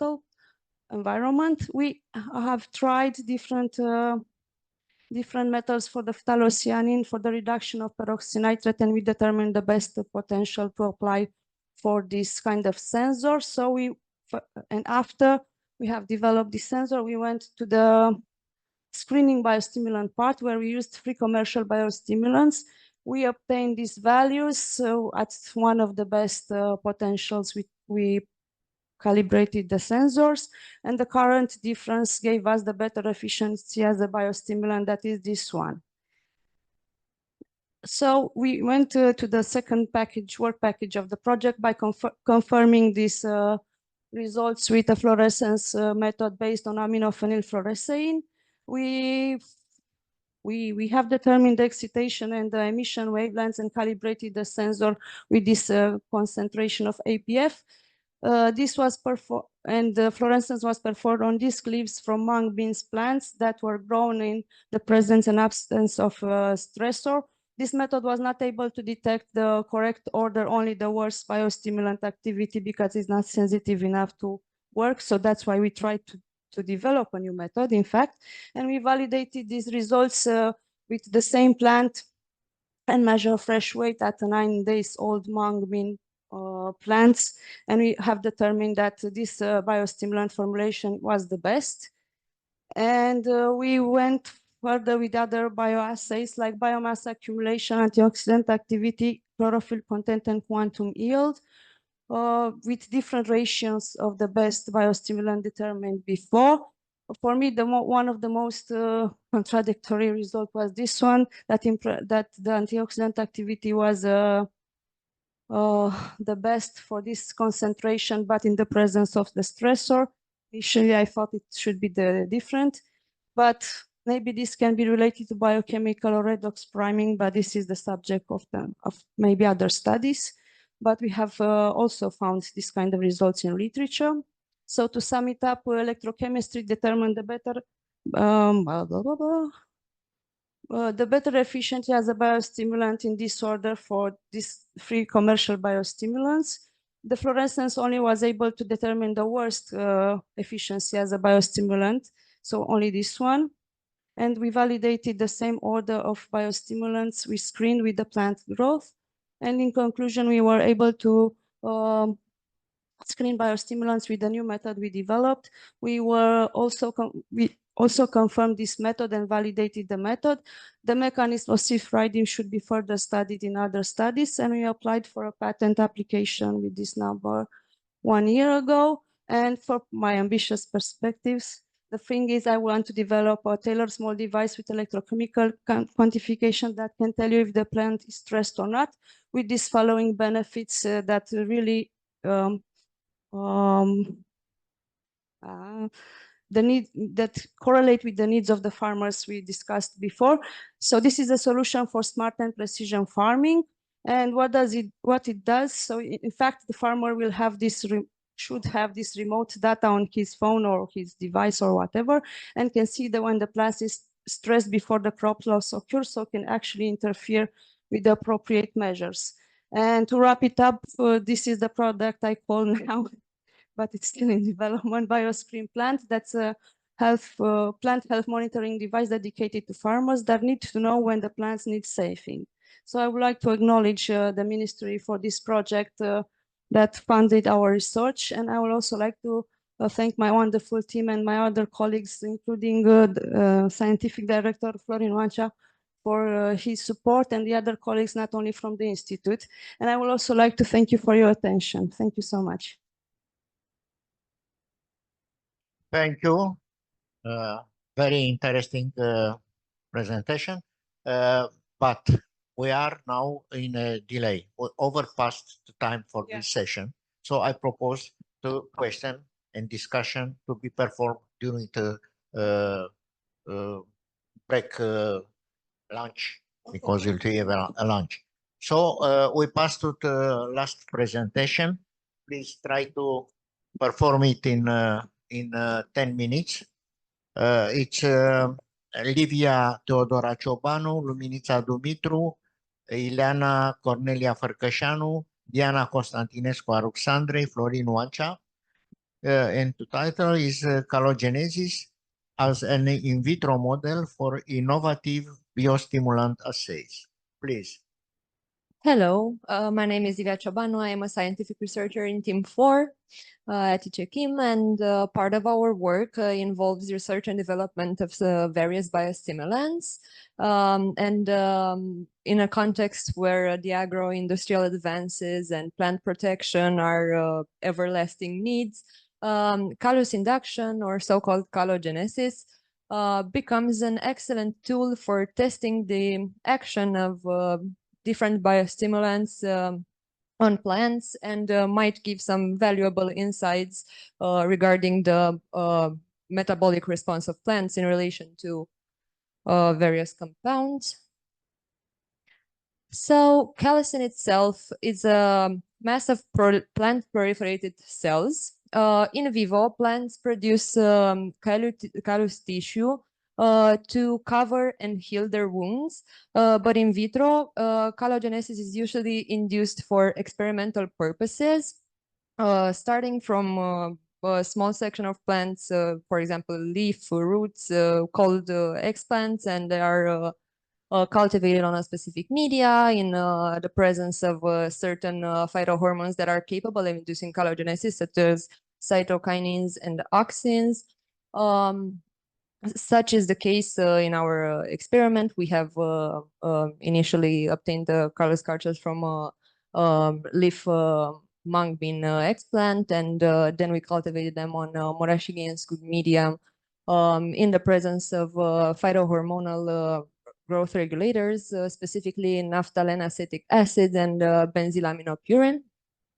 We have decided to test two bioproducts with interesting properties and whose mechanism is not fully understood yet, although there are emerging theories and correlation in the recent scientific literature.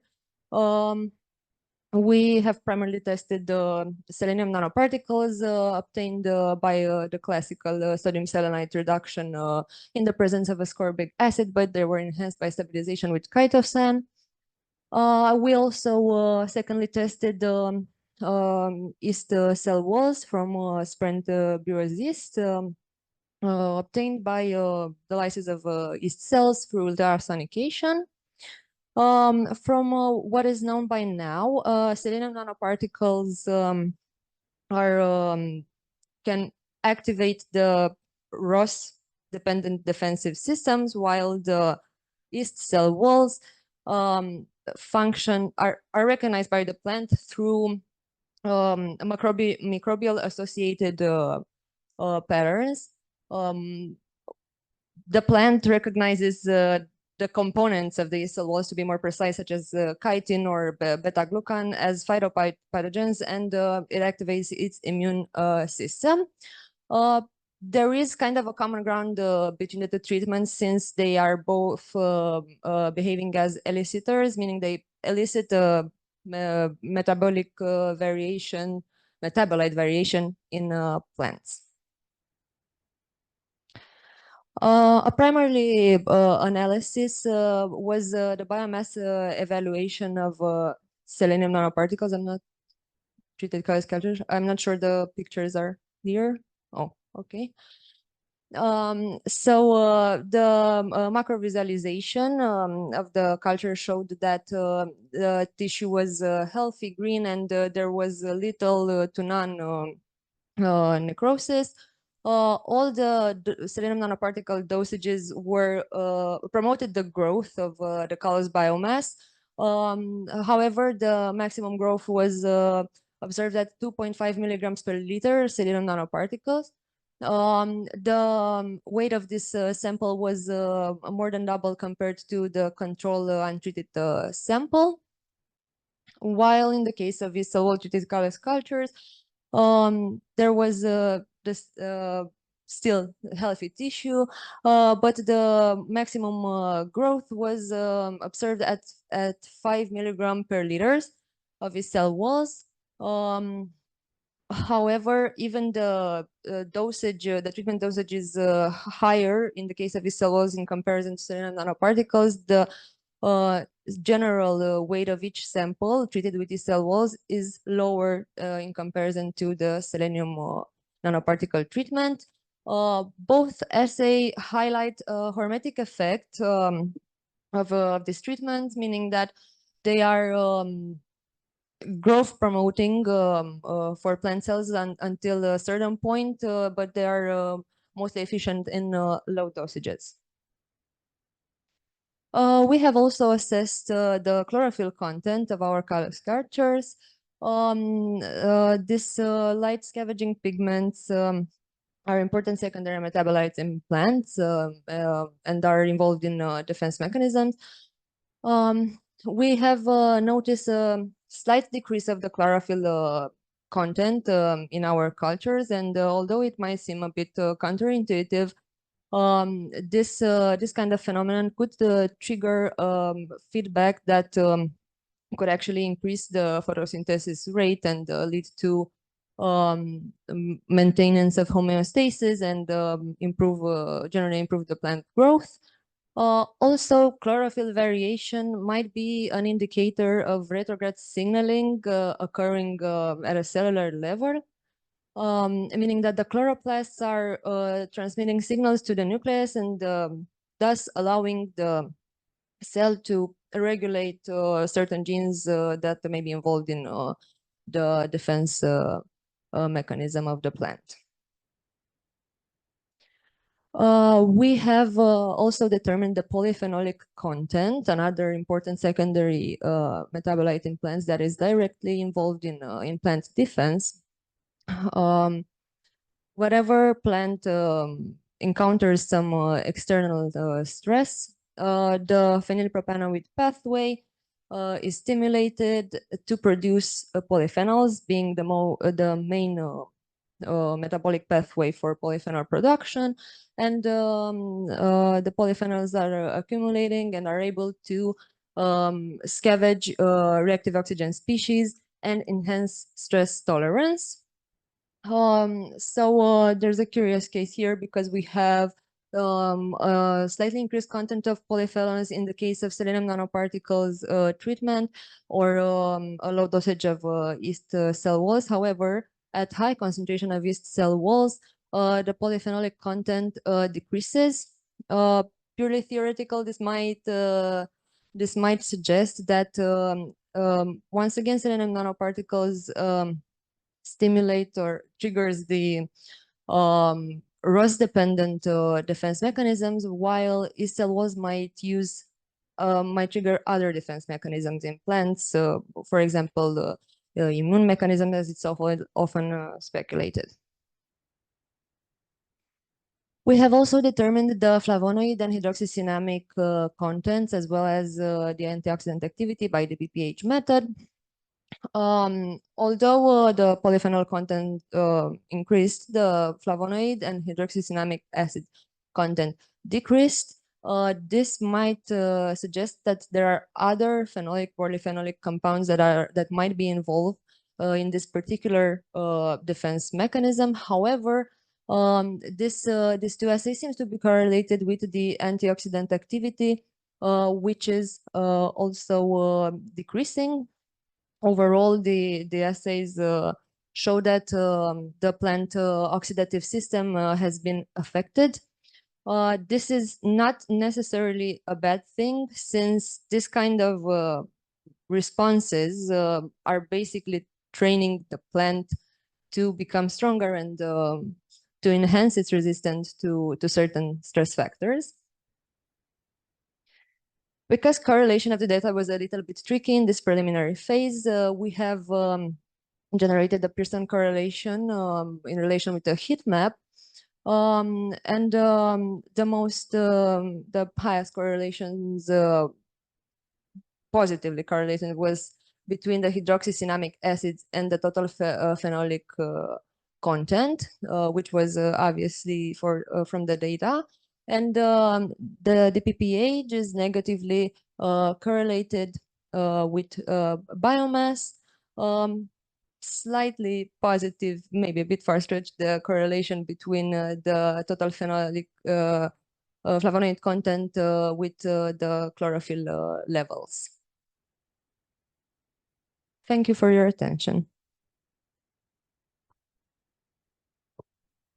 Thank you. It is a lot of work in this presentation. But it's good. As we are already delayed, I stop here, and the question can be addressed during the break. Thank you, and see you. Thank you very much. Thank you, Professor Sârbu. Just a quick message. We'll meet here at 2 o'clock as Professor Andrew Collins that missed his presentation yesterday due to our delay. Will begin his invited plenary lecture at precisely 2 o'clock. So be here. Good afternoon, everyone. So welcome back from our lunch break. We will start today's session with an invited speaker. It is my great pleasure to introduce Professor Andrew Collins, Research Director and Board Member at Norge, Emeritus Professor at the Department of Nutrition, Oslo University.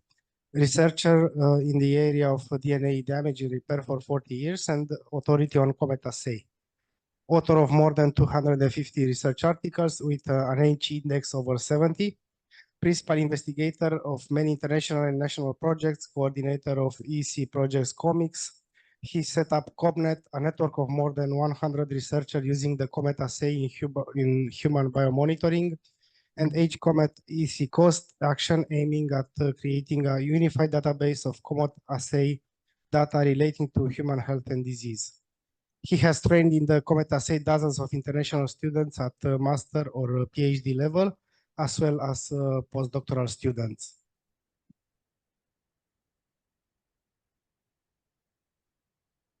The title of today's presentation is Application of COMET assay for the Development of Safe by Design Nanostructures.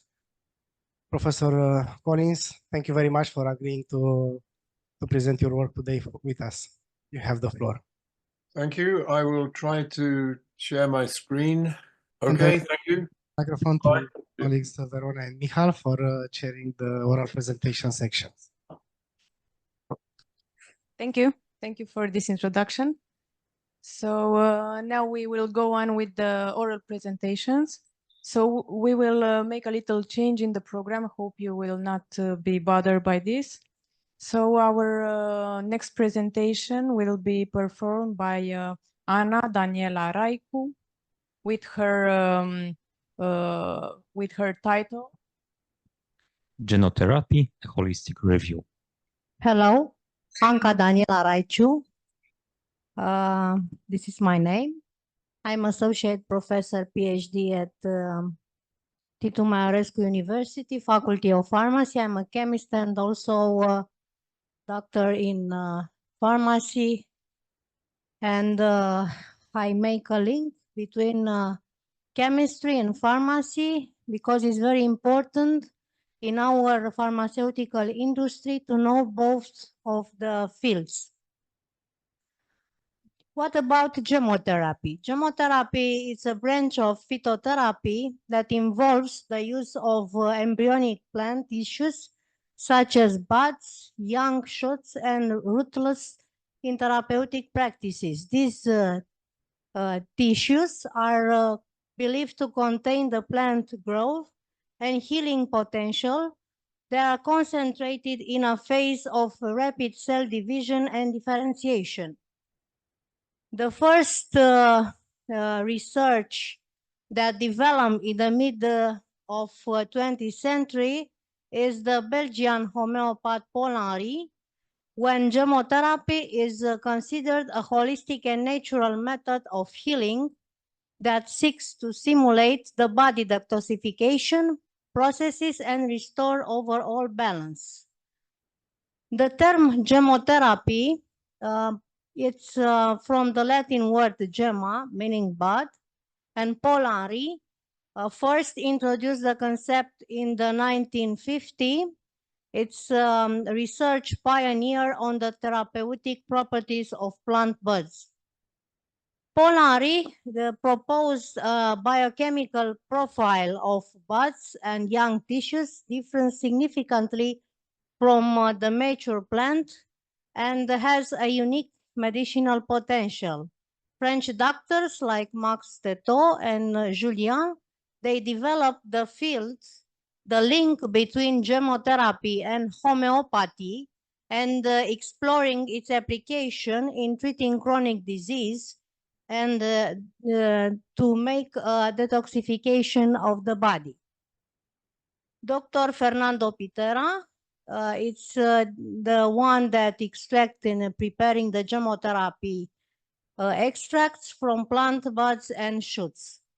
Dr. Fernando Pitera have published studies and articles and discussed the efficacy and application of chemotherapy to the whole body. Fernando Pitera is the author of the most important work in the field of chemotherapy. It's also a homeopath, phytotherapy, and biotherapy. And also he came here in Romania, and his work is a compendium of clinical chemotherapy. When we find there almost 300 biographic index. Dr. Fernando Pitera has some important books about chemotherapy, Chemotherapy, the Healing Power of Buds, The Complete Guide to Chemotherapy, a chemotherapy for the whole family, practical chemotherapy that includes treatments and protocols and dosage recommendation for the patients of the doctors. Dr. Pitera have worked extensively with patients, applying his knowledge of chemotherapy and address various mental health and physical health issues. He has a very large contribution to the body of knowledge in chemotherapy through books and articles, sharing insights into its methods, application, and benefits. Dr. Pitera is involved to educate others about chemotherapy. I also have my PhD in chemotherapy. I work with many doctors and many research, almost of Pharmacy Institute. I also became a pharmacist next year. That's why I said it's very important to be in the same field, chemist and pharmacist, because we have a large vision about our pharmaceutical industry. About philosophical foundation, chemotherapy is rooted in the belief that plants, especially in their embryonic phase, has a regenerative and high energy that can be transferred to the human body. This is the concept that aligns with holistic medicine principles and have a connection of the body substance and the importance of promoting self-healing. Chemotherapy aims to treat the person as a whole and not the symptoms. When we talk about chemotherapy, a holistic medicine, we talk about to treat the whole body, not only the symptoms. About the methodology, in chemotherapy, plant buds, young shots, and rootlets are harvested during their peak growth phase, typically in spring, when their embryonic tissues are most potent. These tissues are then macerated in a mixture of water, alcohol, and glycerin to extract their medicinal properties. The resulting solution, known as chemotherapy extract, is diluted similarly to the homeopathic remedies. The preparation are classified into two main groups.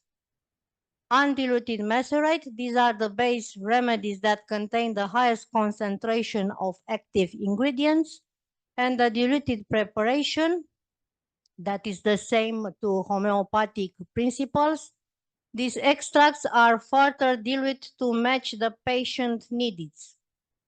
It's a very long talk about mechanism of action, because the buds and young tissues used in chemotherapy are rich in phytohormones, enzymes, vitamins, minerals, amino acids, and nucleic acids. These components have the potential to support organ detoxification, to promote cell regeneration, and to have a balanced immune to the to the system of the nervous system. Commonly used plants in chemotherapy are ribes nigru, black currant, K-remedy for adrenal support and inflammation, Corylus avellana or hazelnut, primarily used for lung and respiratory health. It supports tissue regeneration and reduce chronic inflammation. Betula pubescens or silver birch, known for its detoxifying properties, it is often prescribed to enhance kidney and liver function. Ficus carica, this remedy is particularly helpful for emotional and digestive disturbance linked to stress and anxiety. The therapeutical application, the chemotherapy is used in a wide range of conditions due to its detoxifying regenerative process, detoxification, chronic inflammatory condition, emotion and mental health, allergy. Yes, ribes nigrum is due like cortisone-like. Immune support, remedies like Rosa canina help boost the immune system, making it a useful adjunct in treating recurrent infection or during convalescence. When we talk about holistic approach in treatment, chemotherapy is often combined with other holistic therapy, such as homeopathy, herbal medicine, and nutritional therapy to create a special treatment plan. The goal is not only to have a health body, but to address to the root causes of imbalance in the body. About safety and efficacy, chemotherapy is generally considered safe and gentle with minimal side effects due to its homeopathic style dilution. It can be used by individuals of all age, including children, elderly, and even pets. However, as with any form of alternative medicine, it is essential to consult a qualified doctor to determine appropriate dosage and to avoid interaction with allopath medicine. About the scientific evidence of chemotherapy, some of the researchers say that remains limited, with most support stemming from anecdotal and reported outcomes. But if you have the time to see what is the researcher who said that chemotherapy is good, you can see the observational study case of the doctors that heals some of the important disease with chemotherapy combined with allopathic medicine. In the conclusion, chemotherapy represents a unique approach to healing rooted in the principles of plant vitality and holistic health. And while more scientific research is needed to fully validate its mechanism and efficacy, its use in detoxification, immune support, and emotional health that offers a promising avenue for natural and integrative medicine, because the integrative medicine is very important. We must make a link between natural medicine and allopath medicine. As interest in alternative therapies continues to grow, chemotherapy's role in the wider landscape of holistic medicine is likely to expand. Thank you for your attention. Thank you very much for your presentation. So, we have any questions from the public? From inside or online?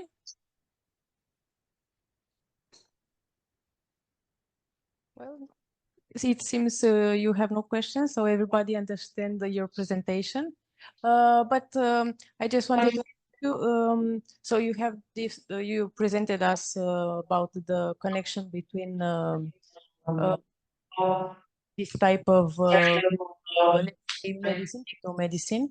So how do you think from Romania it will contribute to this to developing of this domain? Chemotherapy appears in Romania about 1993. The products are in the market. We also have products from 2004, monodoses type. Many doctors and many pharmacists use chemotherapy, but not alone, in combination with other types of therapy, because we have also an appearance of health. We must improve our health. That's why it's important to use medicinal and aromatic plants, not to use only drug of synthesis. It's important to know pharmacokinetic, pharmacodynamic, and to know the chemical composition of a plant, because it's a very wide range of active substance.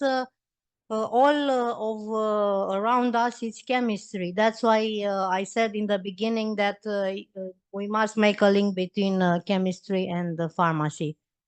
I agree with you. Yeah, Thank you very much. So we will go now to the second presentation of today. It will be presented by Aziza Abatova and her co-authors, Kadisha. Please don't mind my my mistakes. It is Kadisha Sagenova, Zanzetpes, Mukanova, Dana Amangeldi, Asif Abbasied, and she will present the presentation entitled Exploring the Calming and Pain Relief Effects of Plant-Derived Terpenes, PDT, a Natural Approach to the Therapeutics. So today we're going to present our research project exploring the calming and pain relief effect of plant-derived terpenes, a natural approach to therapeutics. Talking about the relevance of our project, today we have increasing prevalence of stress and respiratory disorders. In order to cope with these problems, we have to create effective and natural solutions. Now consider this, 70% of school students reported that they feel daily stress because of the schoolwork. And 80% of college students frequently feel also this kind of a stress because of their responsibilities. And we also should consider that respiratory disease were among main causes of total disease burden worldwide, contributing 12.1% of it in 2021. And because of this, we have come up with our novel solution.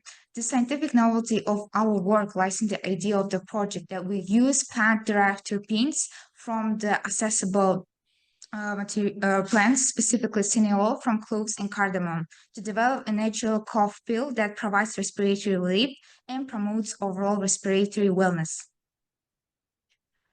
So what is terpenes? Terpenes are a class of natural product consisting of compounds with the formula C5H8.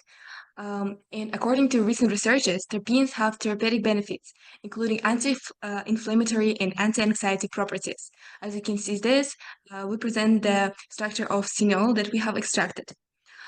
For the practical part of our research, we conducted an experiment using the steam distillation method at our school laboratory, utilizing the following equipment: an electrical heater, a round bottom flask, a thermometer, an iron stand, a distillation bottle, and a condenser.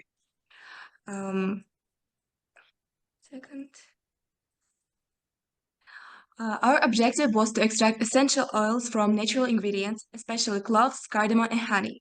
Steam distillation allowed us to separate volatile compounds like cineol, a key component recognized for its respiratory benefits.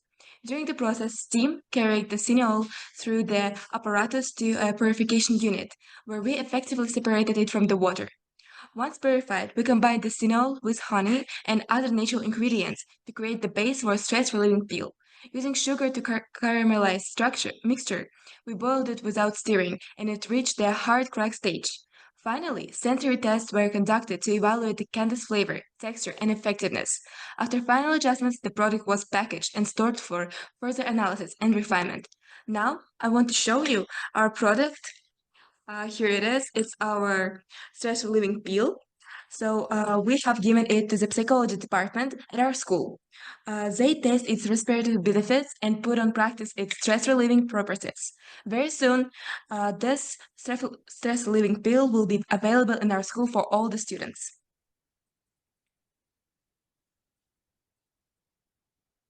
So here are some advantages and applications of our project. First, the main advantage of our pill is the natural remedy. So it means that our final product, our pills made of natural products, particularly from terpenes, plant-based terpenes, and from cineol. Cineol not only supports respiratory health, but also provides anti-anxiety and antimicrobial benefits for humans who take these pills. And our main goal is to design pill which is not only beneficial but also enjoyable to taste and to feel it. So the pill is designed with a focus on taste and the texture, making it enjoyable and beneficial at the same time. So our final product is especially helpful for students during exam periods managing anxiety, and for public speakers who are going to present something for large auditory and they feel nervousness. And also our product is beneficial for people who have some problems with sleep habits. Plus, by using plant-based terpenes, we promote sustainability and an eco-friendly application. So our results and conclusion.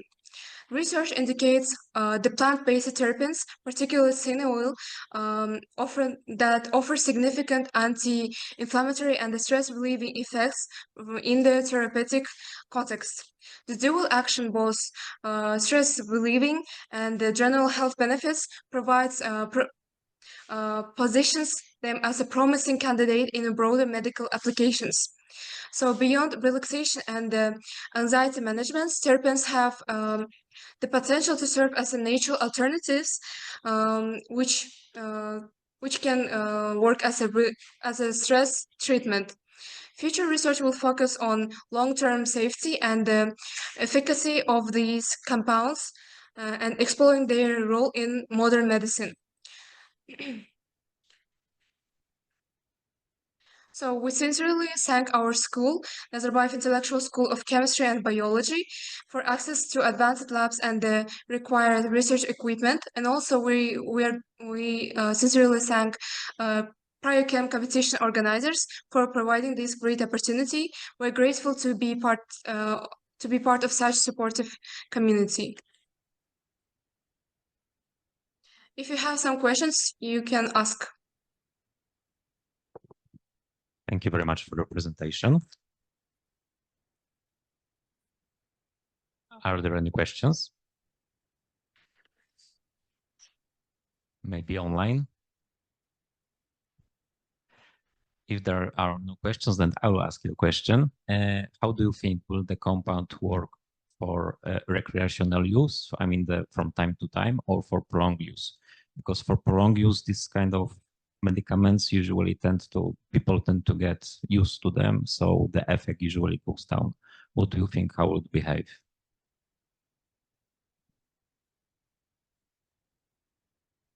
Your voice was breaking. Oh, no, we heard the question. So we're saying that our stress relieving pill is now on trial. We are experimenting with its effects, but we already know that it has a short period effect for sure. For example, when we practice the public speaking skills, we can try it, and then we have the effects of the stress relieving, so we can be more calm during the presentation.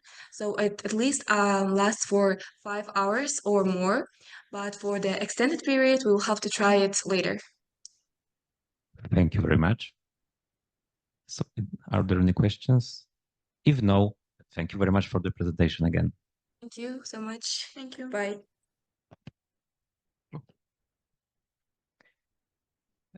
We switch with Verona because I don't want to reinvent your names. So she's usually telling the people and I'm telling the title. So the next presentation is by Iulia Neblea and co-authors Verona Iordache, Andrei Sârbu, Laura Anita Chiriac, Ana Mihaela Gavrilă, Bogdan Trică, Iuliana Elena Băru, Iuliana Caraș, domnul profesor Mircea Teodorescu, domnul profesor Francois Xavier Perrin, Ana Maria Zaharia, and she will present biomimetic pegda-based nanogels for the recognition and binding of spike-1 protein from SARS-CoV-2. Thank you so much for the introduction.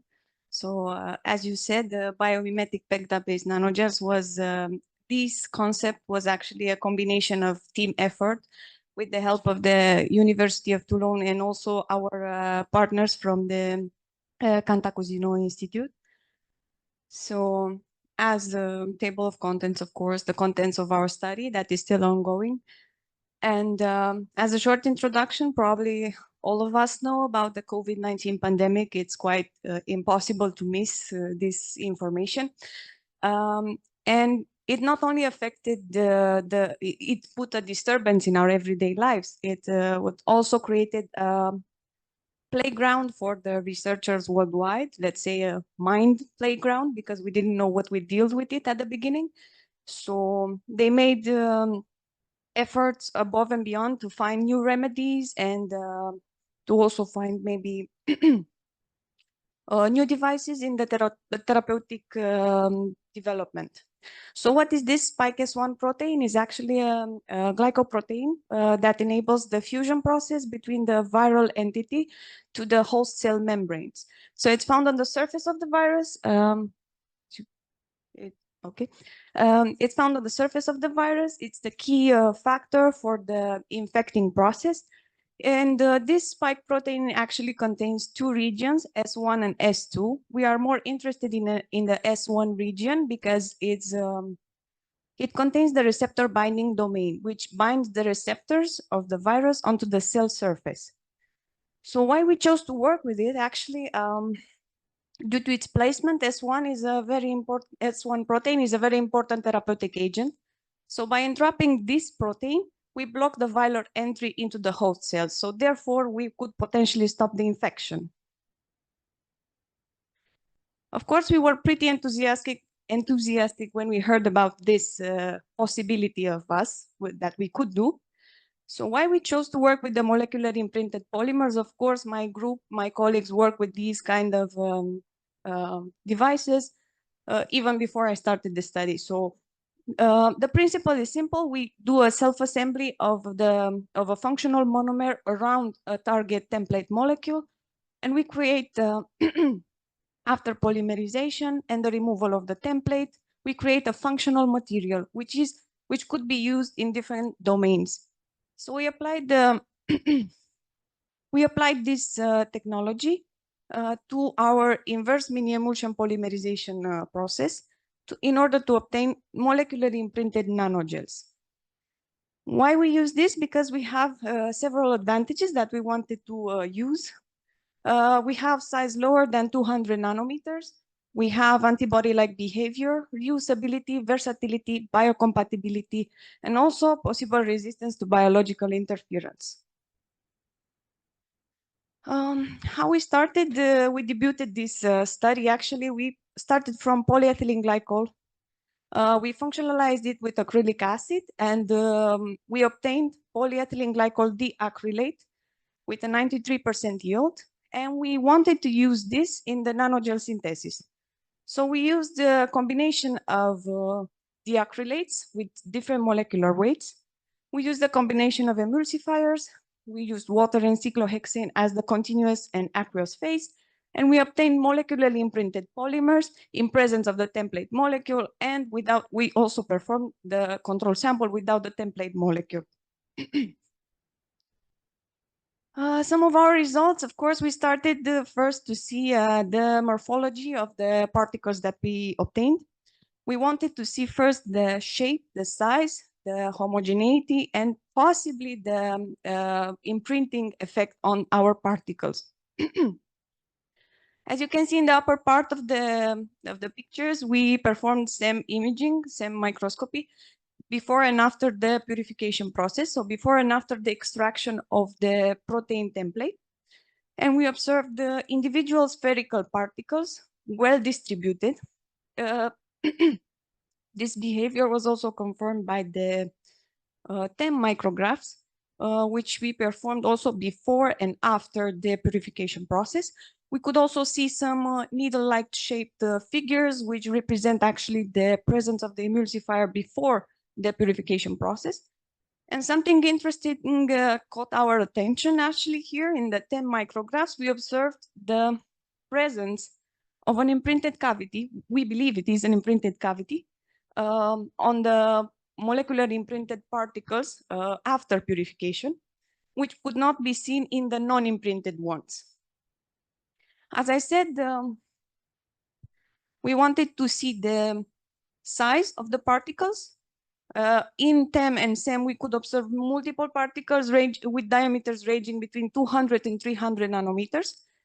But we also wanted to confirm it with multiple DLS analysis, multiple DLS measurements in different stages of our purification process. And we could see mean diameter ranging from 200 to 300 nanometers. Of course, we wanted to see the compositional structure of our final particles. So we implied infrared spectroscopy and thermogravimetric measurements. Of course, we could see specific bands, characteristic bands of the diacrylate, so of the macromonomer used in the synthesis. We also performed an infrared of the protein of the spike S1 RBD. And we observed the typical peaks, bands specific to amine groups in the amino acid sequence.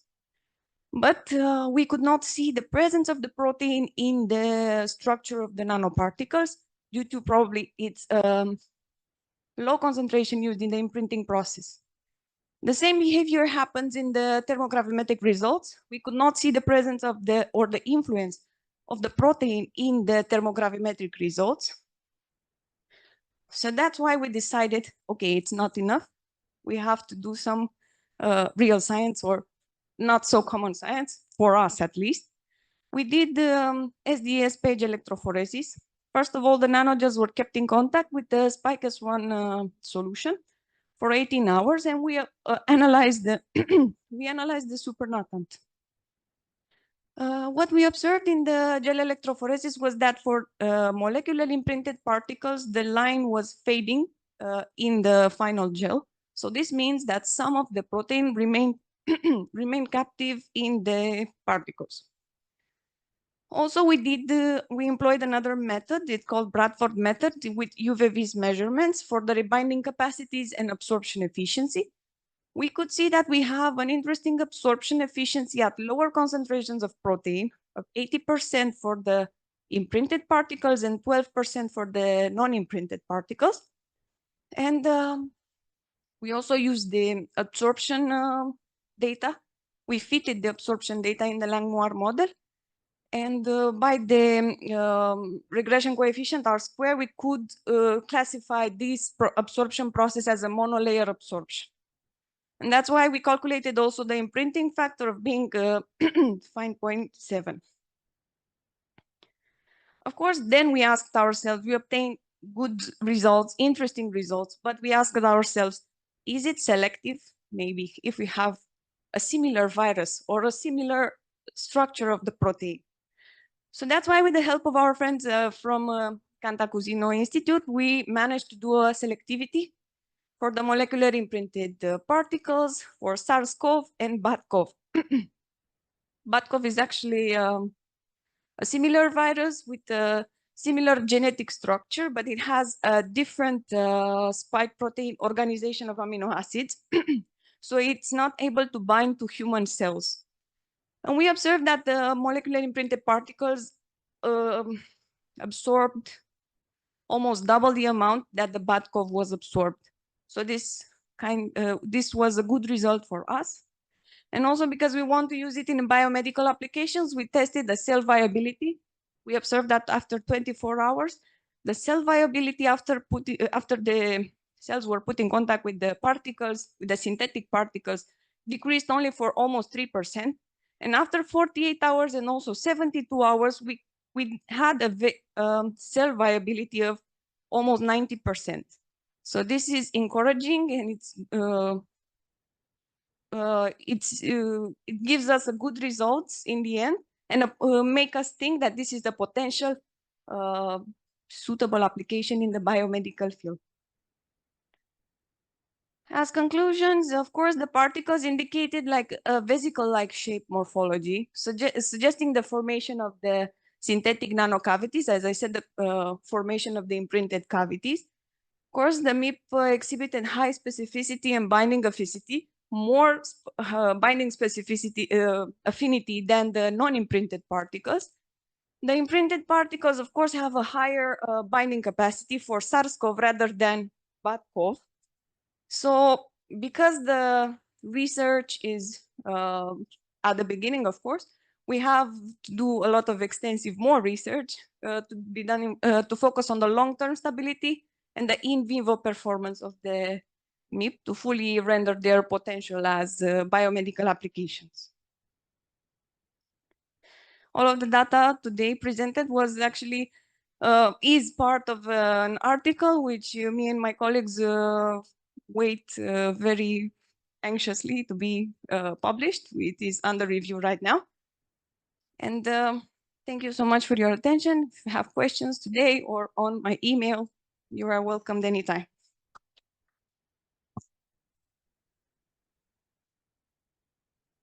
Thank you very much for the presentation. Are there any questions? Or maybe online?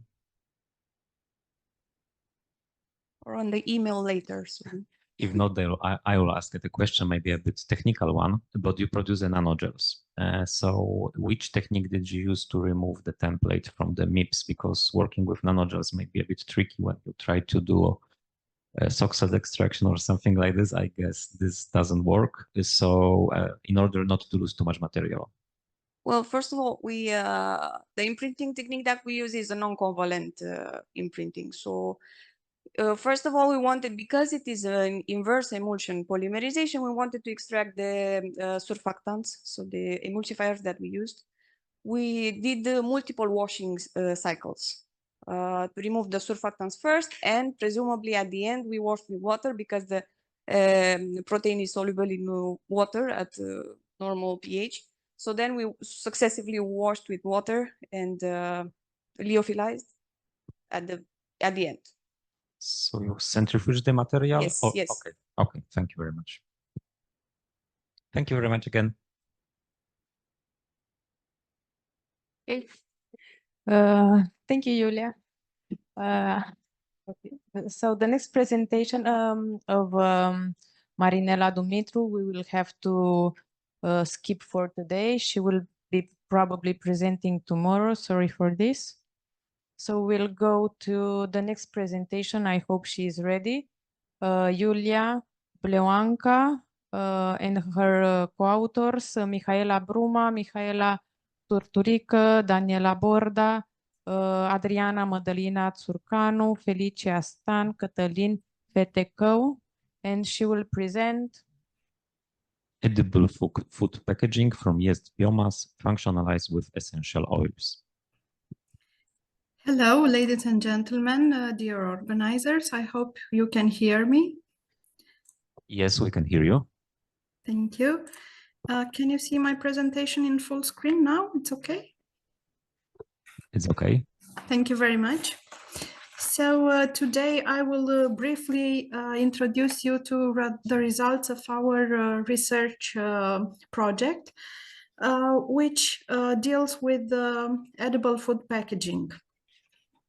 The growing interest towards the sustainable food packaging, replacing the existing petroleum-based ones, which are in line with the Sustainable Development Goals, triggered the development of innovative applications. Here you can see some examples of sustainable food packaging, which were developed at our faculty at Dunărea de Jos University.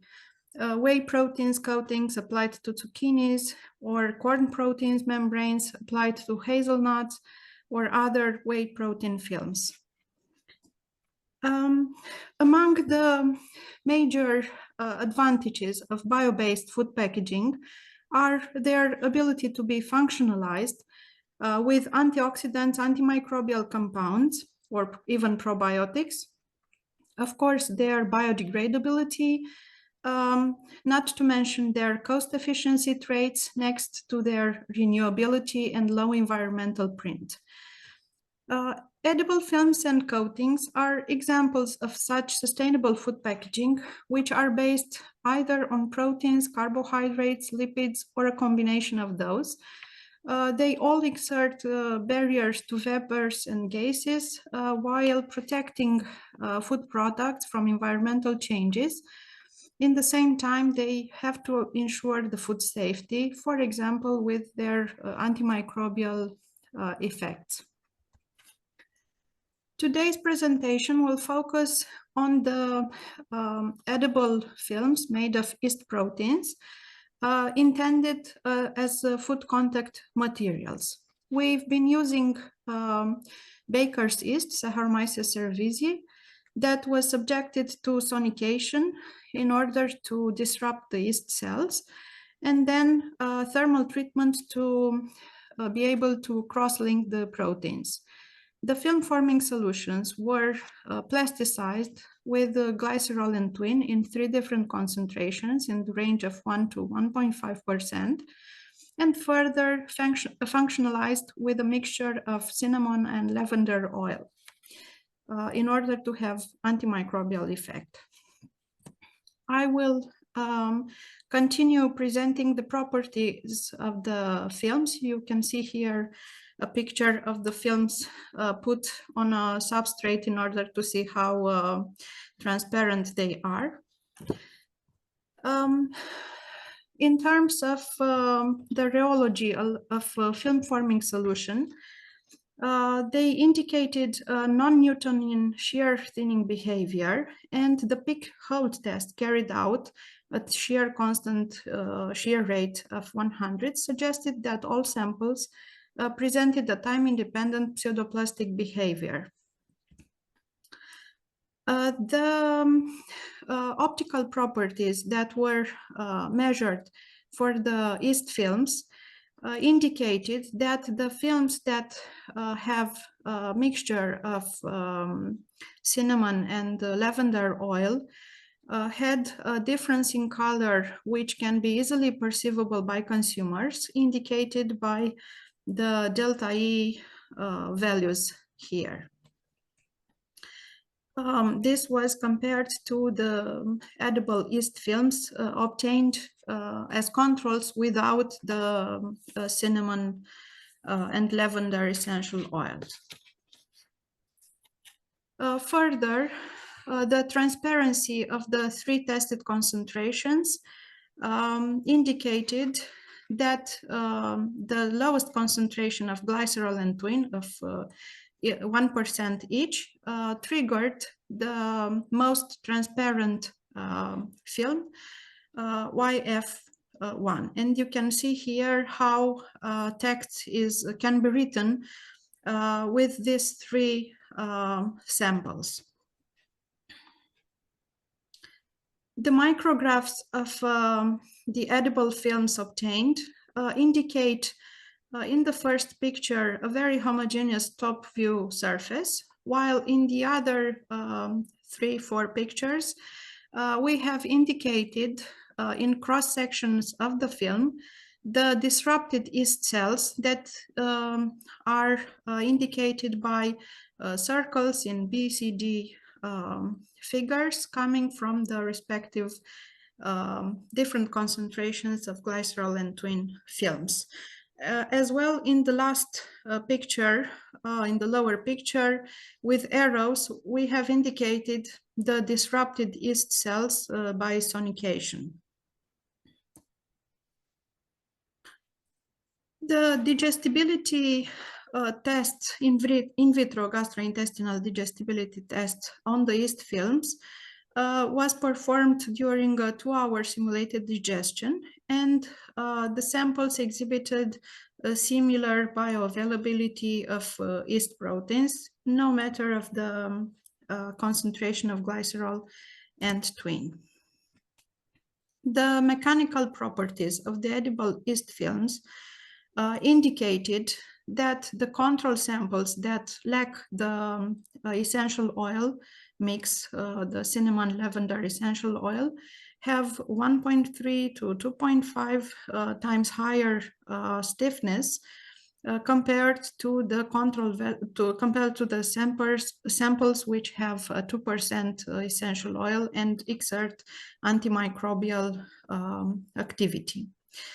The same pattern was present for tensile strength.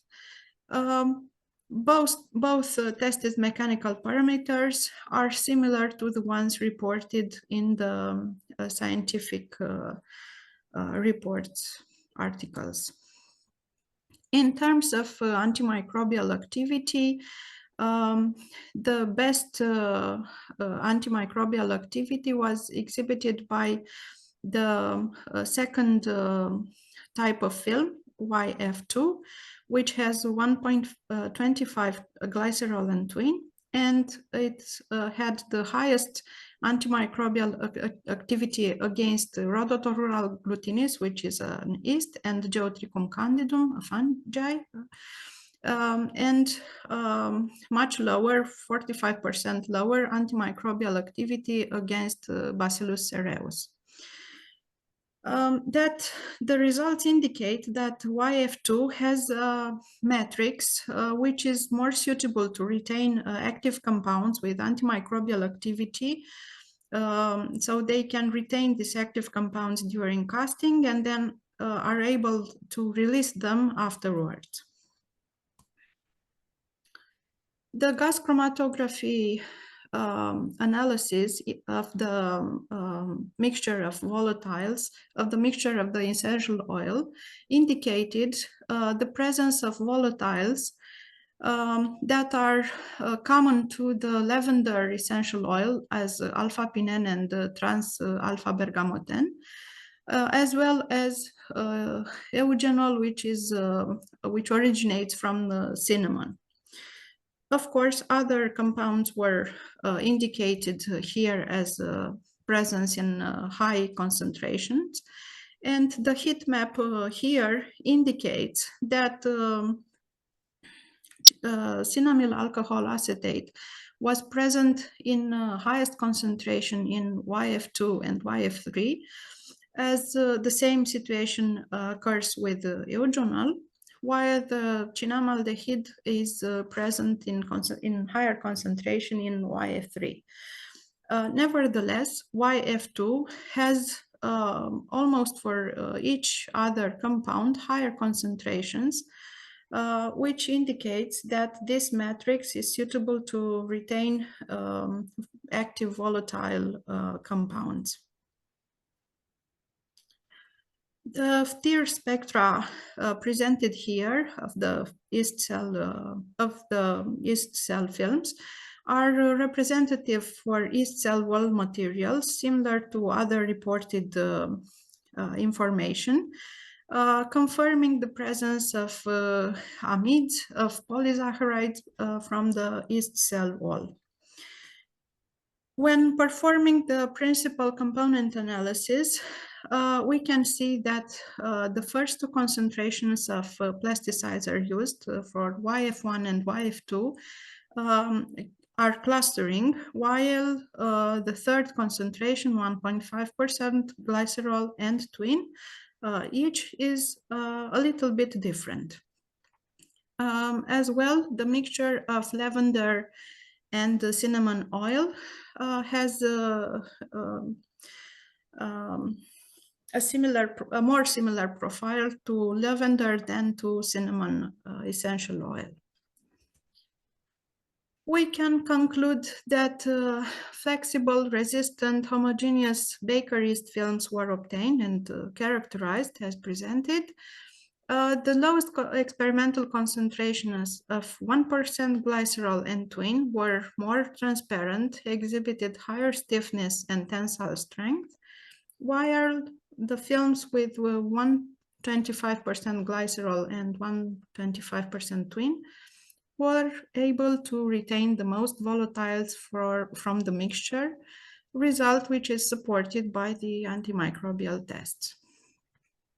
From the economical point of view, we have calculated that 1 kilogram of Baker yeast can be used to make approximately 1 square meter of yeast film, with a price of €1 per square meter. I would like to acknowledge the research grant that funded the research of this study. You can find here a QR code for our LinkedIn account. Also, BioElement Technia Research Platform and Center for Excellence in Polymers Processing, Moraș Research Center, all of them from Dunărea de Jos University. Thank you very much for listening, for your attention. And of course, if there are any questions, I will be happy to very much for the presentation. It was a very nice presentation, actually. So if anyone has any questions about her presentation or from online. Okay, I have one question for you. So you said that the films were made specifically for food application, but what about, let's say, drugs or medicine? Do you think you can apply the same, similar films to use them for encapsulating various liquid medicinal mixtures? Yes, so they can be used. It depends on the substances. The problem would be the water vapor permeability. So that would be another subject to tackle. But yes, it can be performed. It has various applications, of course, and it could be a good idea.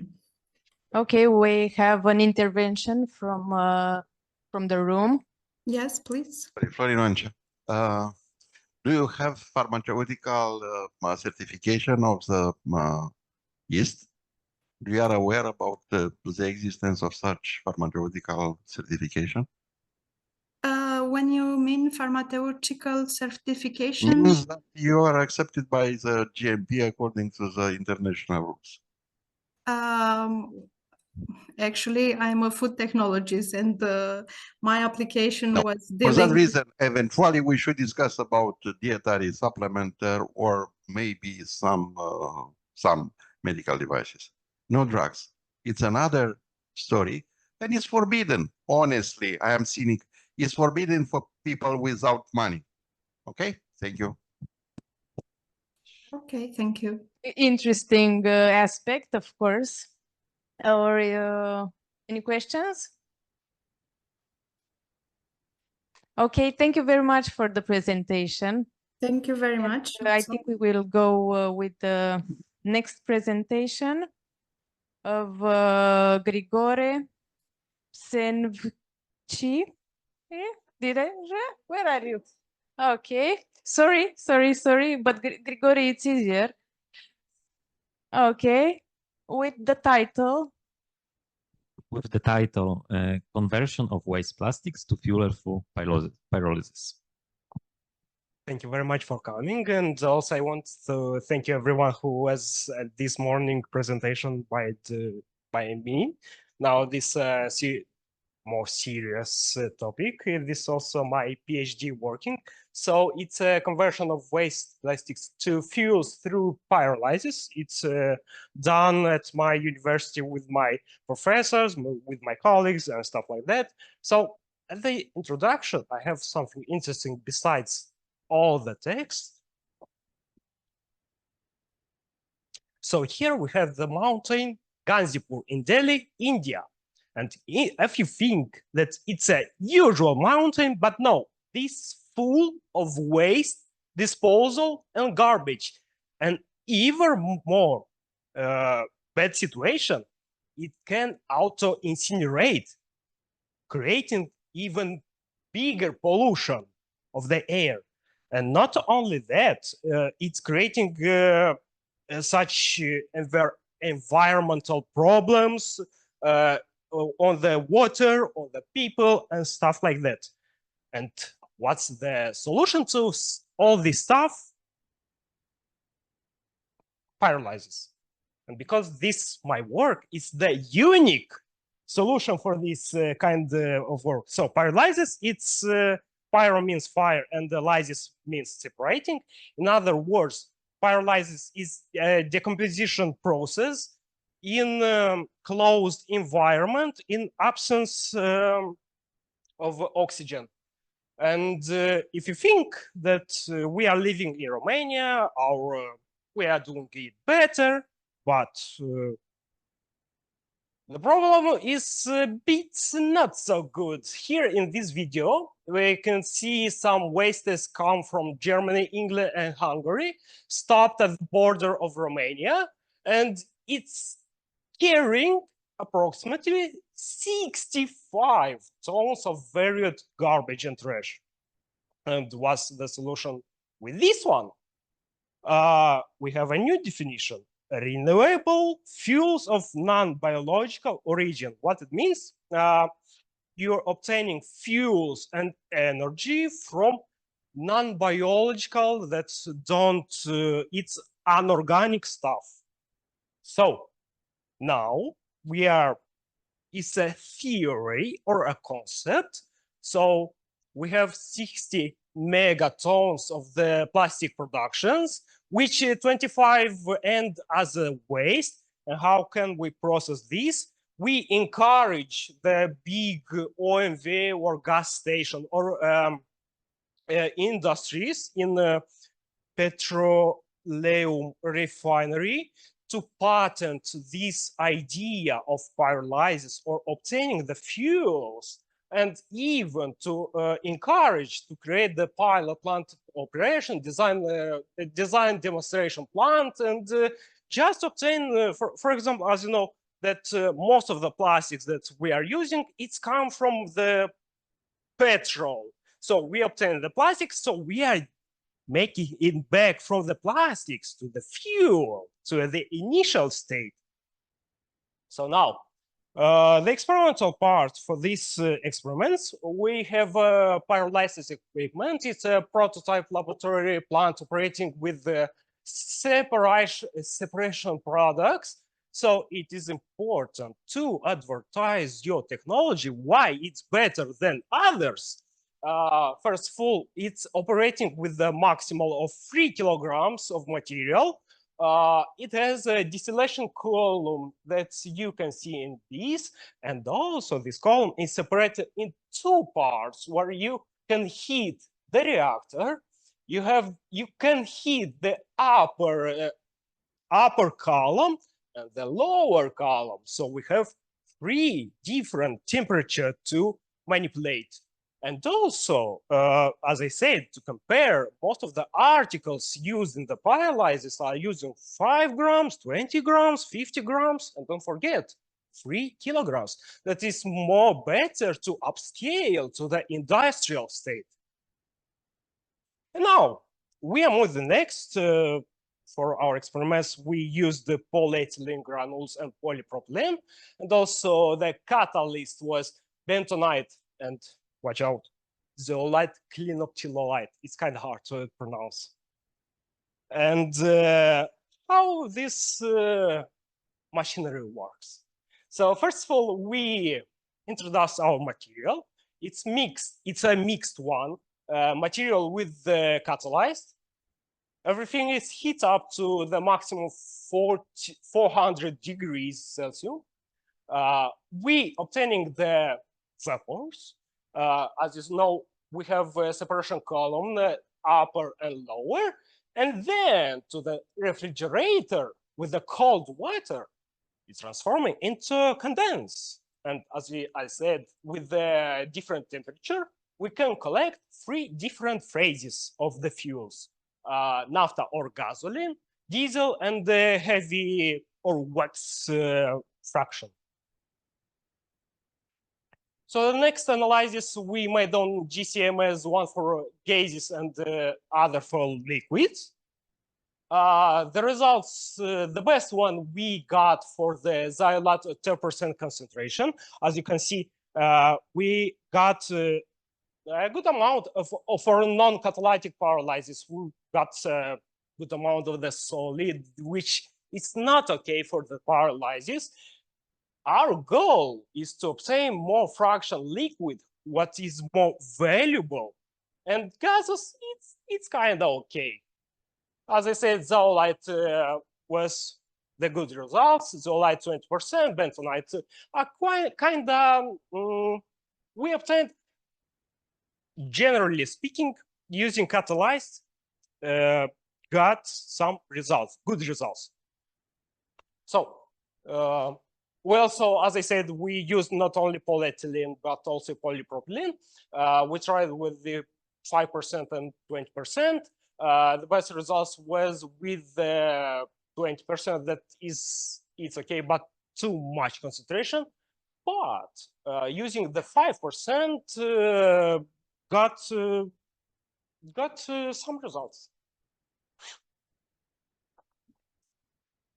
Okay, for the next, to understand how we made the analysis, so we used the ethanol, that mix of known substances. So not having this ethanol and the every fraction that we collected. So, for example, Toade said if our compound it is in the naphtha range or gasoline, we compare these spikes with this one, with the ethanol, and move on. Diesel also here and here, and further beyond this, we know that this is a heavy fraction.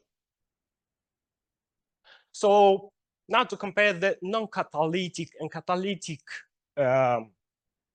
separations or analysis, we can look it more closer. For example, in non-catalytic, you can see a small difference, but in the catalytic one, you can see a much huge gap between this, which means we have a better selectivity of the products in the catalytic experiment. And now here you can see the compounds obtained during the pyrolysis. As you can see, in the non-catalytic, we have some a large amount of the normal saturated and unsaturated compounds. This due to primary reactions, which just randomly is breaking the polyethylene using the catalyst in our reactions. We get more variations of the compounds. As you can see in all of these, the range of the compounds are kind of large. This is due to secondary reaction that occur in catalyst reaction. It's cyclization and isomerization. This is why you can see I alkanes, C alkanes, diones, alkanes, and aromatics and stuff like that. But with the polypropylene, with the state, it's more complicated, let's say. Due to structure of the polypropylene, it's more complicated than polyethylene. As you know, the polyethylene, it's a linear structure. But as you can see in the polypropylene, you get more ramifications or branches or radicals. So you don't know where it will break. For example, it can break here, for example, or here, and then you can get a big chunk of the compound. This is why you can see so much different compounds even in the non-catalytic state. So our next goal, why we need to obtain the fuels, to obtain a better quality of fuels from the pyrolysis, means getting a more small number of carbons, which means a small number of carbons, more calorific power. So this is why using the catalyzed, for example, AMD that was zeolic linopsilolite, 20%, and we got some good results, which from the number of carbons from 5 to 11, which is very good. But if we think a bit economically, you can see that 20% get kind of okay results. But if you think a bit economically, it's more better to use 10% because money can do everything, and it's more cheaper to use less catalyzed and still get a better results for this. Same situation with the polypropylene. We also got a good range from the 5 to 11, to 9, even better than this, which means also using the catalyzed in pyrolysis process for polypropylene, as I said, we got a lower number of carbons. Now for the gases. So we used also a determined mixture of compounds. For the GCMS, it was used 2 detectors, flame ionization and thermal conductivity. So as you can see from this table, it's just heating value. So we made some calculations, analysis and stuff like that. Even these values, you can see they can burn, you can use it, but it's not limiting in the standard quality, which means it needs more processing to enter in these standards to use as a fuel, gaseous fuel. But to transform it more better like this, we have all the burning or can burn gaseous fraction like ethane, ethane, propan, propane, butan, butane, and this all the stuff, it's already can be used as the fuels, but need processing. Don't forget about that. As I said, mostly valuable compounds was obtained by catalyzed. And a few of conclusions. So mostly using in my pyrolysis catalysts gave a better results for this. The experimental setup was presented an efficient conversion of the waste polyethylene and polypropylene into valuable fuels, liquid and gaseous fractions. We also presented I presented economic efficiency of catalysts, and we're still working in this field. We have a lot of space to evolve in this field to make a better setup. So we now working with the waste itself. We are collecting waste, separating the fractions, and also working in this field. We already have some articles with this prototype, this installation. And why I like this type of the research with the pyrolysis, I feel like helping the society. I collect the wastes. I create the better society by collecting the wastes and giving some valuable products through this. So I'm feeling like I'm helping society with this. So thank you very much for attention. I'm very tired.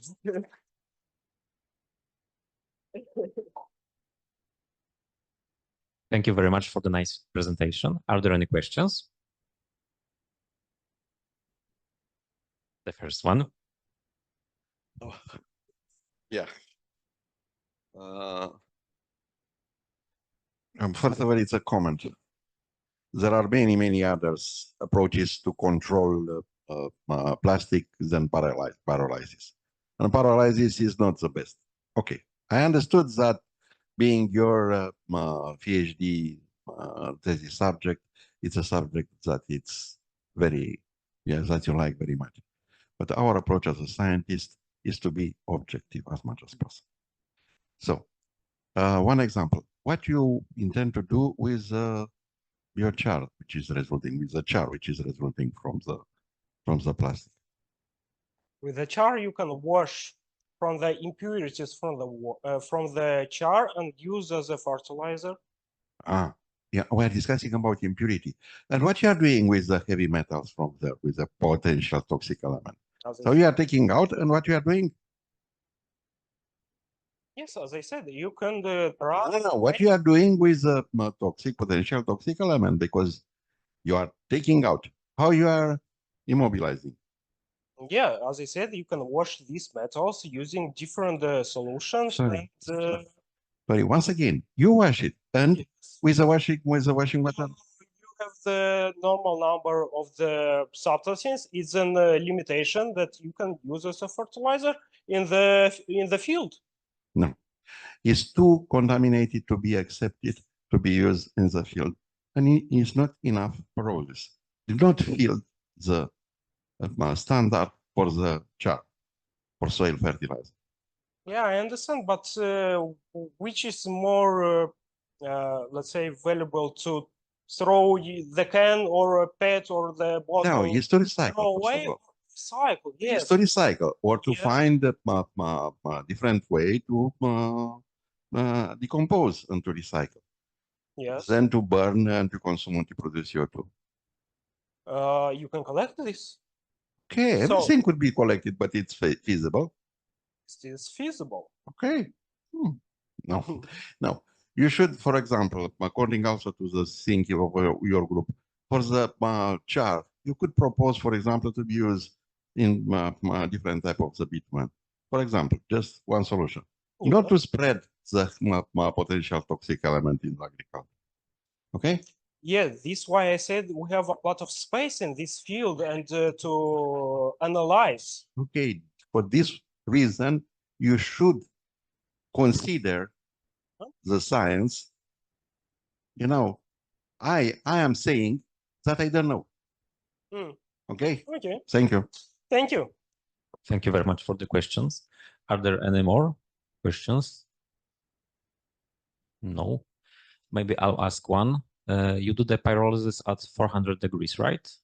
It's heated electrically? Yeah, it's heated electric. We have a panel where you can set the temperature.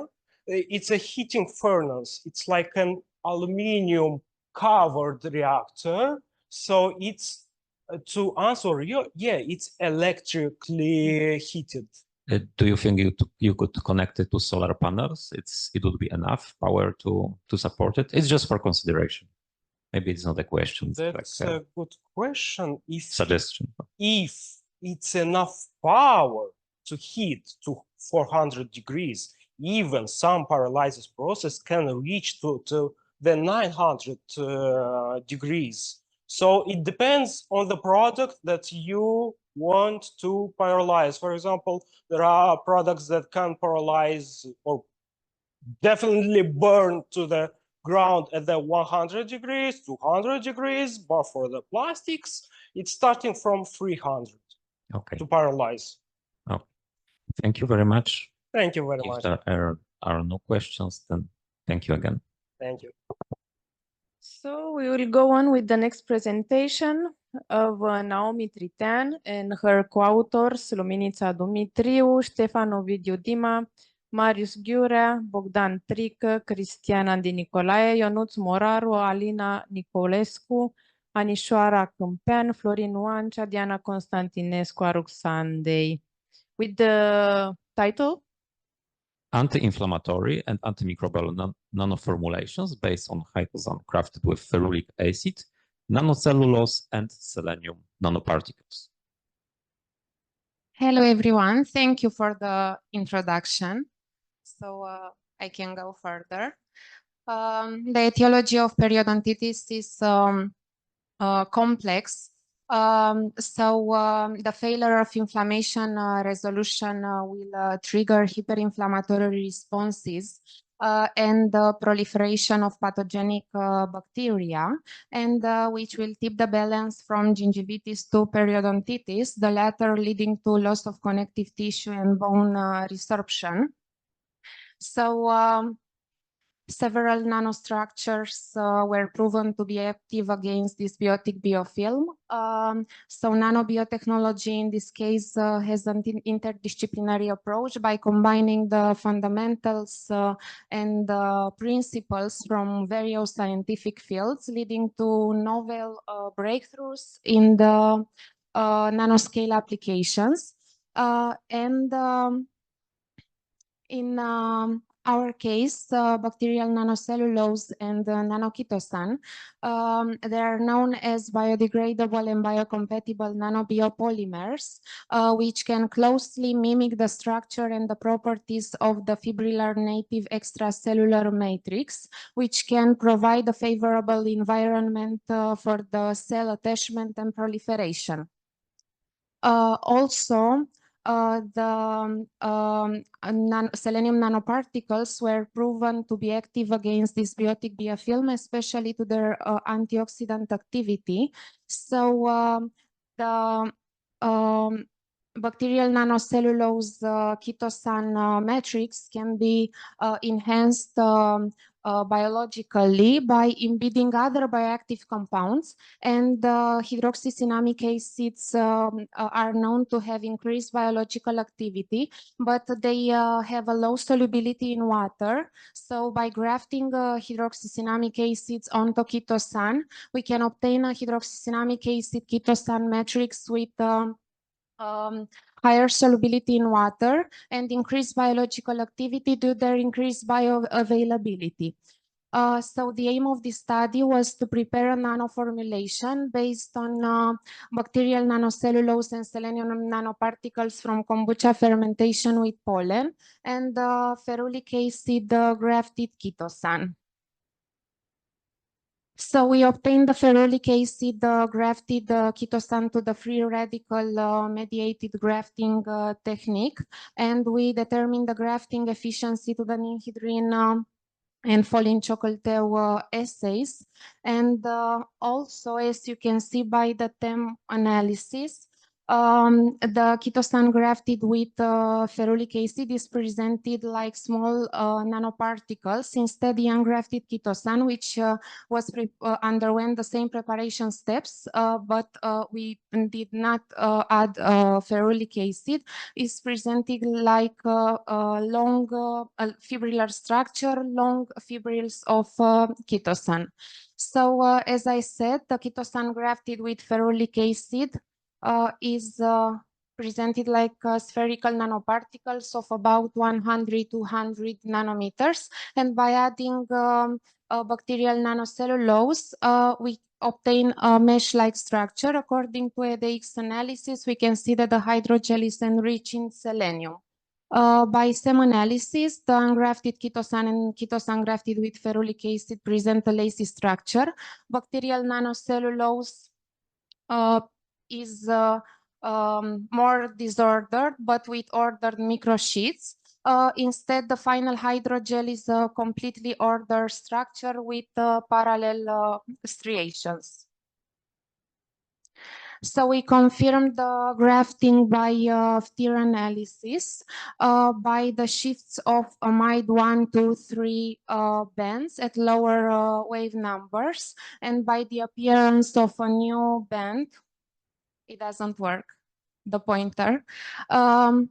Appearance of a new band at 1753, characteristic to covalent ester bonds and non-covalent hydrogen bonds. And we also confirmed the grafting by XRD analysis by decreasing the crystallinity of the ferulic acid grafted ketosan and the appearance of two new small peaks at 9 and 13 related to ferulic acid.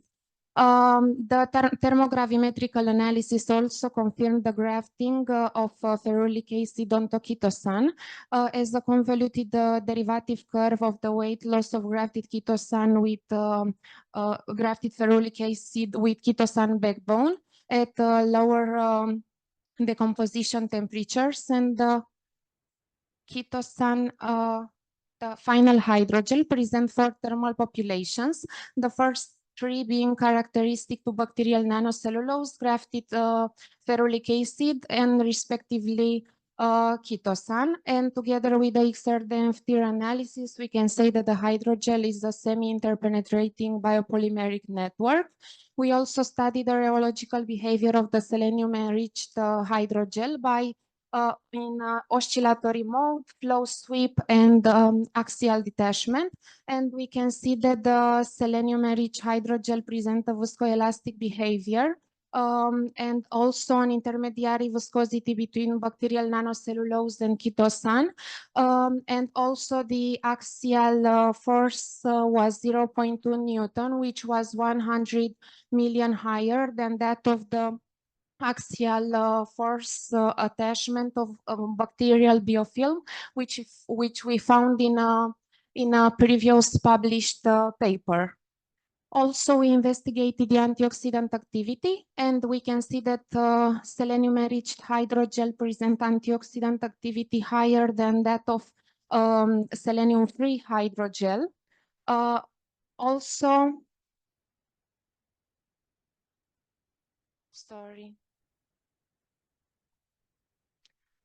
Also, by investigation of cytocompatibility, the selenium-free hydrogel was cytocompatible for all the tested concentrations. And by adding selenium nanoparticles, we can see that there is a significant increase in the number of metabolically active viable cells, with a maximum potential being reached at 25 and 50 micrograms per milliliter. In a comparison with untreated cells. And these results obtained by cell counting kit 8 can be correlated with the fluorescence microscopy images obtained after performing the live dead assay, which can differentiate between live cells, which are represented by green fluorescence, and dead cells, which are represented by red fluorescence. Also, because the highest dose of hydrogel that presented also the highest cell viability was 50 micrograms per milliliter. We chose this dose for further analysis like cell morphology investigation, antioxidant activity, anti-inflammatory activity, and antimicrobial activity. So we can see that there are no changes in cell morphology between the biopolymeric matrix and selenium-enriched hydrogel. In comparison with untreated cells, the cytoskeleton, which is represented by green fluorescence, is well organized in a fibrillar structure, and the gingival fibroblasts maintain their characteristic phenotype. Also, by treating the gingival fibroblast with the reactive oxygen species inducing agent, it was a significant increase in the amount of reactive oxygen species. By the treatment with the biopolymeric matrix, 24 hours post-treatment, it is a 2-fold decrease in the amount of reactive oxygen species and a 4-fold decrease in comparison with the positive control following the treatment with selenium-enriched hydrogel. Also, the quantitative results can be correlated with the fluorescence microscopy images acquired after labeling the total intracellular reactive oxygen species with dichloro-dehydrofluorescein diacetate. We also investigated the anti-inflammatory activity of selenium-enriched hydrogel. In terms of cell viability, it is an increase in the number of metabolically active viable cells following the treatment with selenium nanoparticles, and in the presence of lipopolysaccharides from Porphyromonas gingivalis, and also a significant decrease in the presence of the biopolymeric matrix and lipopolysaccharides from Escherichia coli. Also, we determine the concentration of pro-inflammatory mediators released in the culture media 24 hours post-treatment. And it is a significant increase in the concentration of interleukin 6, both in the presence of lipopolysaccharides from Porphyromonas gingivalis and lipopolysaccharides from E. coli. Also, following the treatment with selenium nanoparticles, the biopolymeric matrix and selenium-enriched hydrogel is a significant decrease in the concentration of interleukin-6. Also, it is a 2-point increase in the tumor necrosis factor alpha in comparison with untreated cells. In the case of lipopolysaccharides from Porphyromonas gingivalis, only selenium nanoparticle led to a significant decrease in tumor necrosis factor alpha. Also, a significant decrease, which is not significant in comparison with untreated cells, is following the treatment with selenium-enriched hydrogel and lipopolysaccharides from E. coli. We also investigated nitric oxide production through the determination of the nitrate content released in the culture media, and only in the presence of lipopolysaccharides from E. coli we can see that there is a significant increase in the nitric oxide production in comparison with untreated cells, and a significant decrease following the treatment with selenium-enriched hydrogel. We also investigated the antimicrobial activity. We can see that it is efficient against several strains, the diameter of the inhibition zone being presented in the table. So we also investigated the microbial growth inhibition at several microbial cell concentrations. And we can see that in the case of Bacillus cereus, the most microbial growth inhibition was in the case of selenium-enriched hydrogel, up to 20% at the lowest microbial cell concentration. In the case of Staphylococcus aureus, all the treatments were efficient, and up to 70% at the lowest microbial cell concentration. In the case of Pseudomonas aeruginosa, we have also a microbial growth inhibition of 5% only by the treatment with selenium-enriched hydrogel, and up to 30% at the lowest microbial cell concentration. And the same pattern you can see in the case of Candida albicans, but up to 70% at the lowest microbial cell concentration. And we also investigated the prebiotic activity. In the case of Limosilactobacillus reuteri, we can see that there is a significant increase in comparison with a positive control, up to 120% in the case of selenium-enriched hydrogel, and 160% in the presence of the biopolymeric matrix. And also we have a significant increase in the case of Ligilactobacillus salivarius, up to 180% in the case of selenium-enriched hydrogel. So in conclusion, a hydrogel nanoformulation enriched with selenium nanoparticles was developed, and chitosan grafted with ferulic acid, and this nanoformulation may be an effective candidate for the prevention and treatment of gum disease due to its high degree of cytocompatibility, antioxidant, prebiotic, antimicrobial, and anti-inflammatory activities. And this study was recently published in a scientific paper, which last week was chosen to illustrate the homepage of the Journal of Functional Biomaterials. And thank you to all my colleagues who were involved in this study, and thank you all for your attention. Thank you very much for the presentation, very comprehensive. If there are any questions from the room or from online.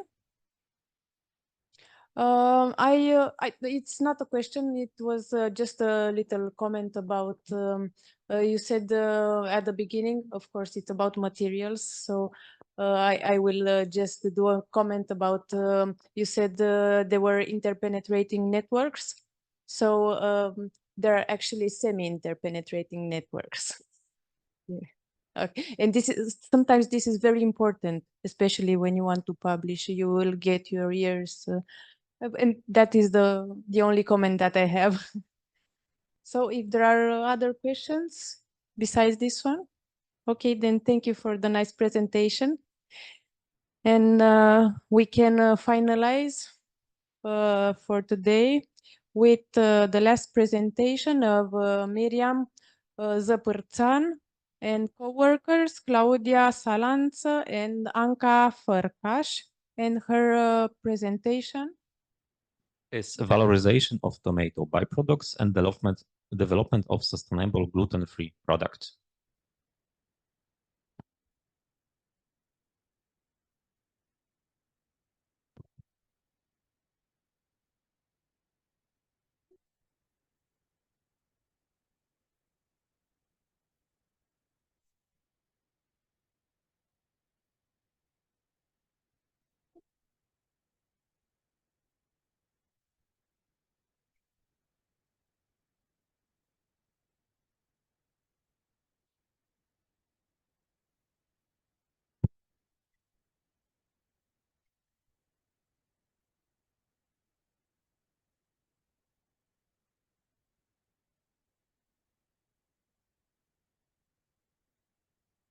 Okay, hello everyone. My name is Miriam, and today I'm going to present you the valorization of tomato byproducts and also the development of a new innovative gluten-free product.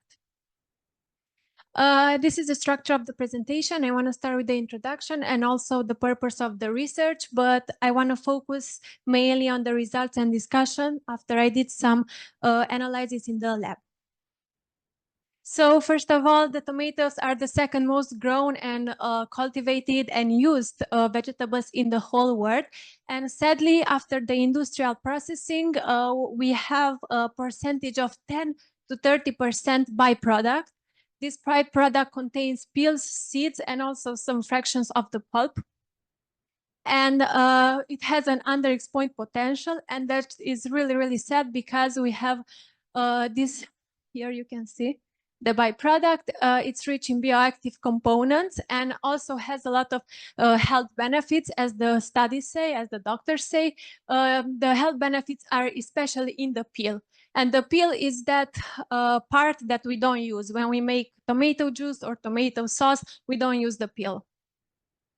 So by valorizing the byproducts in general, not the tomato, we contribute to a circular economy because, as I said, we have large quantities of byproduct that are generated from the industrially process. And this leads to quick degradation, which can have a negative impact of the environment. As I said, there are a lot of health benefits. I'm not going to go through them all. I think you know them. And you know that even doctors tell us to consume tomatoes regularly. And as I said, the most benefits are in the peel.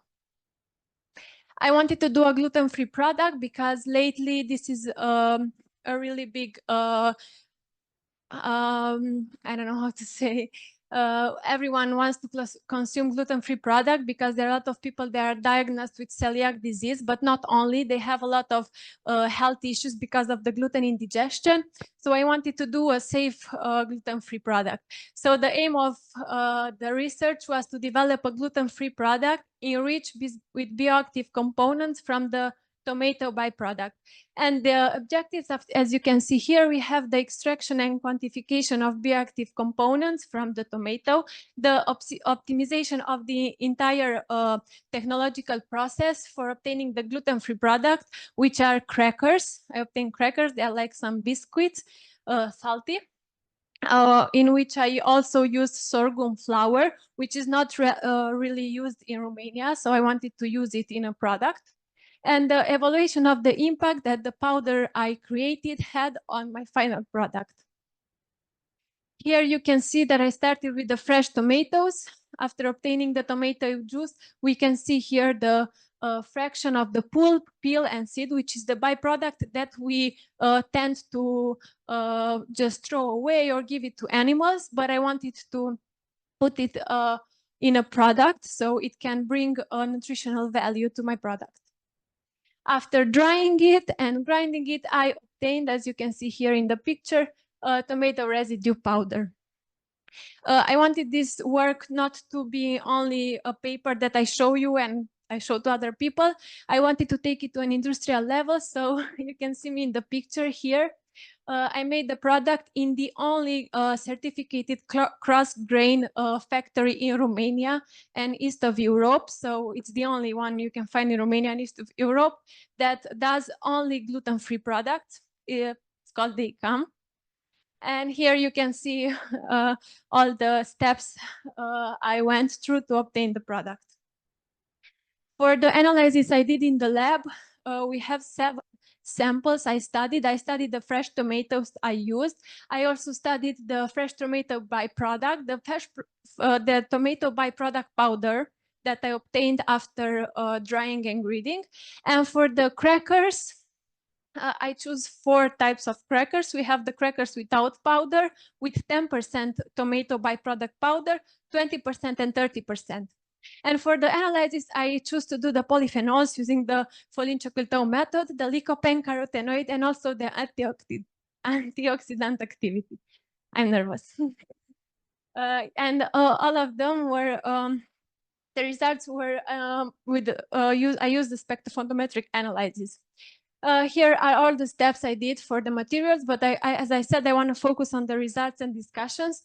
As you can see, for the polyphenols, we have the tomato with a score of 75.34, and this right here is the powder from the byproduct. So we have the peels, the seed, and the fraction of pulp. As I said, after drying and grinding, we can see a huge difference from the tomato to the powder I obtained. We have 463.60. Also, for the antioxidant activity, we also can see that tomato itself that I showed you in the picture has a value of 8.34, and the powder I obtained after the process has a value of 55.05. And for the carotenoids, as well as the lycopene, because the lycopene is the primary carotenoid in the tomatoes, as we know. We can see from the crackers, the 4 crackers I studied, we have the crackers without any powder, we have a value of almost 0. And the crackers with 30% powder, we have a value of almost 10. So it's a really big difference. And as we know, lycopene can help for, it has a nutrition value to the product, as you can see here, and for our health. I also did the protein and lipids with the Kedalt respective Soxhlet method. And as you can see, we have the protein, which is highly increasing, but the lipids is slowly decreasing due to the fact that the sorghum flour I used has a better lipid quantity than the powder of the tomato byproduct that I obtained. And as a comparison with Kartika and the collabs, they did a research on tomato peel and seeds in 2016. And as you can see, the proteins from their study from the tomato peel and the tomato seeds are higher than the flour they used, as in my study. The last method I did in the lab was the dry method with drying in the oven. And here in the table, you can see the results. I wanted the product to be tested by people, so I did the sensory analysis, and it was tested by 70 people, as you can see. And the most appreciated one was the one with 10% tomato powder. So as a conclusion, by valorizing the byproduct, we contribute to a circular economy. Also, the tomato processing residues are a sustainable source of antioxidants, carotenoids, and other natural pigments. And the product I created is not just for gluten-free people, from celiac disease people, but also for those who suffer from diabetes type 2. Because of the sorghum flour I used. And as I said, I wanted to create a product that has a clean label concept. In the future, I hope you can buy this product from the PRIOCHEM factory. I wanted to do that this summer, but I was too lazy. But hopefully I will not be lazy this year. Yeah, I want to sell this product because, as you saw from the results, it has a nutritional value, and maybe sometimes sadly, lately, a lot of kids are have celiac disease, and sometimes you want to give your kid a healthy snack that has a little bit of nutritional value. So I feel like these crackers are really healthy, and they even have a nutritional value that you can give your kids or even consume yourself. Thank you.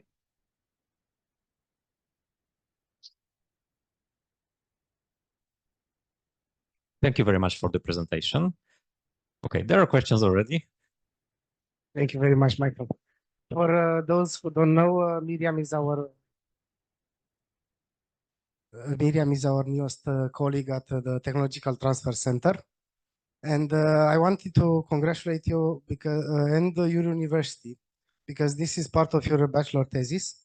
And I'm very happy to see that there are universities that led you, drive you, force you to do applied research, especially at the bachelor level. And regarding the sensorial analysis, I wasn't part of the group, of your group, but I did taste it and they're very good. Congratulations.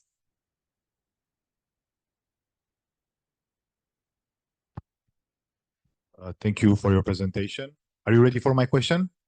Okay. Do you have a sample with you so we can taste? Because I actually want to taste. Okay. Tomorrow? Okay, that was it. Sorry. Congratulations on your work. It's actually very, very interesting, and it's incredible. It's really, let's say, I appreciate the fact that you have a final product, which is something that sometimes is difficult to achieve. Congratulations for all your approach. I know what I'm saying. I come from a corporate, and you work with a company, yes, and very good applied research. You answer to questions, so what, and show me the money, because you start from data. In God we trust, or others bring data. How many are? Congratulations. We discuss later also to do maybe other methods to help your research. Congratulations. Great work. The question about the samples was supposed to be also my question. So why they are not here? These days I'm like bad guys with a tricky question. Okay. What is the relationship between tomato and gluten-free? Can you hear me? Yeah. Yeah. Okay. So what's the relationship between? Yeah. It's not really a relationship. I chose the gluten-free. I'm going to show you the slide. Wait. I chose the tomato because, as I said, it's the second most used vegetable in the world. So if this is the second most used vegetable, then we have a large quantity of byproduct, of course. Yes. So we have tons. Yes, but not in Romania. What? Not in Romania, because in Romania, due to the climatic conditions, field-grown tomato are less and less cultivated. Yeah. Yeah, you will have a lot of byproduct in Turkey, in China, United States, in Italy. In Romania, no, because even the two, I could say, because when we work it with the two factory, we try the same approach. It's less and less product. But coming back, is sorghum, which is gluten-free. Yeah, it's gluten-free. What's with that? Yeah, sorghum is gluten-free. Yeah. Tomato is not related. Well, you can see there in the picture. I did it in the lab. It's a gluten-free kit from US. There in the picture, I did a research. I did the gluten-free test on the tomatoes because for the celiac disease people, you can't even consume contaminated food. Like if I Yeah, I know quite well. By the way, the celiac disease is first of all for the Central Europe, Hungary and Poland. Yeah. Which is the most, here is not so, here you would be surprised, honestly. Yeah, it's significant, but it's not significant like in Hungary and Poland. But why I don't want to discuss, because there are a lot of things related to this increased incidence of the celiac disease in the Central Europe, especially in Poland and Hungary. Okay, coming back, so the sorghum is another question. What about the technological assay?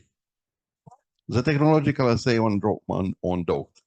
What is about the you have on any type, because you have the process. No, the dough. Aluatul. Yeah, what? What is the technological? You made the technological test related to the, because a gluten-free product should have the same. should have the same characteristic like a gluten. Yeah, of course, but I'm talking about crackers. Crackers, they have to be like really, I don't know. That's the name, crackers. They have to crack. Like I don't need them to be like a bread to Yes, okay, correct, form. correct. So correct. I didn't need anything from them to grow, and that's why I can do a really simple product, and I don't need the gluten for that because But you made the dough. What? You made the dough. Yeah, I did it. Okay. Yeah, and what? Okay, you made it, but you made it for what reason you made it? Yeah, is raising? No. Why should it raise if I do? Sure, not raise. For that reason. For that reason, I was amazed. What you would say is that you make a dough. Okay. I don't understand. Okay.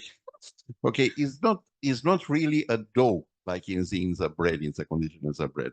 It's just a mixture of the sorghum flour, yeah, with water. You understand what I want to say? It's not a dough. Yeah, the but dough waits when it's raised, when it's you are generating a porous structure. Yeah, not in the cracker. Not okay. really. Yeah. The dictionary, it's not like that. Yeah, but I am discussing about the technological approach. Okay, thank you very much and congratulations for your work.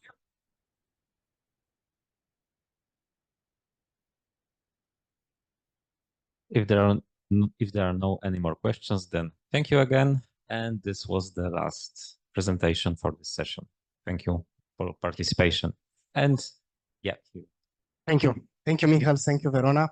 We will take a 5 minutes break, and after that, we'll return for the author training with our MDTI presenter in 5 minutes, so at 4:20.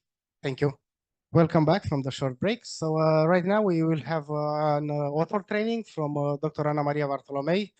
It's a journals relations specialist at MDTI. The title of the presentation, Mastering Academic Writing, Essential Tips for Efficient Publication. So Ana Maria, if you're online. Hello, thank you. Thank you for the presentation, for the introduction, and thank you for having me here. So if it's fine with everybody, I will start. Yes, it's your presentation, so it's okay. So good morning, everyone. Thank you, Luisa, for joining us today. We open the third day of our conference with an invited lecture. Professor Luisa Duraes is Associate Professor at the Department of Chemical Engineering of the University of Coimbra and full member of the Chemical Engineering and Environmental Resources for Sustainability. She concluded her PhD in Chemical Engineering in 2008, specializing in the energetic materials area, and after that focused on the synthesis of nanostructure materials like aerogels, core shell, and or porous nanoparticles and films by sol gel technology and other soft solutions approaches for multiple applications. She participated in the development of 26 funded projects in the area of nanotechnology, out of which 6 international projects, being principal investigator and or responsible by University of Coimbra contribution of for 11 of these projects, among which 5 international projects. Most of them aimed at the development of surface modified and reinforced silica nanostructured materials for insulation, environmental remediation, or biomedical purposes. She published over 120 peer-reviewed papers, book chapters, and approximately 150 papers or abstracts in conference proceedings. Today, she will present us, just a moment, sorry, because it's also rather early in Romania also. Yeah. So today, Professor Duraes will present us the work Aerogels Production from PET Wastes. Luisa, please. Thank you so much. I will share my screen. Good morning, everybody. So the next presentation will be also related to the University of Coimbra, because our colleague, Dr. Diculescu, get his PhD degree in biochemical technology at University of Coimbra. Dr. Diculescu is an example of bridging physics to biochemistry and to bioanalytical biochemistry. He graduated the Faculty of Physics. As I mentioned, he got his PhD in University of Coimbra. He was associated professor in University of Coimbra, and for more than a decade, he is working on National Institute for Material of Physics in developing different type of biosensor with wearable and with application on wearable sensors and point of care sensor. Dr. Diculescu, please. The next presentation will be done by Professor Tănase Dobre. A brief presentation of his activity and expertise. Professor Tănase Dobre graduated from the Bucharest Polytechnic Institute in 1974 with a specialization in inorganic process engineering and a doctorate in engineering in 1985. He held the position of assistant, supervisor, lecturer, and the chemical engineering department of the Bucharest Polytechnic, respectively a professor in 1996. Since 2000, he has been supervisor of a doctorate in the field of engineering science, specializing in chemical process engineering. Between 2001 and 2006, he cooperated with Montpellier, with the university and IEM in modeling and simulation of membrane processes. The fields of scientific interest in which he is active refer to mathematical modeling and simulation of chemical and biochemical processes, mass transfer in porous media, mathematical modeling of air, water and soil pollution, intensification of mass and heat transfer, new solutions in calculation, simulation, and the experimentation of modern separation processes. Many of the accumulations in the first engineering specialization in the field of designing and making printed circuits were materialized in patents and then concentrated in the book elements of chemical surface processing. A large part of the didactic experience, together with the special interest in the modeling and simulation of chemical and biochemical processes, can be found in the development of the book Chemical Engineering, Modeling, Simulation, and Similitude. So his scientific research are materialized in over 100 articles, 9 specialized books, 9 patents, and countless scientific communications. To this are added important research themes for engineering and the chemical industry, respectively for the analysis of chemical engineering processes specific to nuclear engineering, which have been or will be developed in the doctoral thesis, completed or in the process of completion. And at the end of this morning session, we have an oral presentation from yesterday. Due to a sad event, was not possible to be presented yesterday. I invite Marinela Victoria Dumitru to present the oral presentation, cryostructure, its potential agricultural fertilizers with controlled release property. Please. Thank you very much for the introduction. Hello, everyone. My name is Marinela Victoria Dumitru, and today I will present a part of our work entitled Cryostructure as Potential Agricultural Fertilizer with Controlled Release Properties. So my presentation will contain a short introduction, the materials and methods, the sample characterization, some conclusion, and some future perspectives. In the introduction, I would like to mention that organic fertilizers are very important due to the low-cost production, the enrich of the soil and with nutrients, and also because the environment is not affected by this type of fertilizers. So the soil quality is actually improved using these types of materials. For the materials and methods, I used a natural polymer, chitosan, which is found in large quantities in the biomedical, it's in large quantities, and also it's used in the biomedical field. As a solvent, it was used a mixture of acetic acid and water, and as a foaming agent was used ammonium bicarbonate. A suspension of digestate was obtained by our colleague from team 2 because it was needed to have some materials with a higher content of phosphorus and potassium for their controlled release in agriculture application. I used 4 types of digestate, noted P2, P4, P6, and P8. These are the materials that I was trying to obtain. Firstly, it's the study in the beginning. So for the synthesis of the composite cryostructures, firstly, the chitosan was dissoluted in the mixture of acetic acid and water. After that, the foaming agent was added, and the sample were freezed and lyophilized.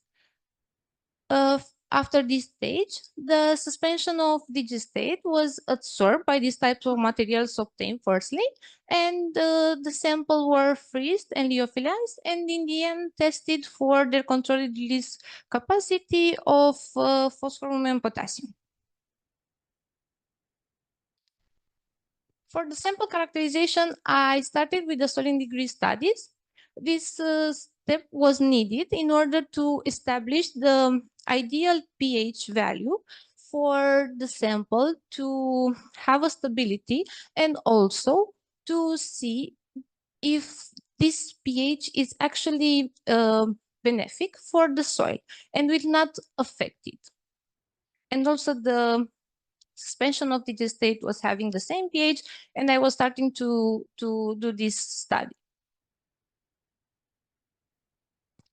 From the FTIR spectra in this slide, it may be observed in table 1 and also in figure 2 that the spectra confirm the characteristic bands for chitosan structure, and also the absorption of digestate was observed by the appearance of the characteristic bands for phosphorus and potassium. From the same images, it may be seen that these cryostructure were actually changed due to the absorption of digestate, and their morphology was modified.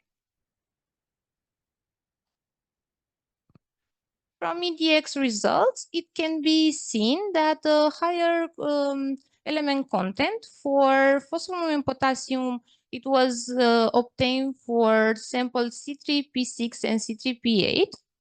For these reasons, these are the 2 samples that were chosen for the controlled release study.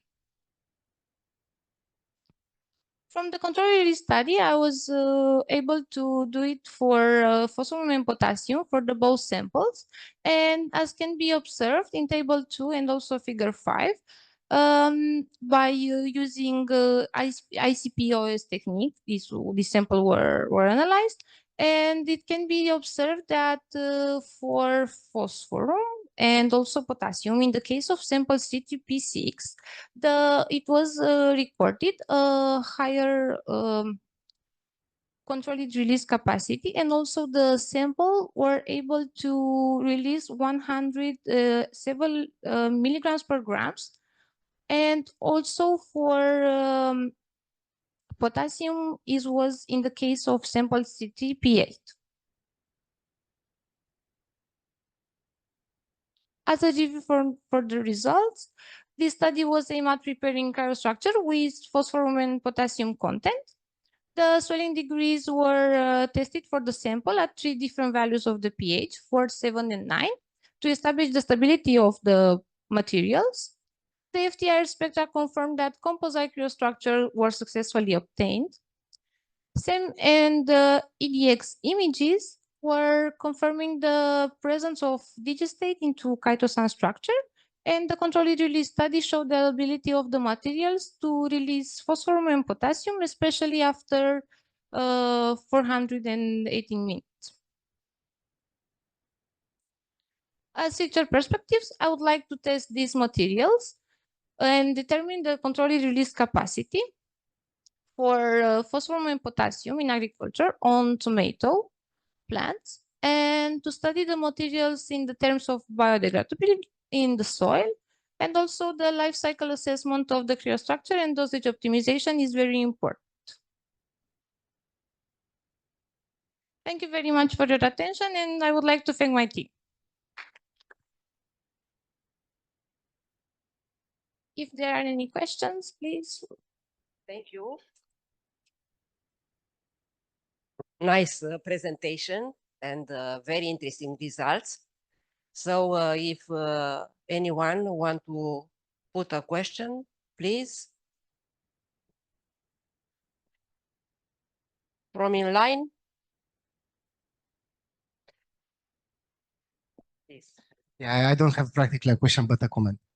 You put on the acknowledgement the project for financing the excellence in R&D. And I'm very glad that you and the group of co-authors, you understood the importance of working together with other groups through the internal grants. And congratulations on fulfilling our goal on this subject. Thank you very much. So thank you again. Thank you. Now we can end this session, and I invite you to the ground hall for poster presentations. Yes, so we will begin the last part of our presentation, which is an invited lecture, and this lecture will be presented by Professor Boyko Tsyntsarski. Boyko Tsyntsarski is professor in the Institute of Organic Chemistry with Center of Phytochemistry in Bulgarian Academy of Science. He is supervisor of the Department Chemistry of Solid Fuels. From November 2022, he became professor in the Institute of Organic Chemistry of Bulgarian Academy of Science. From November 2030, he was associated professor in the same institute. His PhD was obtained in 26, and from 1996 he finished, graduated to Sofia University Faculty of Chemistry. Main research area: synthesis from polymer, biomass, coal products, characterization, application of carbon materials and carbon composites, water and air purification from organic and inorganic pollutants.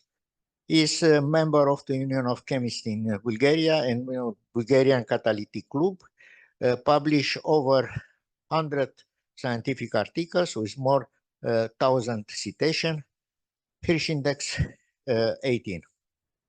He has international collaboration with Romanian Academy of Science, with Polish Academy of Science, with Consejo Superior de Investigaciones Científicas in Spain, and he published many articles in the field of carbon chemistry. Please. Dear colleagues, dear guests, dear participants to our anniversary edition of PRIOCHEM 20.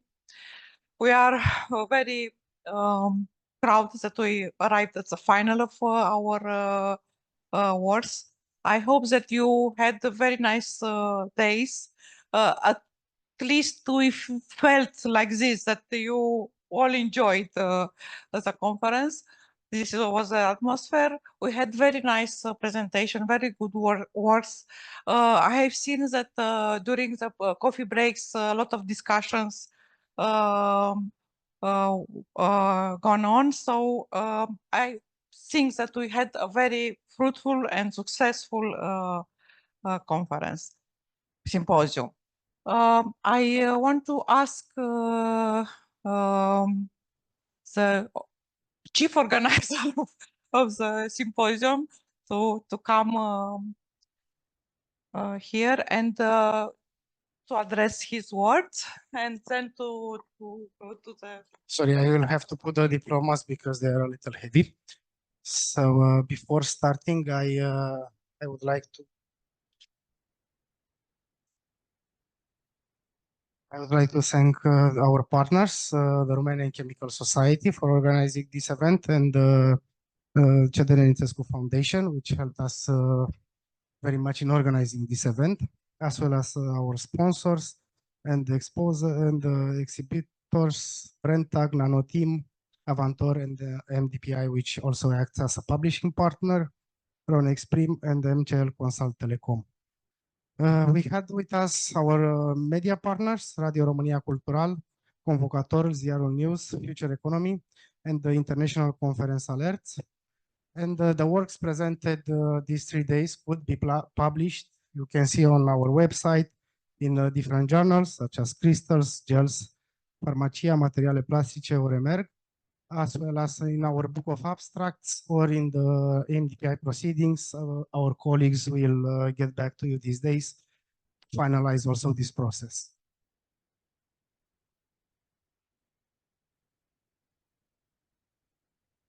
I know everyone was waiting for me, so I will I will take my time. Before going to the words, I would also like to thank my colleagues that helped me that helped us not only these days but also in preparing our conference. Anda Baroi, Marinela Dumitru, Cristina Firincă, Toma Fistos, Roxana Matei, Andreea Miron, Ioana Hosu, Alexandru Vlaicu, Grigore Pșeanovski, Mihail Frâncu, Irina Fierescu, Irina Chican, Irina Ana, Carmen Dudu, Cristina Eneșcuță.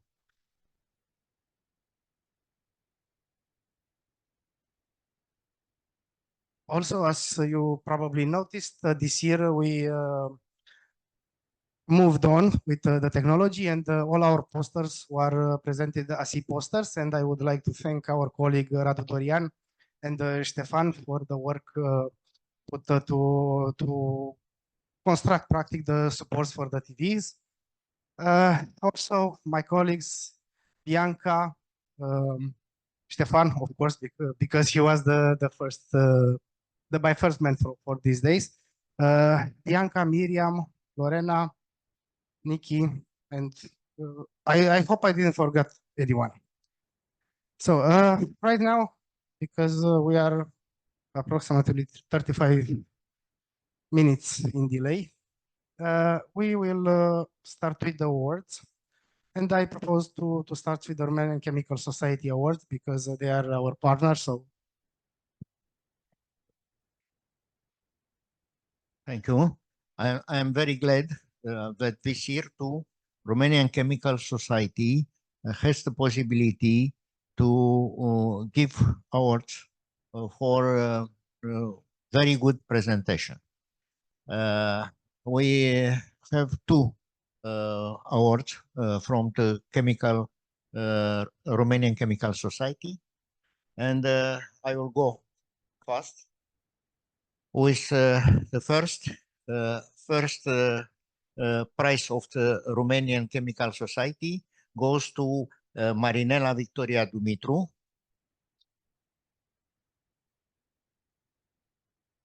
For the work cryostructure as potential agricultural fertilizers with controlled release properties. They are our authors, but she is the present, the main author. Congratulations. Thank you.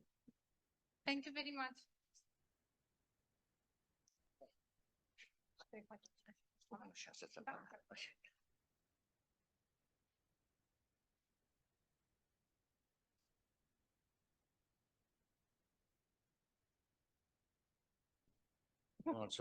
And now the second prize from Romanian Chemical Society goes to Larisa Maria Petrila from the Petupon Institute in Iași for the work Green Hybrid Nanostructure for Efficient Degradation of Water Pollutants. Thank you very much.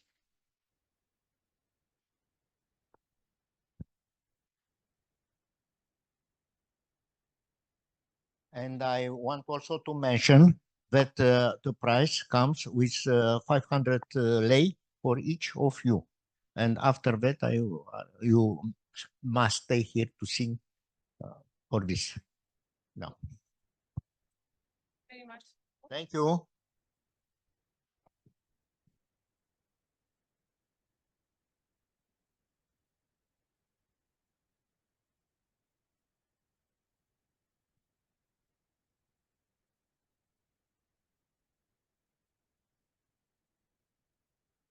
We have some publishing partners.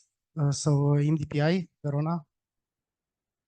MDPI offers based on our sponsorship agreement, let's say, but we actually are more of a partnership agreement. 300 Swiss francs, hope they're all like that, award for one of the papers presented here today. So this award goes to Naomi Tritan.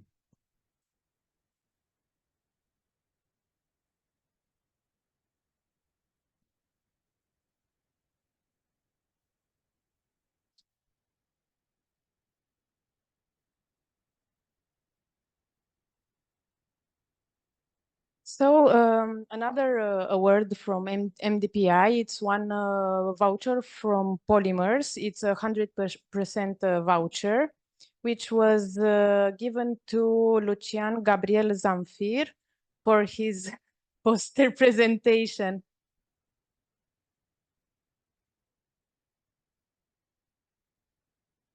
Thank you very much.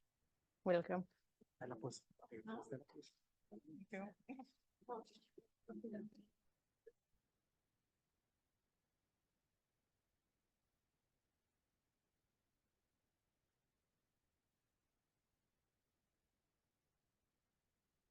We have special mention.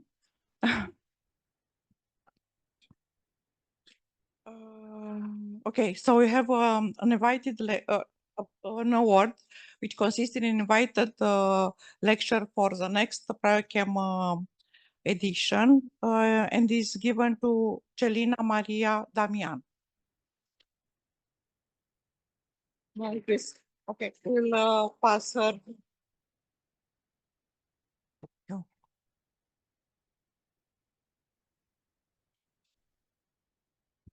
Okay, we have like in other editions, we have two awards for the participants from abroad. One is for goes to Marius Popa. Is a special award. I don't know if Marius is online. And so this prize consists in a voucher for participation to the next edition of PRIOCHEM next year. Congratulations. And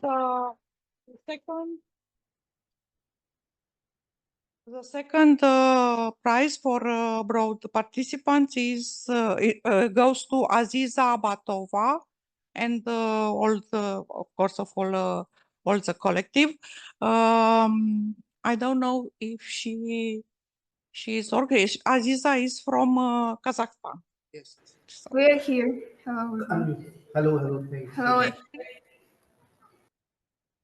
Say hello and you can say hello. Hello. We're here. So you are invited next year to have a presentation and the free voucher for next year. Thank you. Congratulations for your all your work.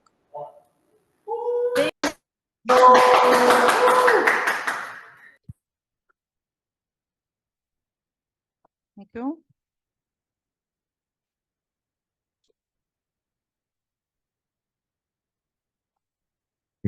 Yesterday we had a very nice presentation, and especially our foreign participants, invited lecturers, appreciated very much. We have a special mention for today's for this year's edition that goes to Miriam Zăpărțean.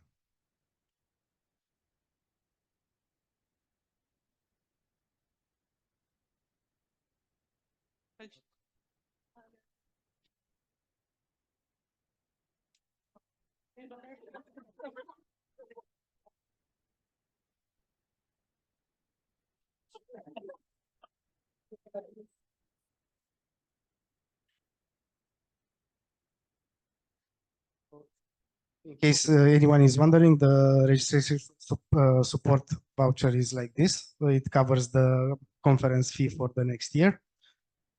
Now,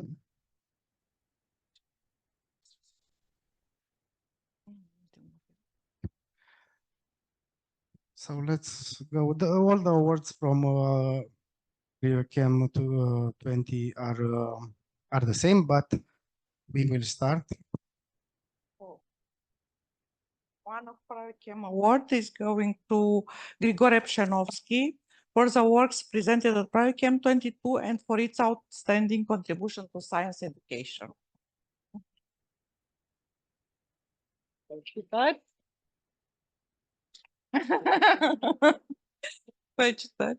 Congratulations.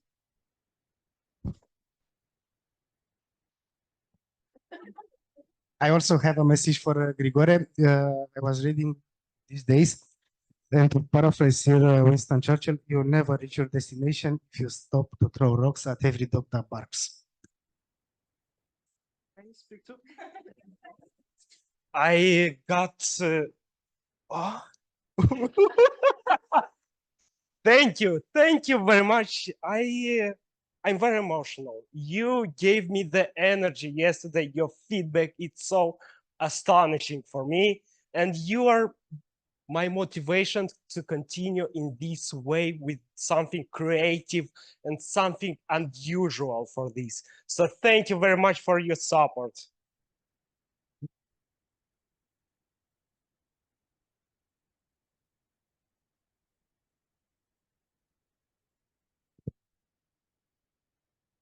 The next PRIOCHEM.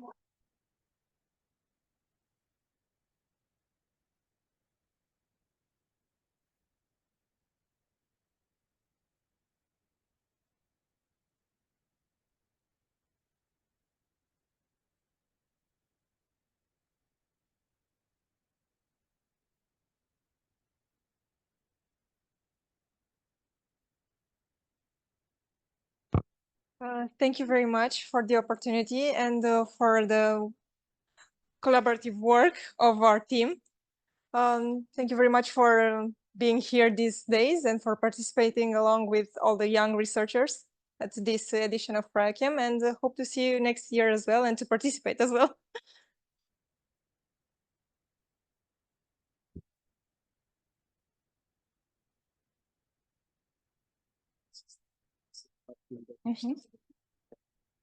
The next PRIOCHEM award is going to Toma Fistos.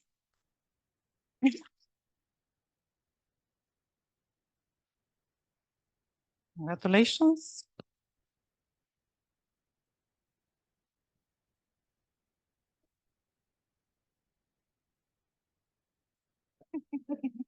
Thank you. I can't match Grigore's energy and enthusiasm because I'm me. So thank you to all my colleagues and for the support of the Institute. Thank you very much.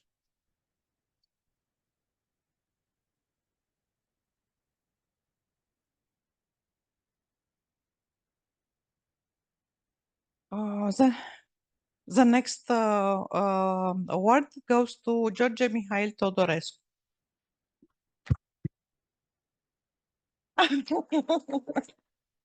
I'm sorry, Georgie, here with us.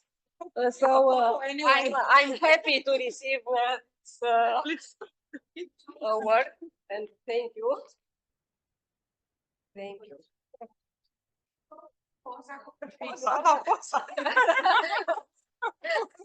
It's okay.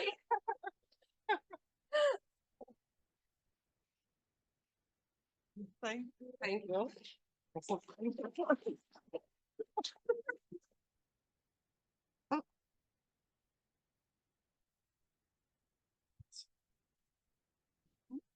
The last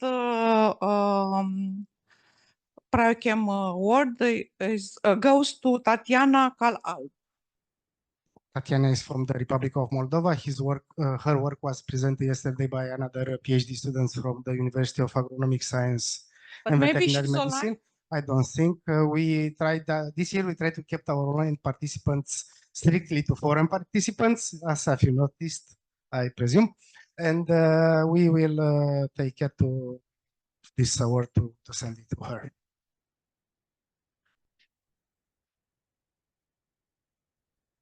So before finalizing our award ceremony, at NextChem this year, we started what I do hope that will be a long tradition of awards in the memory of our colleague that disappeared this year, the Raluca Ianchiș Award. It's for research with biomedical applications, and the PRIOCHEM 20 Raluca Ianchiș Award goes to Luisa Elena Dinu-Pîrvu for the work biomimetic PEGBA-based nanogels for the recognition and binding of spike S1 protein from SARS-CoV populations.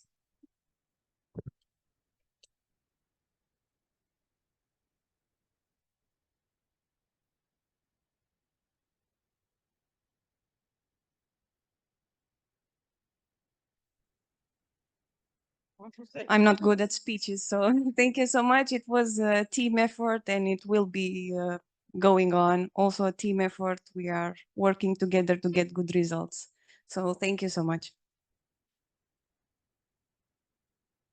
So now, of course, I want to close with my many thanks addressed to Radu Porumb for his effort to organize all this symposium, and I hope that everyone felt very well here, and really is is an emotional moment. It's difficult to close, but we have to close the words of this symposium. We wait for you to NextChem next year in the spring. Probably we'll announce when we will organize NextChem, which is dedicated especially for young researchers, and of course to PRIOCHEM 21, and to our celebration of 75 years of existence as continuous existence of PRIOCHEM. So you are very welcome to our next events. We wish you to travel safe to your home for the foreign invited participants, and to have a very nice weekend. So we declare close the works of our